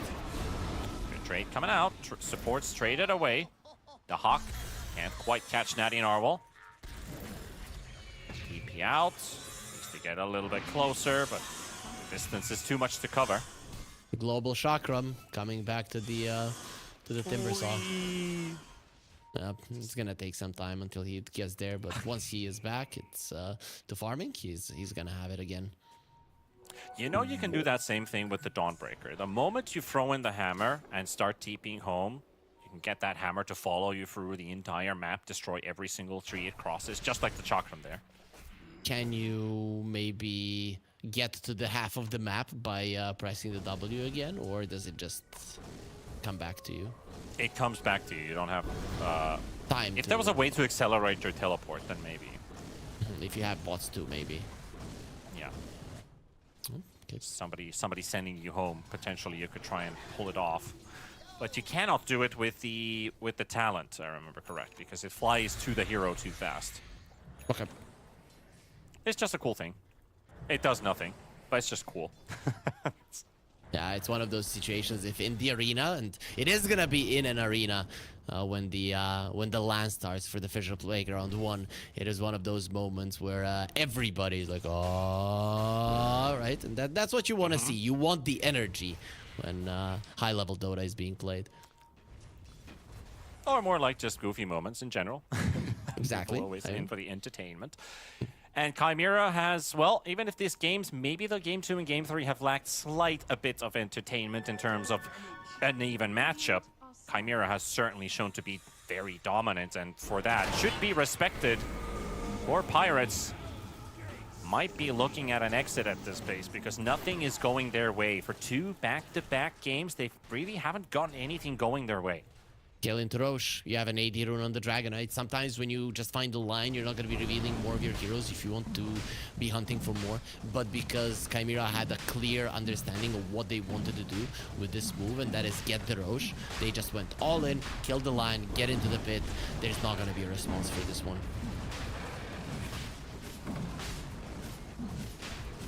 So that's pretty much the outer tower's gone with that, right? Pinging Pantomime down in bottom. The 1 kill that they have always been able to get, they will take again. Now the Aegis is on the ground, picked up by TA2000. They are going on the Timber Saw at the same time, though. Lornoff and 1J to secure Natty Narble. 40 seconds out. That should be the time for them to push the waves in. This last pick Timbersaw just hasn't worked out. Even though it's such a good Timbersaw game, the lanes went so badly. And when in the early mid-game you can kill the Timbersaw with ease, with just 2 heroes, it is pretty much game over for him. The Hawk is looking for the Doom. He's got him caught. And going straight to that Doom. They'll take Mr. Morale. And the smoke now from Qualifiers does nothing, right? This was the idea. Stay in the top lane, get a Doom, surprise the enemies with a smoke even when our mid laner is dead, and then you just lose another core. So you have absolutely no chance to do anything about this one. And as you said, Panda, outer tower is gone. They might even pressure the high ground here to try and force out the glyph. Has fallen. DK form freshly popped, yeah. If that was going on cooldown, maybe they could wait for that to come back up and go again. But honestly, I feel like they could just go in right now. Ancient Black Dragon can keep one of those waves pushed in. Lornoff cutting top. They're not straight up marching to the high ground. They'll give it a little bit of respect here for 4 Pirates. They want to do it clean. Everybody's in base, right? So you've already kind of gotten towards your goal. What you do now is shove in all of the waves. Get the... You find the one hero that is playing the map. Yep. That is Berdanchik. He's the one that's not afraid of death. Showed it multiple times. But we get it, Berdanchik. You're not afraid of dying. Can you stop now, please? Quite a lot of deaths in the last game. Not that much in this one, but also meaning like Chimera hasn't been really killing them all over the map. They've just gotten the kills that help them enable their game forward. Yep, we want the skill, so we get the tower. We want the skill, so we get the Roche. We want this TA because it destroys the game of our opponents. This is their only way back. Yeah, Otakar, TP cancel from the Roar. Good old Dahak, running him down. And a bonus. There we go. All right, well. Chimera making it look very easy. Lane's not in a good position for a high ground push, so they're gonna continue going for kills. Hookshot just off the cooldown for Pantomime. As well, Mr. Morale. Beautiful. DK form up once again. TA gone for 20 seconds. Nobody found the hard cap. Still not going to the high ground here. Lanes are in a bad position, right? There's just so much farm on the map to give away if you would push high ground right now, so you're better off. A lot of chasing, Just poking a bit. Yep. Poke a bit, shove in the waves. This is Drow Ranger bluffing. Maybe bluffing a bit too much. Mr. Morale wants to go on the chase, but cannot find the Shadow Blade Drow Ranger. A lot of players would have probably called out their carry that, what are you doing there? Everybody else left, but this was probably a calculated play by TA2000 to force them away. But now 4 Pirates, they've had enough of waiting, and they hope that this fight is theirs. It is the Tormentor battle. How do they initiate? They have a blink on the line. Okay, that's a way to go in. That's one way to do it. He's trying to get info, and when the Tormentor's launching in, the dead shot's the already drow. hit him, and TA2000's in the front. Lion will drop right away, so your Initiator's gone. The Tormentor is gone. Chimera don't have to face 4 Pirates by the looks of it, because they prevent that team fight from ever happening. They gotta pick off, they get the objective, and keep on going. This is how you play the Drow Ranger. When you're so far ahead, you posture aggressively with this hero. You're trying to force the enemies to go for you. Come on, come at me, bro. And then if that happens, everybody's gonna be jumping in, and the damage output of the Drow with instantly being in the position is gonna be amazing. So 4 Pirates, they read the situation nicely. Okay, we're just gonna let our Lion die, but it doesn't take away from the fact that they're completely helpless. Now, already 2 games in a row. Chimera making it look so easy. Like, not a lot of teams would be able to replicate performances like this unless you compare 2 different levels of teams, and this is what they are. 4 Pirates, the miracle run that they've been doing has shocked a lot of people watching these qualifiers. And I know there's people who only watch the main tournaments to see the absolute top tier teams play, but 4 Pirates has surely shocked the people who generally watch qualifier games into the main events to see how teams progress, to see if there's like this future star player. Is there maybe even a future star roster that could just make that unbelievable Cinderella story against top teams? And we did get to see an 8th seed team go to the grand finals, which is very unique, very one of a kind. But now the skill level is really starting to show how good of a team these individuals on Chimera are. Scan was used. Smoke is there. 4 Pirates. Pantomime is just not a target. You want something bigger. Lorenov also getting to back away. His form on cooldown, 25 seconds.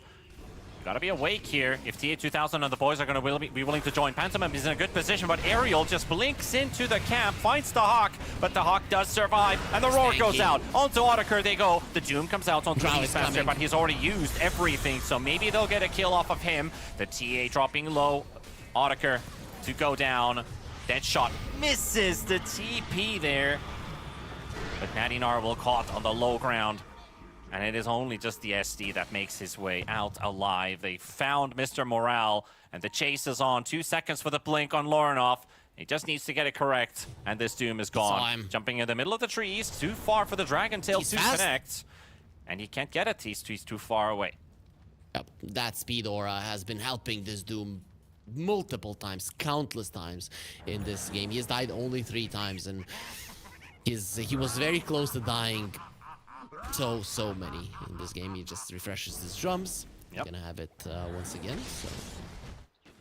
And by the time they finish that chase, 4 Pirates are already respawning with their Timber and their TA, so no structural damage dealt inside their base by Chimera.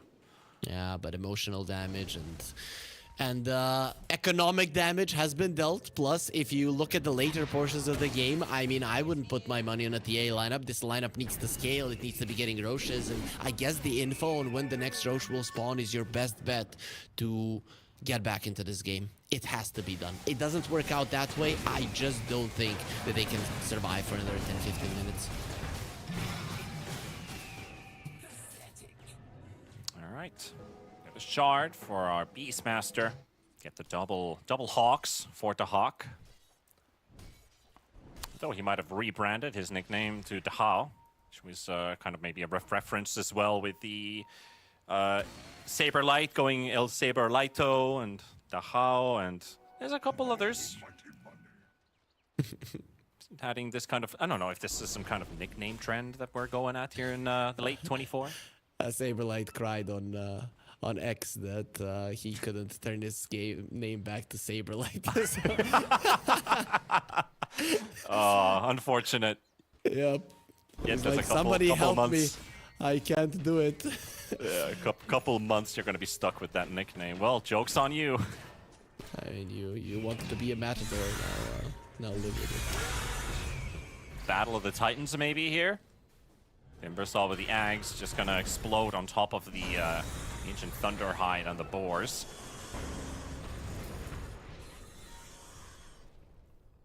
The chase is on. He's chasing them first on his own, but his team is coming as well.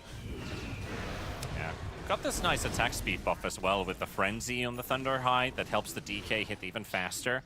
Mentioned the Precision Aura on the Drow. So you don't even need a Mask of Madness this game. Not to even talk about no need for an Armlet. Just went Mage Slayer on this DK.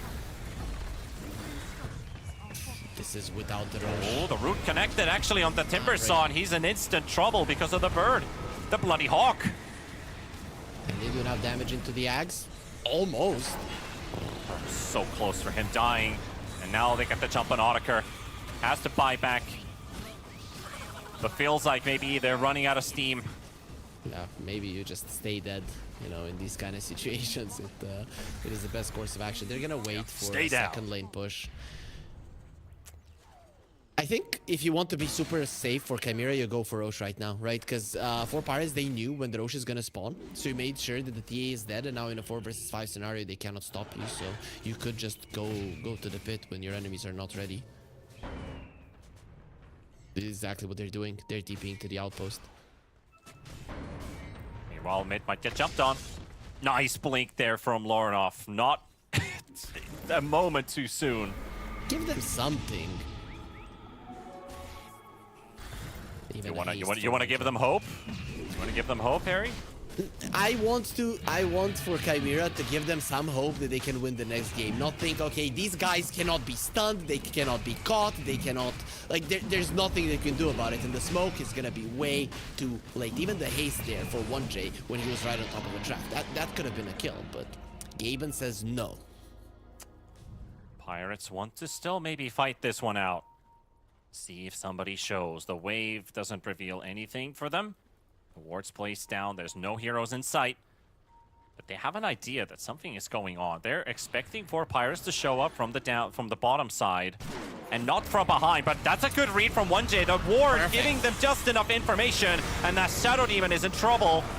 They never got a Doom target for themselves, and I believe this is the end of this third game, as Chimera will just run them down in style. Great quick reaction from 1J with the dead shot behind, and that lane ward, it paid off. Yeah, this is not gonna work like in Game of Thrones. If we were not friends with B, I'm not gonna be finishing that sentence, but real fans are gonna know how it goes for. But it ended up being the ones that were attacked from behind, doing the said action, and now it is pretty much all over for Pirates. Don't have enough to fight this one. I'm still not sure why they're not calling GG. There's absolutely no way in hell that they're winning this game 3. Do you think this game was worse than the Red Wedding? The outcome, I mean. Which one do you think was worse? At only 32 deaths here, right? That is like a opening of the book for Game of Thrones. So I'd say no. So this is a very mild version of that, but hey, exactly. There's one attempt being thrown in. The Lincolns pop on TA2000. Unfortunately, no Doom comes out again, and it will not really do them any good either. TA is gone still for 40 seconds now, as 1J was able to finish him off the previous time, and now Mr. Morale and Perdancic down. Phantom will drop at least, but Perdancic able to buy back in to bring in the third hero. Still have an Aegis on TA2000, and that's Mega Creeps. 29 minutes in. Into the Mortis Silence, followed up by the DK stun, and Timbersaw's got nowhere to go. Natty Narwhal will face the gruesome fate of going down from 100 to 0 without being able to get anywhere. And that is Chimera, just back-to-back dominance. Yep, 2 games without giving a single chance to their opponents. Maybe for Pirates should have lost the upper bracket finals and saved those 3 games in a row to win versus Chimera for the grand finals, because they might have figured out Chimera, but Chimera are back to now figuring out for Pirates and how to play versus them to be this dominant team once again. And on to another jump here, Perdancic.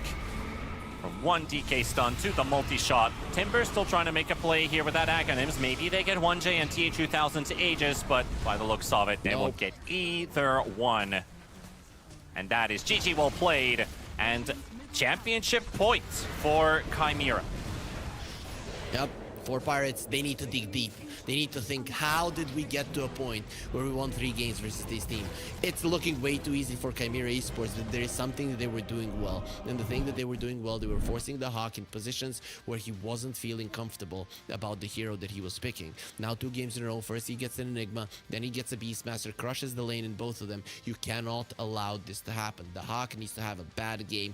Even if every other lane, the mid lane and your off lane, go badly, your safe lane needs to go well. This is the playmaker. This is the guy that is dictating tempo. This is the guy that you need to slow down, and they just haven't done it 2 games in a row. This is the result.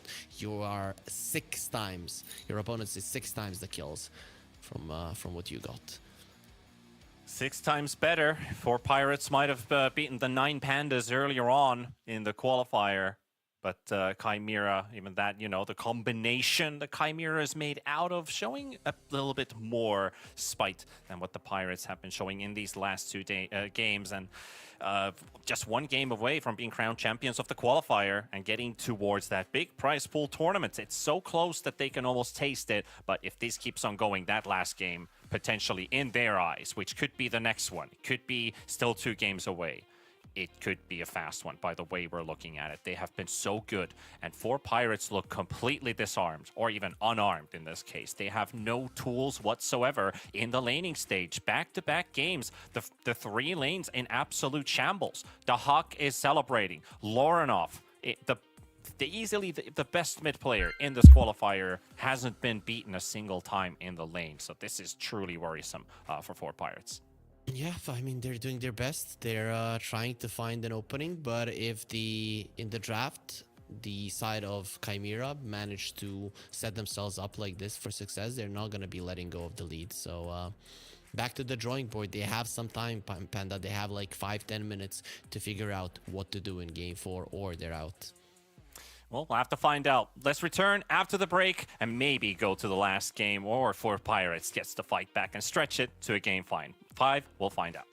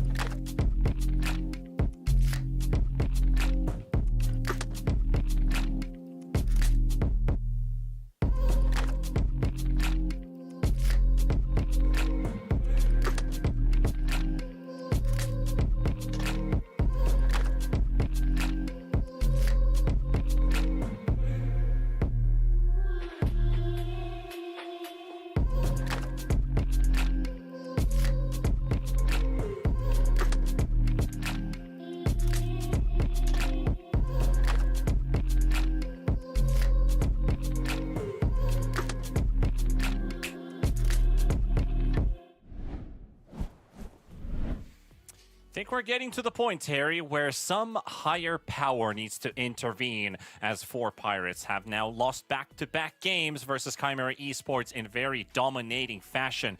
I haven't seen them this weak during this entire tournament. This laning stage of theirs is just not working. Game 1 might have looked all right in terms of how the lanes went, but Game 2, an absolute crushed game. Game 3, maybe even more decisive than that, because they had nothing to follow up from that laning stage. And where do we start things off? It feels like you're saying you have to go back to the drawing board. Sure. What do you do with that drawing board? Are we banning Clockwork? Are we just focusing on the Hawks offlane heroes? What is the problem for 4 Pirates, and how do they solve that problem?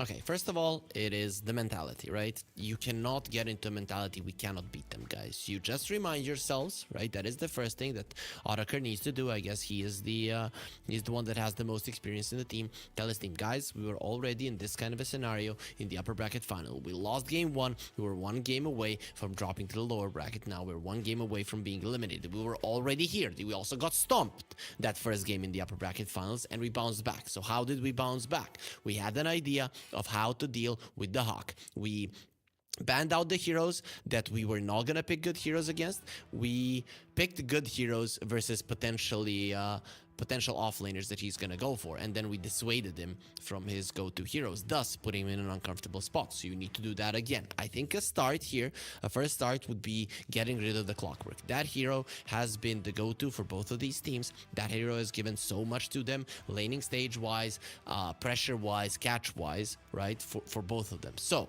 if you are second pick on 4 Pirates, which they are, ban out the Clockwork. Ban out the Clockwork and ban out the Hawk heroes, even at the risk of giving away some of the heroes that we haven't seen, like an Alchemist, let's say. Yeah, I do feel like maybe the Clockwork is, hence why I brought it up, is probably the main reason why these drafts are getting really hard to build. It would open up multiple other picks for 4 Pirates if they got rid of it, but also Chimera, who haven't really shown too many cards. They are very hero, they have a very big hero pool. They have a lot of hero diversity. They don't really flex them too much either. They just straight up lock in a hero in a specific position instead of having, like, we could put Tiny 2 or 4. No, we always play it mid style of Dota. And their hero pools, as mentioned, the Hawk has played a ton of heroes throughout this qualifier now. A total of 8. The same for TA2000. I think there's 7 heroes for Lorinov. There's 6 different heroes on their POS 4. Let's see how they approach this one. It's a pretty rapid draft by the first 2, at least. Yeah, because you know what you don't want to be playing against for both of the teams, right? But Clockwork, please. Out. Thank you. Okay. Clockwork is out. That's step 1. Okay, what's step 2, Harry? Step 2 is ban out the Storm in the one last ban that you have, and maybe first pick Tiny. I think that would be smart for 4 Pirates, because you're not going to be getting that hero, and with the flexibility that you have with it, I think it is worthy of a first phase pick. So get that. All right, I like the plan.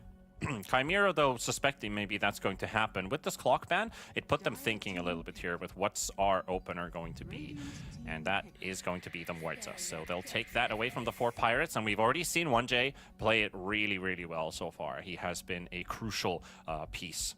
But that leaves us with, you know, the Shadow Demon, the DK still in the pool. Of course, the Beastmaster is also out there, so Chimera has a ton of those options. And now for 4 Pirates, is it the Tiny? They go for the Shadow Demon, is suspecting that that DK might be coming out again. I don't like this. And they lost their Tiny with that. Yeah, so sure, Shadow Demon is good, but the thing about the Shadow Demon is that it doesn't allow you to make plays. It only allows you to be reactive. With the Tiny, you have both of those things, both reactivity and being okay, that is a good way to approach it. Ban the Beast, pick the Storm. The thing is, you might be dealing with an Enigma now, so on the 18th. So 4 Pirates are gonna need to get a hero in the safe lane that is solid versus, and I think Lorinov might just pick up a Monkey King right now. Also thinking about the Earth Spirit and the Puck slightly too. Yes, the Puck doesn't really care about the SD. And even if he does get hit by the bubble, Muerta can always save you. Gonna lock in the TA combined with the Naga Siren. So this is the Naga pick we saw in the very opening round. It was played by Liga team versus Hydra. Ended up being a carry. Chimera? It is a new hero for them. They have not played the Naga in this qualifier. Okay, so this... I'm thinking you get a Lion or a Shadow Shaman right now, and you put this Shadow Demon on 5 because you need to have something that's going to be dealing with the puck, right? You get one of those two heroes. I mean, you get something that's going to help you deal with the puck, and then you prepare mentally to what you're going to do versus an Enigma if it does come out, right? Because those are now the main two heroes that can completely crush your gameplay. Though if they do play this Naga as a support position, I think you have some excellent setup for TA and Muerta. Yep, sure. Okay. So we return to the Underlord Lion. Okay, that's fine. But you might not have the puck opening, but I think you have the opening for an Enigma here. It just looks pretty good, and you can ban out heroes that you don't want to be playing against, like that Medusa that we saw already once. What was the lane the Enigma played? Clock. In game 2? It was a clock into a... It was with the clock. Yeah, with the clock into a Versus Medusa... it was the Medusa Ogre. Yeah, the Ogre, Medusa yeah. Ogre. That was the one. Yep. So slightly different this time around, both support and core-wise. There's the Enigma. 10 seconds. Okay, so what's your hero? Otaker. 5 seconds. Let's think about it through and through. You get rid of the Drow. That's his most played. His Dawn is out. His TA is out. His Sniper is out. So his Gyro's out. So You get Medusa, banned. Doom, Spectre are remaining in the heroes he has played. You ban the Medusa, you pick the Monkey King. I think that's a pretty smart from Chimera if the Monkey King doesn't get banned out by 4 pirates. Yeah, they played the the same core duo, except the Storm Spirit is there instead of the Magnus, but they did play the Underlord Medusa together. Maybe Underlord itemizes differently as well. I don't know, maybe the Crimson Guard sounds slightly better than the Axe Rush. Crimson Guard looks amazing here, really. And I don't think you need the Aghanims. You're not playing versus the puck. You're not playing versus a mobile hero that you necessarily need an Axe versus. Dragon Knight actually made it through. I'm surprised. All the way to the final phase, but not as a pick. Oh, and it would be another, they didn't ban out the monkey, so it's in there. I guess the Underlord can sometimes be annoying too, but you get a monkey here and then you can decide where you're gonna put the TA. You don't have to lane her versus the Underlord. TA is quite decent versus the Storm Spirit. Not perfect, but still quite okay. 5 seconds remaining.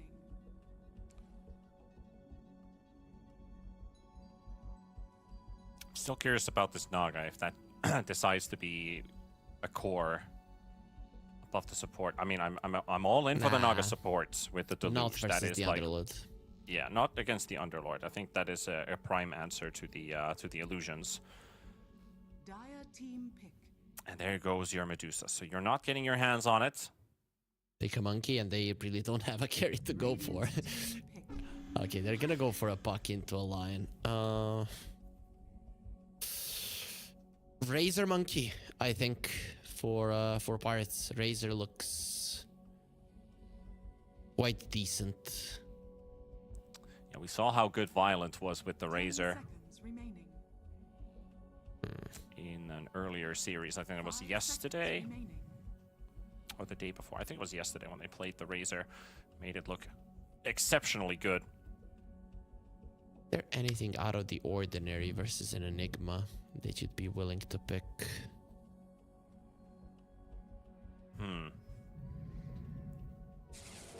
I was There about it to is. say Morphling, but Select your heroes. it is going to be an axe for the off lane.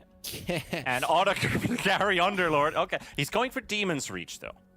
He's going for the Demon's Reach facet, which does mean that he builds tons of right-click damage with cleave damage, so it's kind of like a budget DK. Let's put it that way. I played it and I tried it, and actually I prefer this above the Abyssal Horde. But in a carry position, how do you feel about that? I think you needed something out of the box versus this Enigma. And They've definitely done that. they've done that.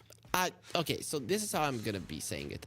Just draft-wise, let's say two teams that are equal in power completely, right, are playing the drafts from Chimera and 4 Pirates. It is always the team from the 4 Pirates that has the advantage, if you ask me. It's just that Chimera play these types of lineups way too good, and 4 Pirates still haven't perfected their gameplay, because if you would perfect gameplay with these kind of drafts, you would be the best team in the world, right? Because you are constantly responding with whatever is best for the game. So in terms of draft, I think they're onto something. They have ways of dealing with every single one of their opponent's heroes. Is that gonna be enough? With the momentum that Chimera have, I would be a fool to go up against them. But I don't know, Panda. I just love the 4 Pirates draft. I think they can make it happen. Well, if you're a person who only theorizes on counters, you have a lot of fans, a lot of people agreeing with you that 4 Pirates draft looks great, but have they solved the laning stage issues? Because Chimera has been able to get away very early on in the first few minutes and shut down 4 Pirates entirely. There's no more room for mistakes. This has to work out. Every single last hit, every single move you make in the lane, you cannot let Chimera get away. Period. That's just the way it works. And maybe you can start things off with the first blood off of the Naga. And that's exactly what they're gonna do. The carry Underlord. It feels weird saying that aloud, but yes. The carry Underlord for the first blood. Yep. I mean, so many times we've seen Autocur on some heroes that you wouldn't expect in the carry role, but this might be the most interesting of them all. The Hawk. Nah, he's not going to be getting a 2-0 start with Enigma this time around. So, you mentioned the laning stage. I think the lanes for 4 Pirates, the setups should be going their way. Axe is pretty good versus both the Naga and the TA. He doesn't care much about physical damage because he has the call. He has the one-man army. It's all gonna help. The Storm wins versus the Puck in lane, and quite heavily. If it was Lauren off Storm versus the Puck for Natty Narwhal, this would be like 20 CS on the Storm, 12 on the Puck type of lane. But because it's the other way around, it might not be that huge of a difference. And then you have the Underlord line versus the Enigma Muerta. This lane, I cannot tell you how it goes. On paper, the Underlord should be good versus the Eidolons, but it doesn't have to go that way. And he does have a pretty weak support in the line. He does. Most importantly as well, if you're playing this Underlord reliant on right-click damage, that means you have to put extra points into the Atrophy Aura. Also a bit of a creep wave block there. The Dire Creeps did go under the tower, so this lane might start pushing pretty early on and slip away from the 4 Pirates T1 tower. But still, you're going to need levels into your Atrophy Aura. You start building it to right-click damage. It will take some time for it to truly start working, because you don't really get a lot of bonus for every creep that dies. It's 2, 4, 6, 8, the way that it scales. So a lot of people are like, 2 points is enough, because you're already doubling the game. Third point, people would say it's a bit of a grief. You want to farm with Firestorm. But with the Demon's Reach facet, it could be worth going 3 or even 4 points Atrophy Aura, not putting that many into Firestorm, and then you have a way of farming very rapidly. Yeah, but the thing is that in the lane, the Atrophy Aura isn't that great, so I think still I'm leaning towards the Firestorm, right? I still think he's going to be maxing that one out. It's just the one that makes the most dilemma. Sense. That's the dilemma that he definitely has. Like, can I clean Eidolons? Probably not, but if I have enough damage, I can. But that buff is also going to run out. And if the duration stays or not. Nice damage thrown into the Hawk. Certainly not making it easy, but 1J looking for the trade here on Aerial. One more hit. And there we go. 1J will be able to take down the Lion, and Autocur suddenly on the run. Dahak, with his Malefice, he is tanking a creep wave simultaneously, so he cannot keep up the chase. 1J has been godly on his heroes, on his Muerta as well. I mean, you know, we can praise the Hawk, but who is the guy that is laning with him? Who is the one that is enabling him to make all this happen? Well, it has been 1J all the way. Last time it was with the Clockwork, now with the Muerta doing a really good job as well.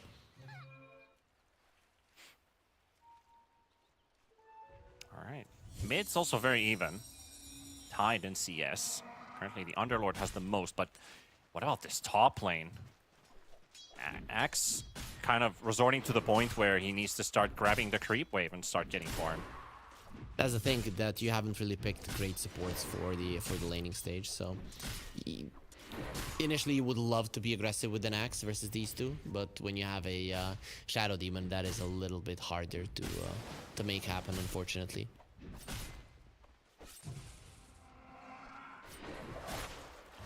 Might be in trouble here, T2000. The reel-in comes in from Pantomime. A few more hits, and Pantomime's got this one. Axe's movement speed is completely gone.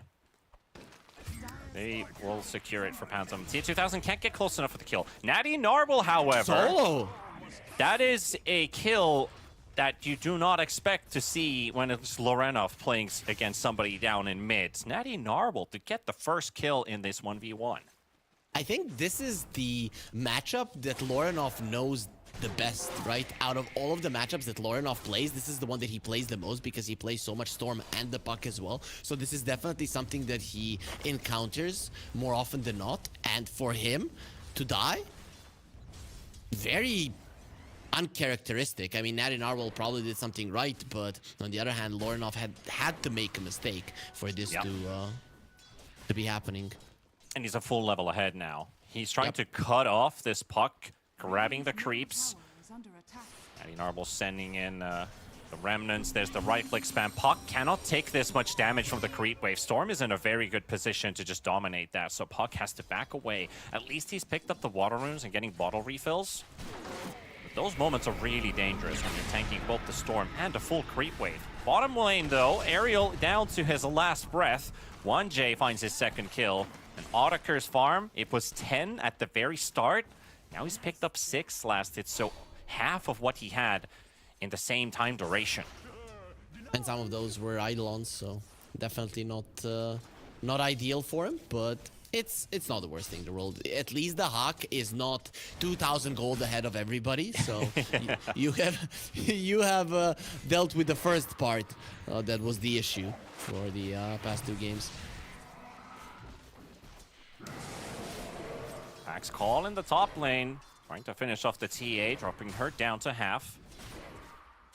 It's going to be a very farm-heavy lane as well, where the Axe needs to get as much as possible without dying to this TA. You have to keep the levels somewhat even. Now the mid lane too. Lorenov bubbled up. Natty Narble moving in. Puck gets caught by the vortex, and there we go. 1J cannot save him with the calling, and might actually maybe even die to the Storm because the level 6 hits. But it's going to be no mana issues for the Storm Spirit, but an early kill plus the Ball Lightning, so that's 6 galvanized stacks now.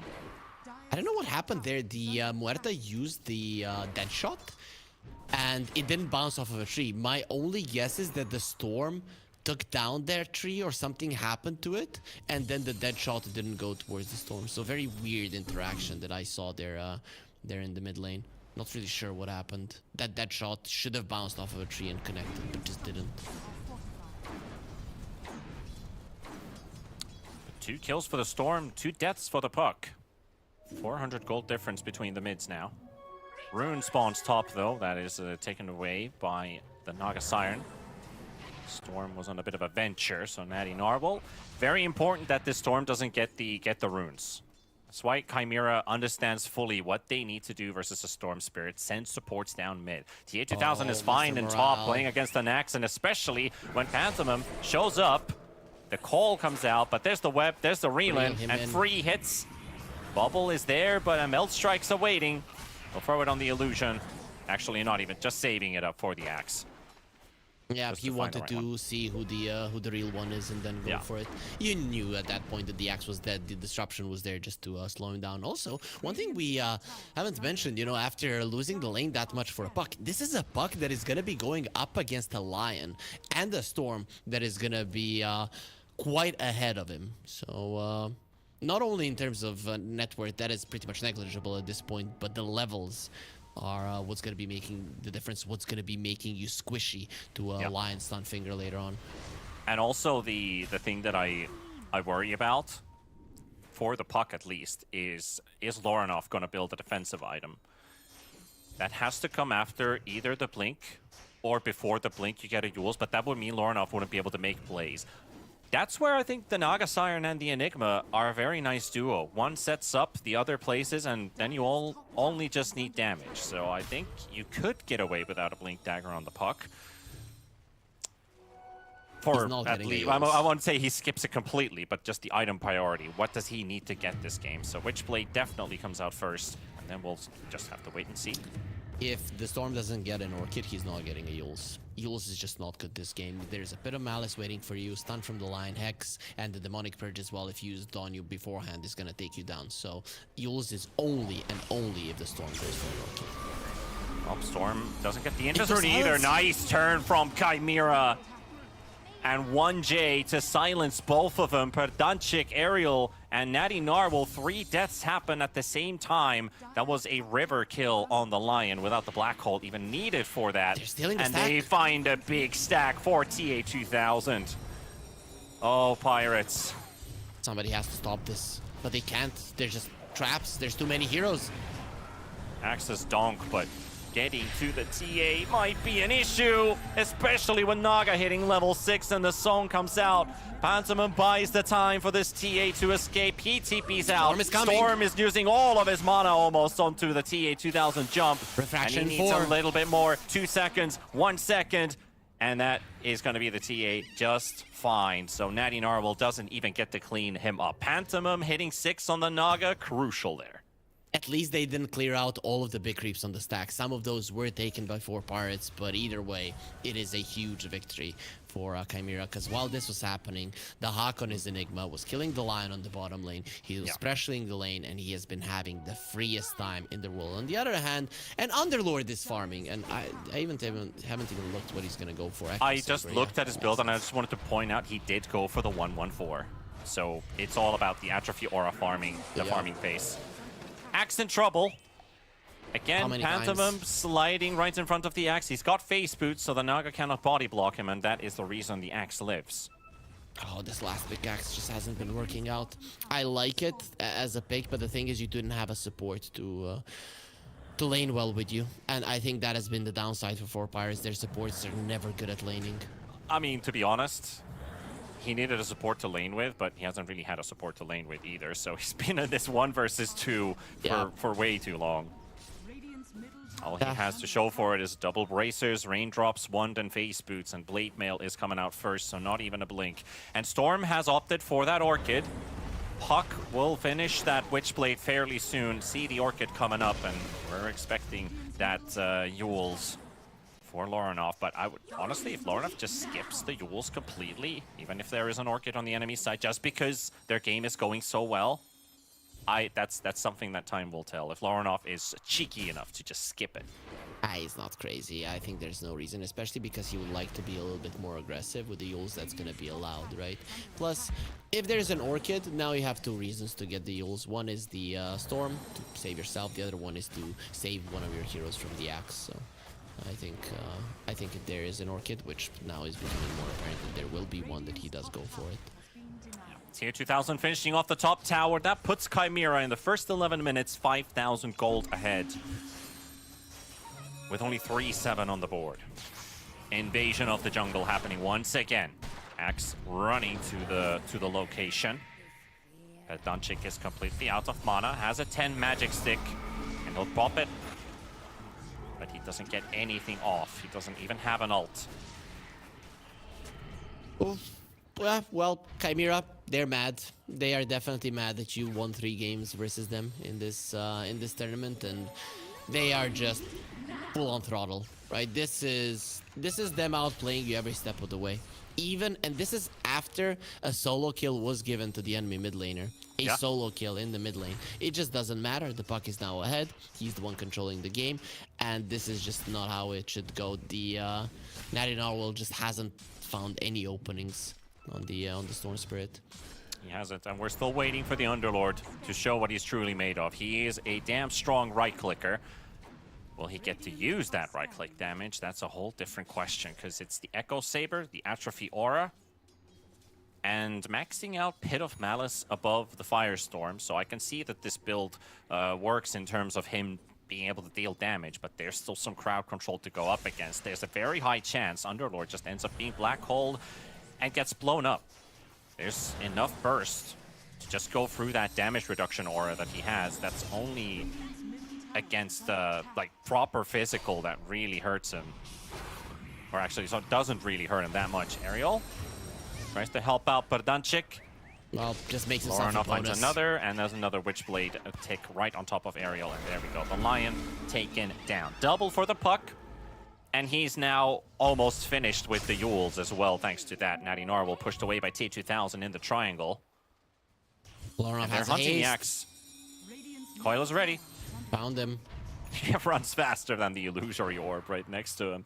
And now 2000 onto just a waiting trap. for his time to abide.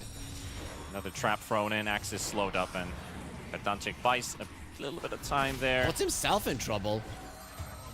Goes down, yeah, the song from Pantomime sets up for the SD. Still hasn't found his level 6. And it will remain that way. Oh boy. Chimera playing like a team that should be going to LAN, and 4 Pirates just cannot find a way back into this series. This is going to be back-to-back-to-back crushed by their opposition. Yep, they were doing well, but it seems that they've ran out of gas, right? This is their second series of the day. And versus Chimera, your focus needs to be at 100% all the time, because every single small movement mistake that you make, you're gonna get punished. No matter how good your draft is, no matter how innovative, if you do not do everything right, it is gonna show. Because, well, Chimera, they are gonna do every little thing just as it needs to be. Yeah, maybe to rephrase and correct that just a little bit, that it was Chimera playing the back-to-back series, and it feels like it was a true warm-up, and they look so good, and 4 Pirates not getting enough games under their belts. I think Game 1 just showed how strong a team can be if the game stretches far enough, but it has revealed the true colors, the weaknesses of this team, but they are looking for some kills here. Lorenov will drop to the donk, and Otakar is brought into the action. He'll drop in the root, and here comes the Hut looking for the black hole setup here. 1J trying to zone them out. The silences are thrown in there. Another donk from the axe. He'll get another stack for himself. So finding success with 2 kills. This is the start of something. But I don't dare to say where that road's going to lead them. This is only the beginning. Well, it is leading them closer to the Blink Dagger of the Axe, and that is the way to come back into this game. It is, sure, Lion Blink is important, but it is important to create chaos, and the Storm can do that without the Lion Blink. And what needs to happen is a big Pit of Malice, a big call, and a lot of AoE damage, but no, not again. Help is coming for the Axe, though. They get there in time. The coil is already out. They got there in the time. call. He will die to TA2000. The Hex wasn't there on time from Ariel, but the puck's in trouble. TA is also pretty low on HP, but now they're going to turn things around with 1J showing up. Storm pushed away. They get away with the axe kill. Now they're looking at mid. Otakar just finished his TP. Look at how fast they are. It feels like Chimera are just blinking between lanes. That is because they're playing so aggressively deep into enemy territory, and your path to move between the lanes is just so small. For now, 4 Pirates, they've been reacting here and there, but not really all that much. I mean, the gold lead, the kill lead, it is reflecting it, and you still haven't taken a single tower. That, I think, is the biggest deal. You have no safe haven on this map. You constantly need to be moving between lanes, and Chimera are just going to be faster in that, because they are the ones that are dictating the tempo. And they've shut down the Storm. He hasn't got access to almost any of these runes, and now there's an AD picked up by the puck in his bottle. So yet again, something that would allow Natty Narwhal to make these plays happen on the map just slightly more diminished. Onto the Naga Siren they will go. They will find it. That is a heavy investment of the Fiend's Gate. Lorenov quite alone here, so he's not going to make the solo play, but down bottom they go. Autaker to go on the lane. Cool move. Storm right behind him. They did see the Storm going here. Dahak has a BKB, Black Hole. They're going to walk straight towards him. Wait for a little bit longer. The stun is Needs there. to get it off, though. He is hexed up by Aerial, and he's dying with the BKB. The finger finishes him off, and Autaker's right click takes him out. 1J's TP is cancelled too. So 4 Pirates again, a couple kills, and there for your carry. Yep, for Autaker, who is approaching his BKB, this guy and his damage is going to be insane. And we can look at the Underlord as this fat guy, you know, that you can kite. But this guy's not going to be running out of steam anytime soon. Aerial will. Yeah, running on fumes, I guess, on the Lion. 5 deaths already is one of those games. And they killed this Storm Spirit with the limits of a level 1 Ensnare. I'm curious, Pantomim's decided to max out Mirror Image above Ensnare duration, so that's the reason the Storm gets away. What is this build on Pantomim? Shoving in the wave so that you can move around the... 5% image faster. damage with no damage items? I don't know, Panda. I'm trying to get... You're cooking! I'm trying to explain his point of view. I mean, there is some things to remove, you know, like the Pit of Malice and the Sure, the Battle Hunger, cooldown reduction, but, like yeah. every 5 seconds. Well, would have been a kill on the Storm if he had even an extra point in the Ensnare. Probably. But it's a what if, and they won't get to see that now. Sneaky smoke towards the top lane. Not a Roshan lineup exactly for 4 Pirates here. Chimera also doing their own smoke, heading towards bottom, where there's an Underlord and a Shadow Demon about to cross towards the mid lane. SD reveals himself. Is under attack. Getting sharp TA. That is a game changer. No BKBs on the other side. Dire's top tower is under attack. Aggressive positioning here.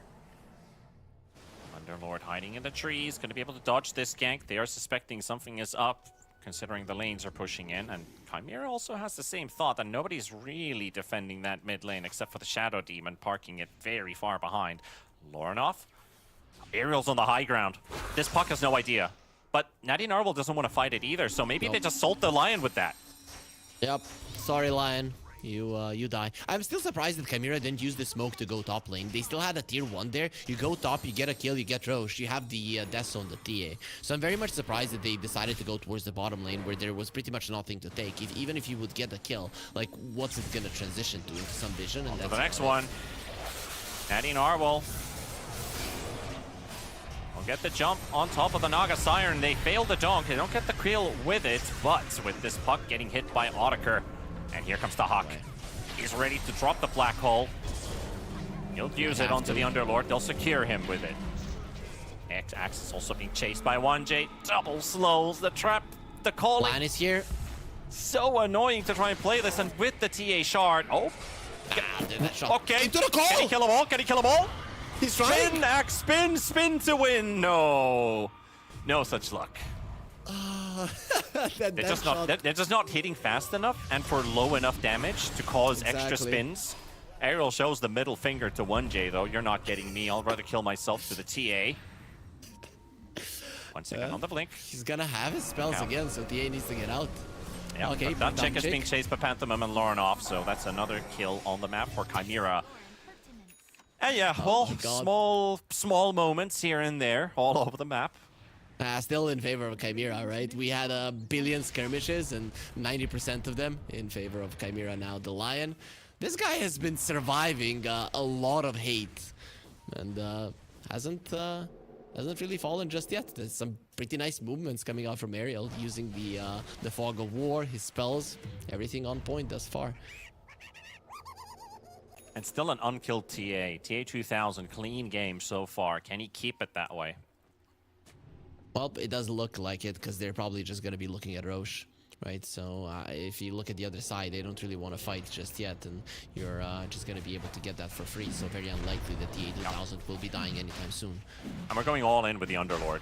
We have Harpoon, BKB, and now Daedalus is queued up, so he needs to be dishing out quite a ton of crits. Like he really has to pray to RNGesus here.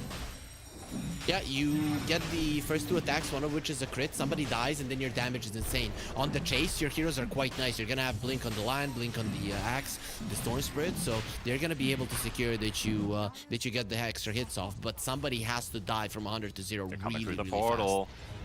I think they saw a glimpse of the Storm Spirit. Now they see him. Instant silence, down to half HP already. But does get the Demonic Cleanse and still into the coil. Aerial with a stun, Axe jumping in, can't get the call off. Now he does. It's on the Naga Siren. Natty Narwhal trying to help him with the kill. Another silence on the Axe with the TA trap, so no dunk for you. And the Malefice as well, halfway of that dunk animation. So not even that, and even if they did kill the Naga Siren, they have lost 3. Aerial in the jungle, Audiker in the jungle. Towers will fall.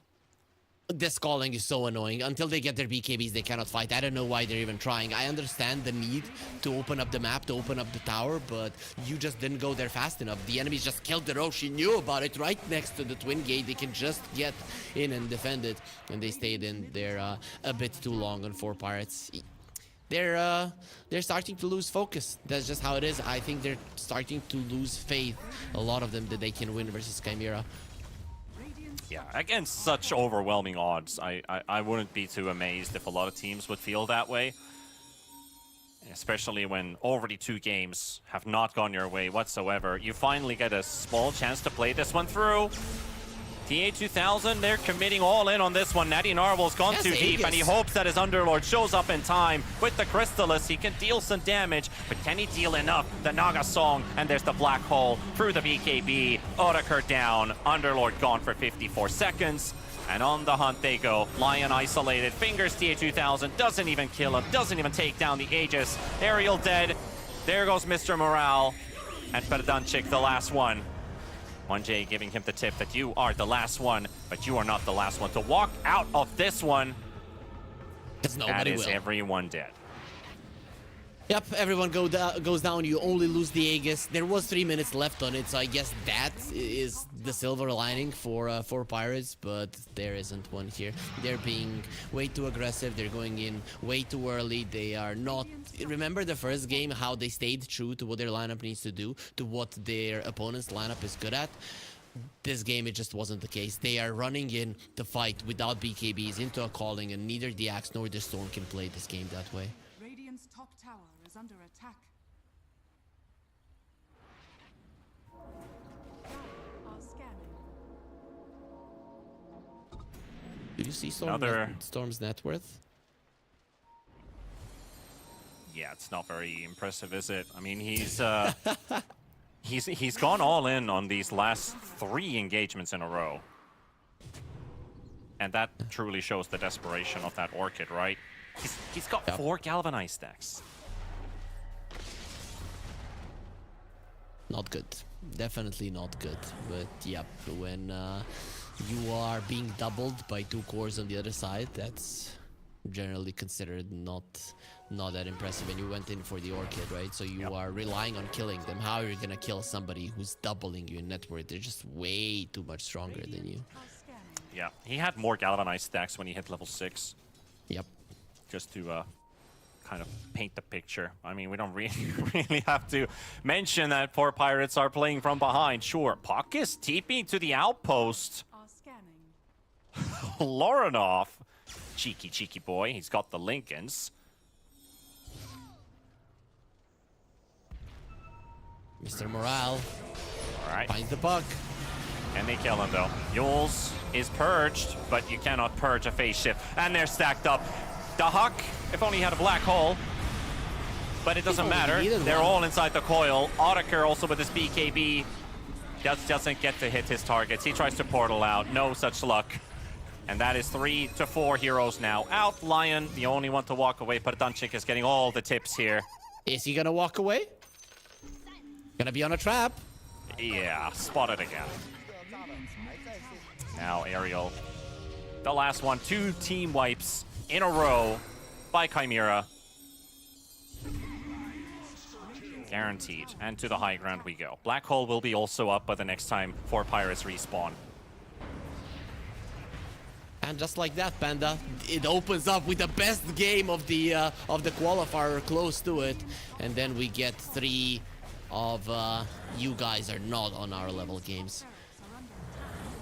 Yeah, it's kind of hard to say, like, just what has been the highlight moment of this East European qualifier, because there's been so many crazy things going on. But yet, Chimera, when they really needed to prove themselves that they are the ones who should deserve that land spot, they arrived when it was most needed.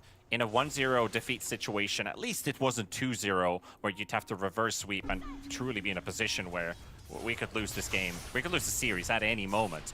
They woke up at the right time, and they figured out what 4 Pirates want to do already since game 1, so that is just excellent. And I mean, we can start already talking about how Chimera are gonna be doing in the LAN versus the best teams in the world. This kind of playstyle, I don't think it's gonna win. They need to get out of bottom. I mean, they actually want to go in and try to kill the Mortar, which they will get with the Donk here. The Huck, Pantomim, taking the chase to the Axe. They've already killed Natty Narwhal on the other side. Axe is dropping low. TA2000 jumping in. Big hits coming out from this TA. Axe surviving, has the blink open. Black hole. It will catch the Underlord. The gate was there. He won't be able to deal out any damage. Axe coming in with a buyback. This is the final fight. The Huck to drop. Otaker will find a kill, but he will also die right after. And that leaves Natty Narwhal in a position where he just needs to zip back to base. Pantomim drops the song. Axe actually blinked out of the song, and he slept again. And Storm Spirit dies. They know the Axe has no blink. He's going to be caught too. They will clean up the Naga Siren. Ariel tries to fight all the way to the end, but Dunchik is also healed. His ulti is on cooldown, and his cleanse is on cooldown, so he cannot save the Lion from the jaws of this puck. The MVP of the qualifier is showing that he's exactly that. Lorenov is playing with them in these fights. Even with multiple buybacks, they cannot catch him. He's just keeping tabs on where the Lion is at, and that is the only hero that scares him. If he's close to the Lion, it is because he's silencing him. Other than that, he is always staying safe. And Axe found again, and that's a dieback on him. Mr. Morale. Radiant's middle tower is under attack. And Dunchik is getting all the tips. I'm also loving TA2000, how he's positioning these traps. I think in terms of this qualifier and traps positioning, nobody even comes close to what he has been doing in this game for. Radiant's middle tower has fallen. That surely should be the end of this qualifier here. We've still got a tier 2 down and bottom, so we could do it in the fashion of getting the mega creeps, force one more fight out of 4 Pirates. But 34,000 gold behind. Storm Spirit in the bottom 3 of net worth. Very, very difficult to... He's got 1 galvanized stack. Uno. Can you go to 0? Or is like 1? We're gonna find out, because he's gonna die. I've never seen that. Honestly, I've never seen him have that low of a galvanize. So we'll just... I guess we'll find out. He dies one more time. Does he lose that too? Which he will. The glyph. Save the town. Oh, okay, well. Bubble there for a second. Can they get a follow-up on it? He has...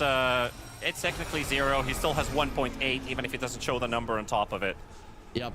And TA2000 surviving again in the middle of that rod heat. They used everything on this TA. That means that Tahak and Lorenov can do whatever they want. They're dropping Otaker damn low, and this Buck's just right-clicking him down to death. So close to getting it too. Just one more hit, and he's got it. Otaker dies, but Dunchik doing to them? He's just diving the fountain here. This puck has no respect whatsoever towards them. Gonna have to blink out of this one. He will do so, and he's out. Lorenov getting the tip from Pantomim. Hey, all right, you can have your moments. You have pushed this 4 Pirates team that was surprising everyone, but they are still the inevitable ones. Yep, and quite deservingly so. Coming into the qualifier, the way that they played, the way that they stopped everybody, and now showing that they're better than 4 Pirates as well. Or Storm. Absolutely have. They have what is in the making of a team that deserves to go to the LAN. Kill the puck! All right. Well, you MVP. pay the price for your over-eagerness. But in the end, it's not really going to change anything here. 2 heroes up there, both the supports. The Ancient is down to half, and Chimera. Congratulations and welcome to Serbia. They will be playing for the $1 million tournament, representing the East European close qualifier in Vitsi. Yep, and as we mentioned, deservingly so.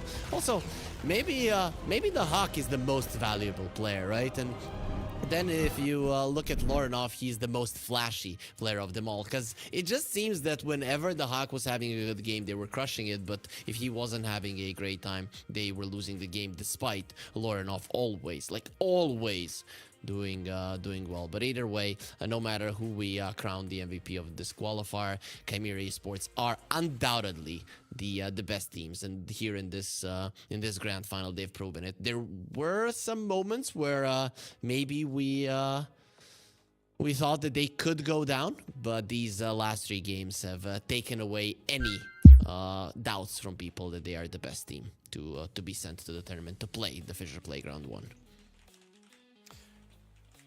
And that's just how you do it, right? You drop the first game, you study what you can, and start to turn the tide in your advantage. And that's exactly what Chimera Esports did. 3 crushing games in a row. Just a powerful performance coming out from them. I do want to remind quickly, we do have an interview with the victors here, so don't leave too early. We still have a discussion to go through.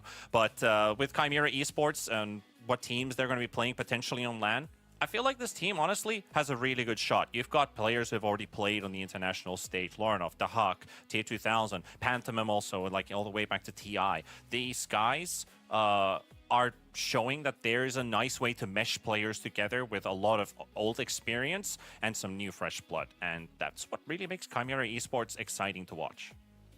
Yeah, for sure. It is fun. It's also fun that teams are approaching the draft differently when going up against this team, right? And it's always gonna be that way because they have a pretty distinct style that they're always gonna go for. So a series versus them for every team, it is a lot different than what you're naturally used to. You're not banning the classic heroes that are in the meta, but you have to think about how do we deal with these guys specifically. And well, today 4 Pirates didn't find all of the answers, unfortunately for them. Yeah, but for Pirates, I think they they really proved and showed everybody how strong of a team they can be when they're playing at their finest. They had a couple heroes that other teams just had troubles figuring out. I think teams are still trying to figure out how to play versus Bristleback, how to play against the Gyrocopter combination that they've had. Gyro, of course, like maybe more straightforward, right? But this Bristleback still somewhat new to people in the meta and doesn't seem to have a lot of weak points either. So the longer the game stretches, feels like they're just gaining a bigger and bigger advantage. So I think that time will tell what teams are going to be figuring the hero out, but so far so good. Just ban it straight out in the first phase, and that was the one big surprise tool that 4 Pirates revealed too early in this qualifier, that they didn't have it available for them in this in these final most important games. Very still, I'm impressed by 4 Pirates either way, right? Coming into this one, I thought they were just gonna straight up get eliminated, and a lot of the people thought that as well, especially with their showing in the open qualifiers, the first and the second one. And then you get this team that makes a run through the upper bracket. They win 3 games versus Chimera, which none of the teams were even able to take 1, right? So there is something that this team was doing right. I just hope they stay together. Sometimes you can change a player or two, but overall this lineup looks great. They might need to practice their style a little bit more because it is a style that needs practicing. You need to perfect everything to make this work. But I really like their laid-back approach to the draft. That they think that they can play anything. They go with it. Sure, versus Chimera, it didn't work out in the grand finals, but it worked versus them in the upper bracket finals, and it worked versus every other team that they faced here in the qualifiers. So obviously, there is something that they're doing right. Something that they're definitely doing right, and just looking forward to the future. What the 4 Pirates players, even if they stick together, what can they create? I think they have some. Like talking about creation, I think they're very creative with the way that they draft. Right, very. Out of the box heroes. The Pause 5 Tiny as well. I think that was something to highlight, to bring up, that this team has been doing that somebody else hasn't been doing. Also with a couple individual support heroes that they don't spam 3 games in a row. They're willing to swap around. So a lot of interesting things for 4 Pirates. But ladies and gents, it's time to talk about the victors. We have an interview ready, and we got the coach from Chimera Esports. And Hello. there we have the man of the hour. I think it is Guess Who here. Welcome and congratulations. Your team made it to Serbia, Belgrade to play in the LAN in a month. Just want to check that our audio is audible. You can hear us. We can hear you. Yes, I can hear you. Hello. Do you hear me? Excellent. Yes, we hear Okay. you just fine. Hey, you managed to pull yourself through. I just want to jump back to the upper bracket final all the way. So they reverse swept you in that series for Pirates, and you've had time to figure out how they play. You stomped Liga team earlier on today. You lost the first game to 4 Pirates in the grand finals. How did that feel? Was there a moment after game 1 that you had to start reconsidering your approach to 4 Pirates, or did you feel that we're confident enough, we've got this one in the bag, we just play our Dota?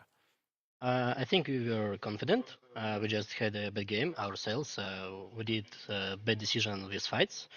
We did not have good initiation heroes, and mostly we couldn't just find a fight like 5 versus 5 for a long time. And basically, it ended up that we just couldn't fight, and they just pick us, and they find the good fights and so on. So something like that. But basically, we did not think that outthink ourselves. We were confident enough. Yeah, you definitely outsmarted 4 Pirates. 3 back-to-back stomps. How does that feel from a coach's perspective, just watching your guys destroy your opposition? Nothing new, basically.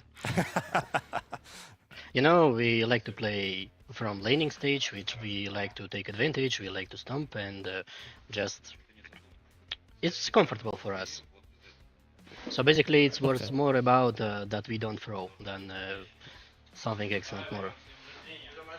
Are you maybe afraid that having a distinct style might be a problem for you versus some of the better teams that now you're definitely going to be facing in the LAN?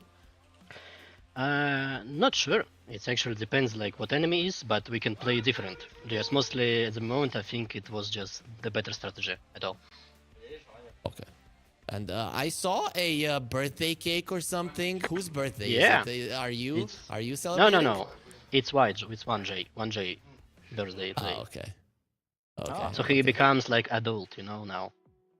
Oh, 18 Oh, years? Okay. 20 years old. Oh, 20. He's a good boy years. now. All right, let's give it a bit of an applause. Hey, I actually wanted to ask something about that last game. What were the tips towards Perdanchik? Was there some story to that? Nothing else. I don't know. Like honestly, I don't know. But just I think it's just something that comes in the game. And one more question from me. I mean, the team is relatively new. How did you guys get together, right? Did you scout them out, get them all together? Who is the one who initiated this roster of 5 players to come and play? I think it's T2000. You know, he's like our micro boss. Okay. Yeah, so he started everything. So I think it's mostly from his part. Okay. And one other question. I'm seeing a bottle of water that is naturally in Serbia here. Are you already here? Are you already in Serbia, ready for the LAN? Yes. We already. Okay. All right, We just only awesome. need You water guys for are- the hack. Yeah. You guys are well and ready. You've got the LAN waiting in a month, so obviously you guys are going to be boot camping, practicing, getting yourselves ready. But what are you looking forward to most in the tournament? And of course, being in Belgrade, Serbia, is there something you guys plan to do now that you won the qualifier and you have a couple of weeks time? What's on your mind, guys? What are you planning to do? Nothing special. It's just because it's going to be another qualifiers also, like basically 3 qualifiers in a row. So we're just gonna scrims, practice, play qualifiers, and just try our best. The so work nothing new. never ends. So back to the grind. Yes. All right, thank you so much, Guess Who, and congratulations once again on making it to the main event. Bye-bye, Guess Who? Yep. Yep. He's already going straight back to work. So there's that. But hey, the qualifier comes to an end. All qualifiers have come to an end. We know the 5 teams that have made their way through to the main event to play in the group stages, and then we'll find out who get to play also in front of the live audience. What are our invite teams going to be like? But Chimera Esports, they're going to be one of them. Yep, they are. I mean, we in the past 10 days, right, got to watch the Western and Eastern European qualifiers here. Avilis went through. Now we saw Chimera go through. In America, it was Apex Genesis. In China, it was Yakov's brothers. They destroyed Titan today. And then Southeast Asia, Talon Esports, of course, have been looking quite good recently. So they also won in the finals versus Boom. Overall, we've got the 5 teams that are going. And as you mentioned, Panda, I can't wait to see their opponents, the best teams in the world that these qualifying teams are going to have to be facing to get to the grand prize. Absolutely. This has been an absolute joy these last 10 days of qualifiers that we've been running. Thank you to FISSURE for running these qualifiers. And of course, the tournament has only just begun. You're going to wait a couple more weeks to witness the action unfold. On the 31st to the 2nd of February is going to be the main event. So make sure you make your way into Serbia, Belgrade. We'll see you there. So thank you from all of production, from our casters, from Aries, Danog, Harry Frick, and myself, T-Panda, to all of you folks out there. Take care of yourselves. Good night, and bye-bye.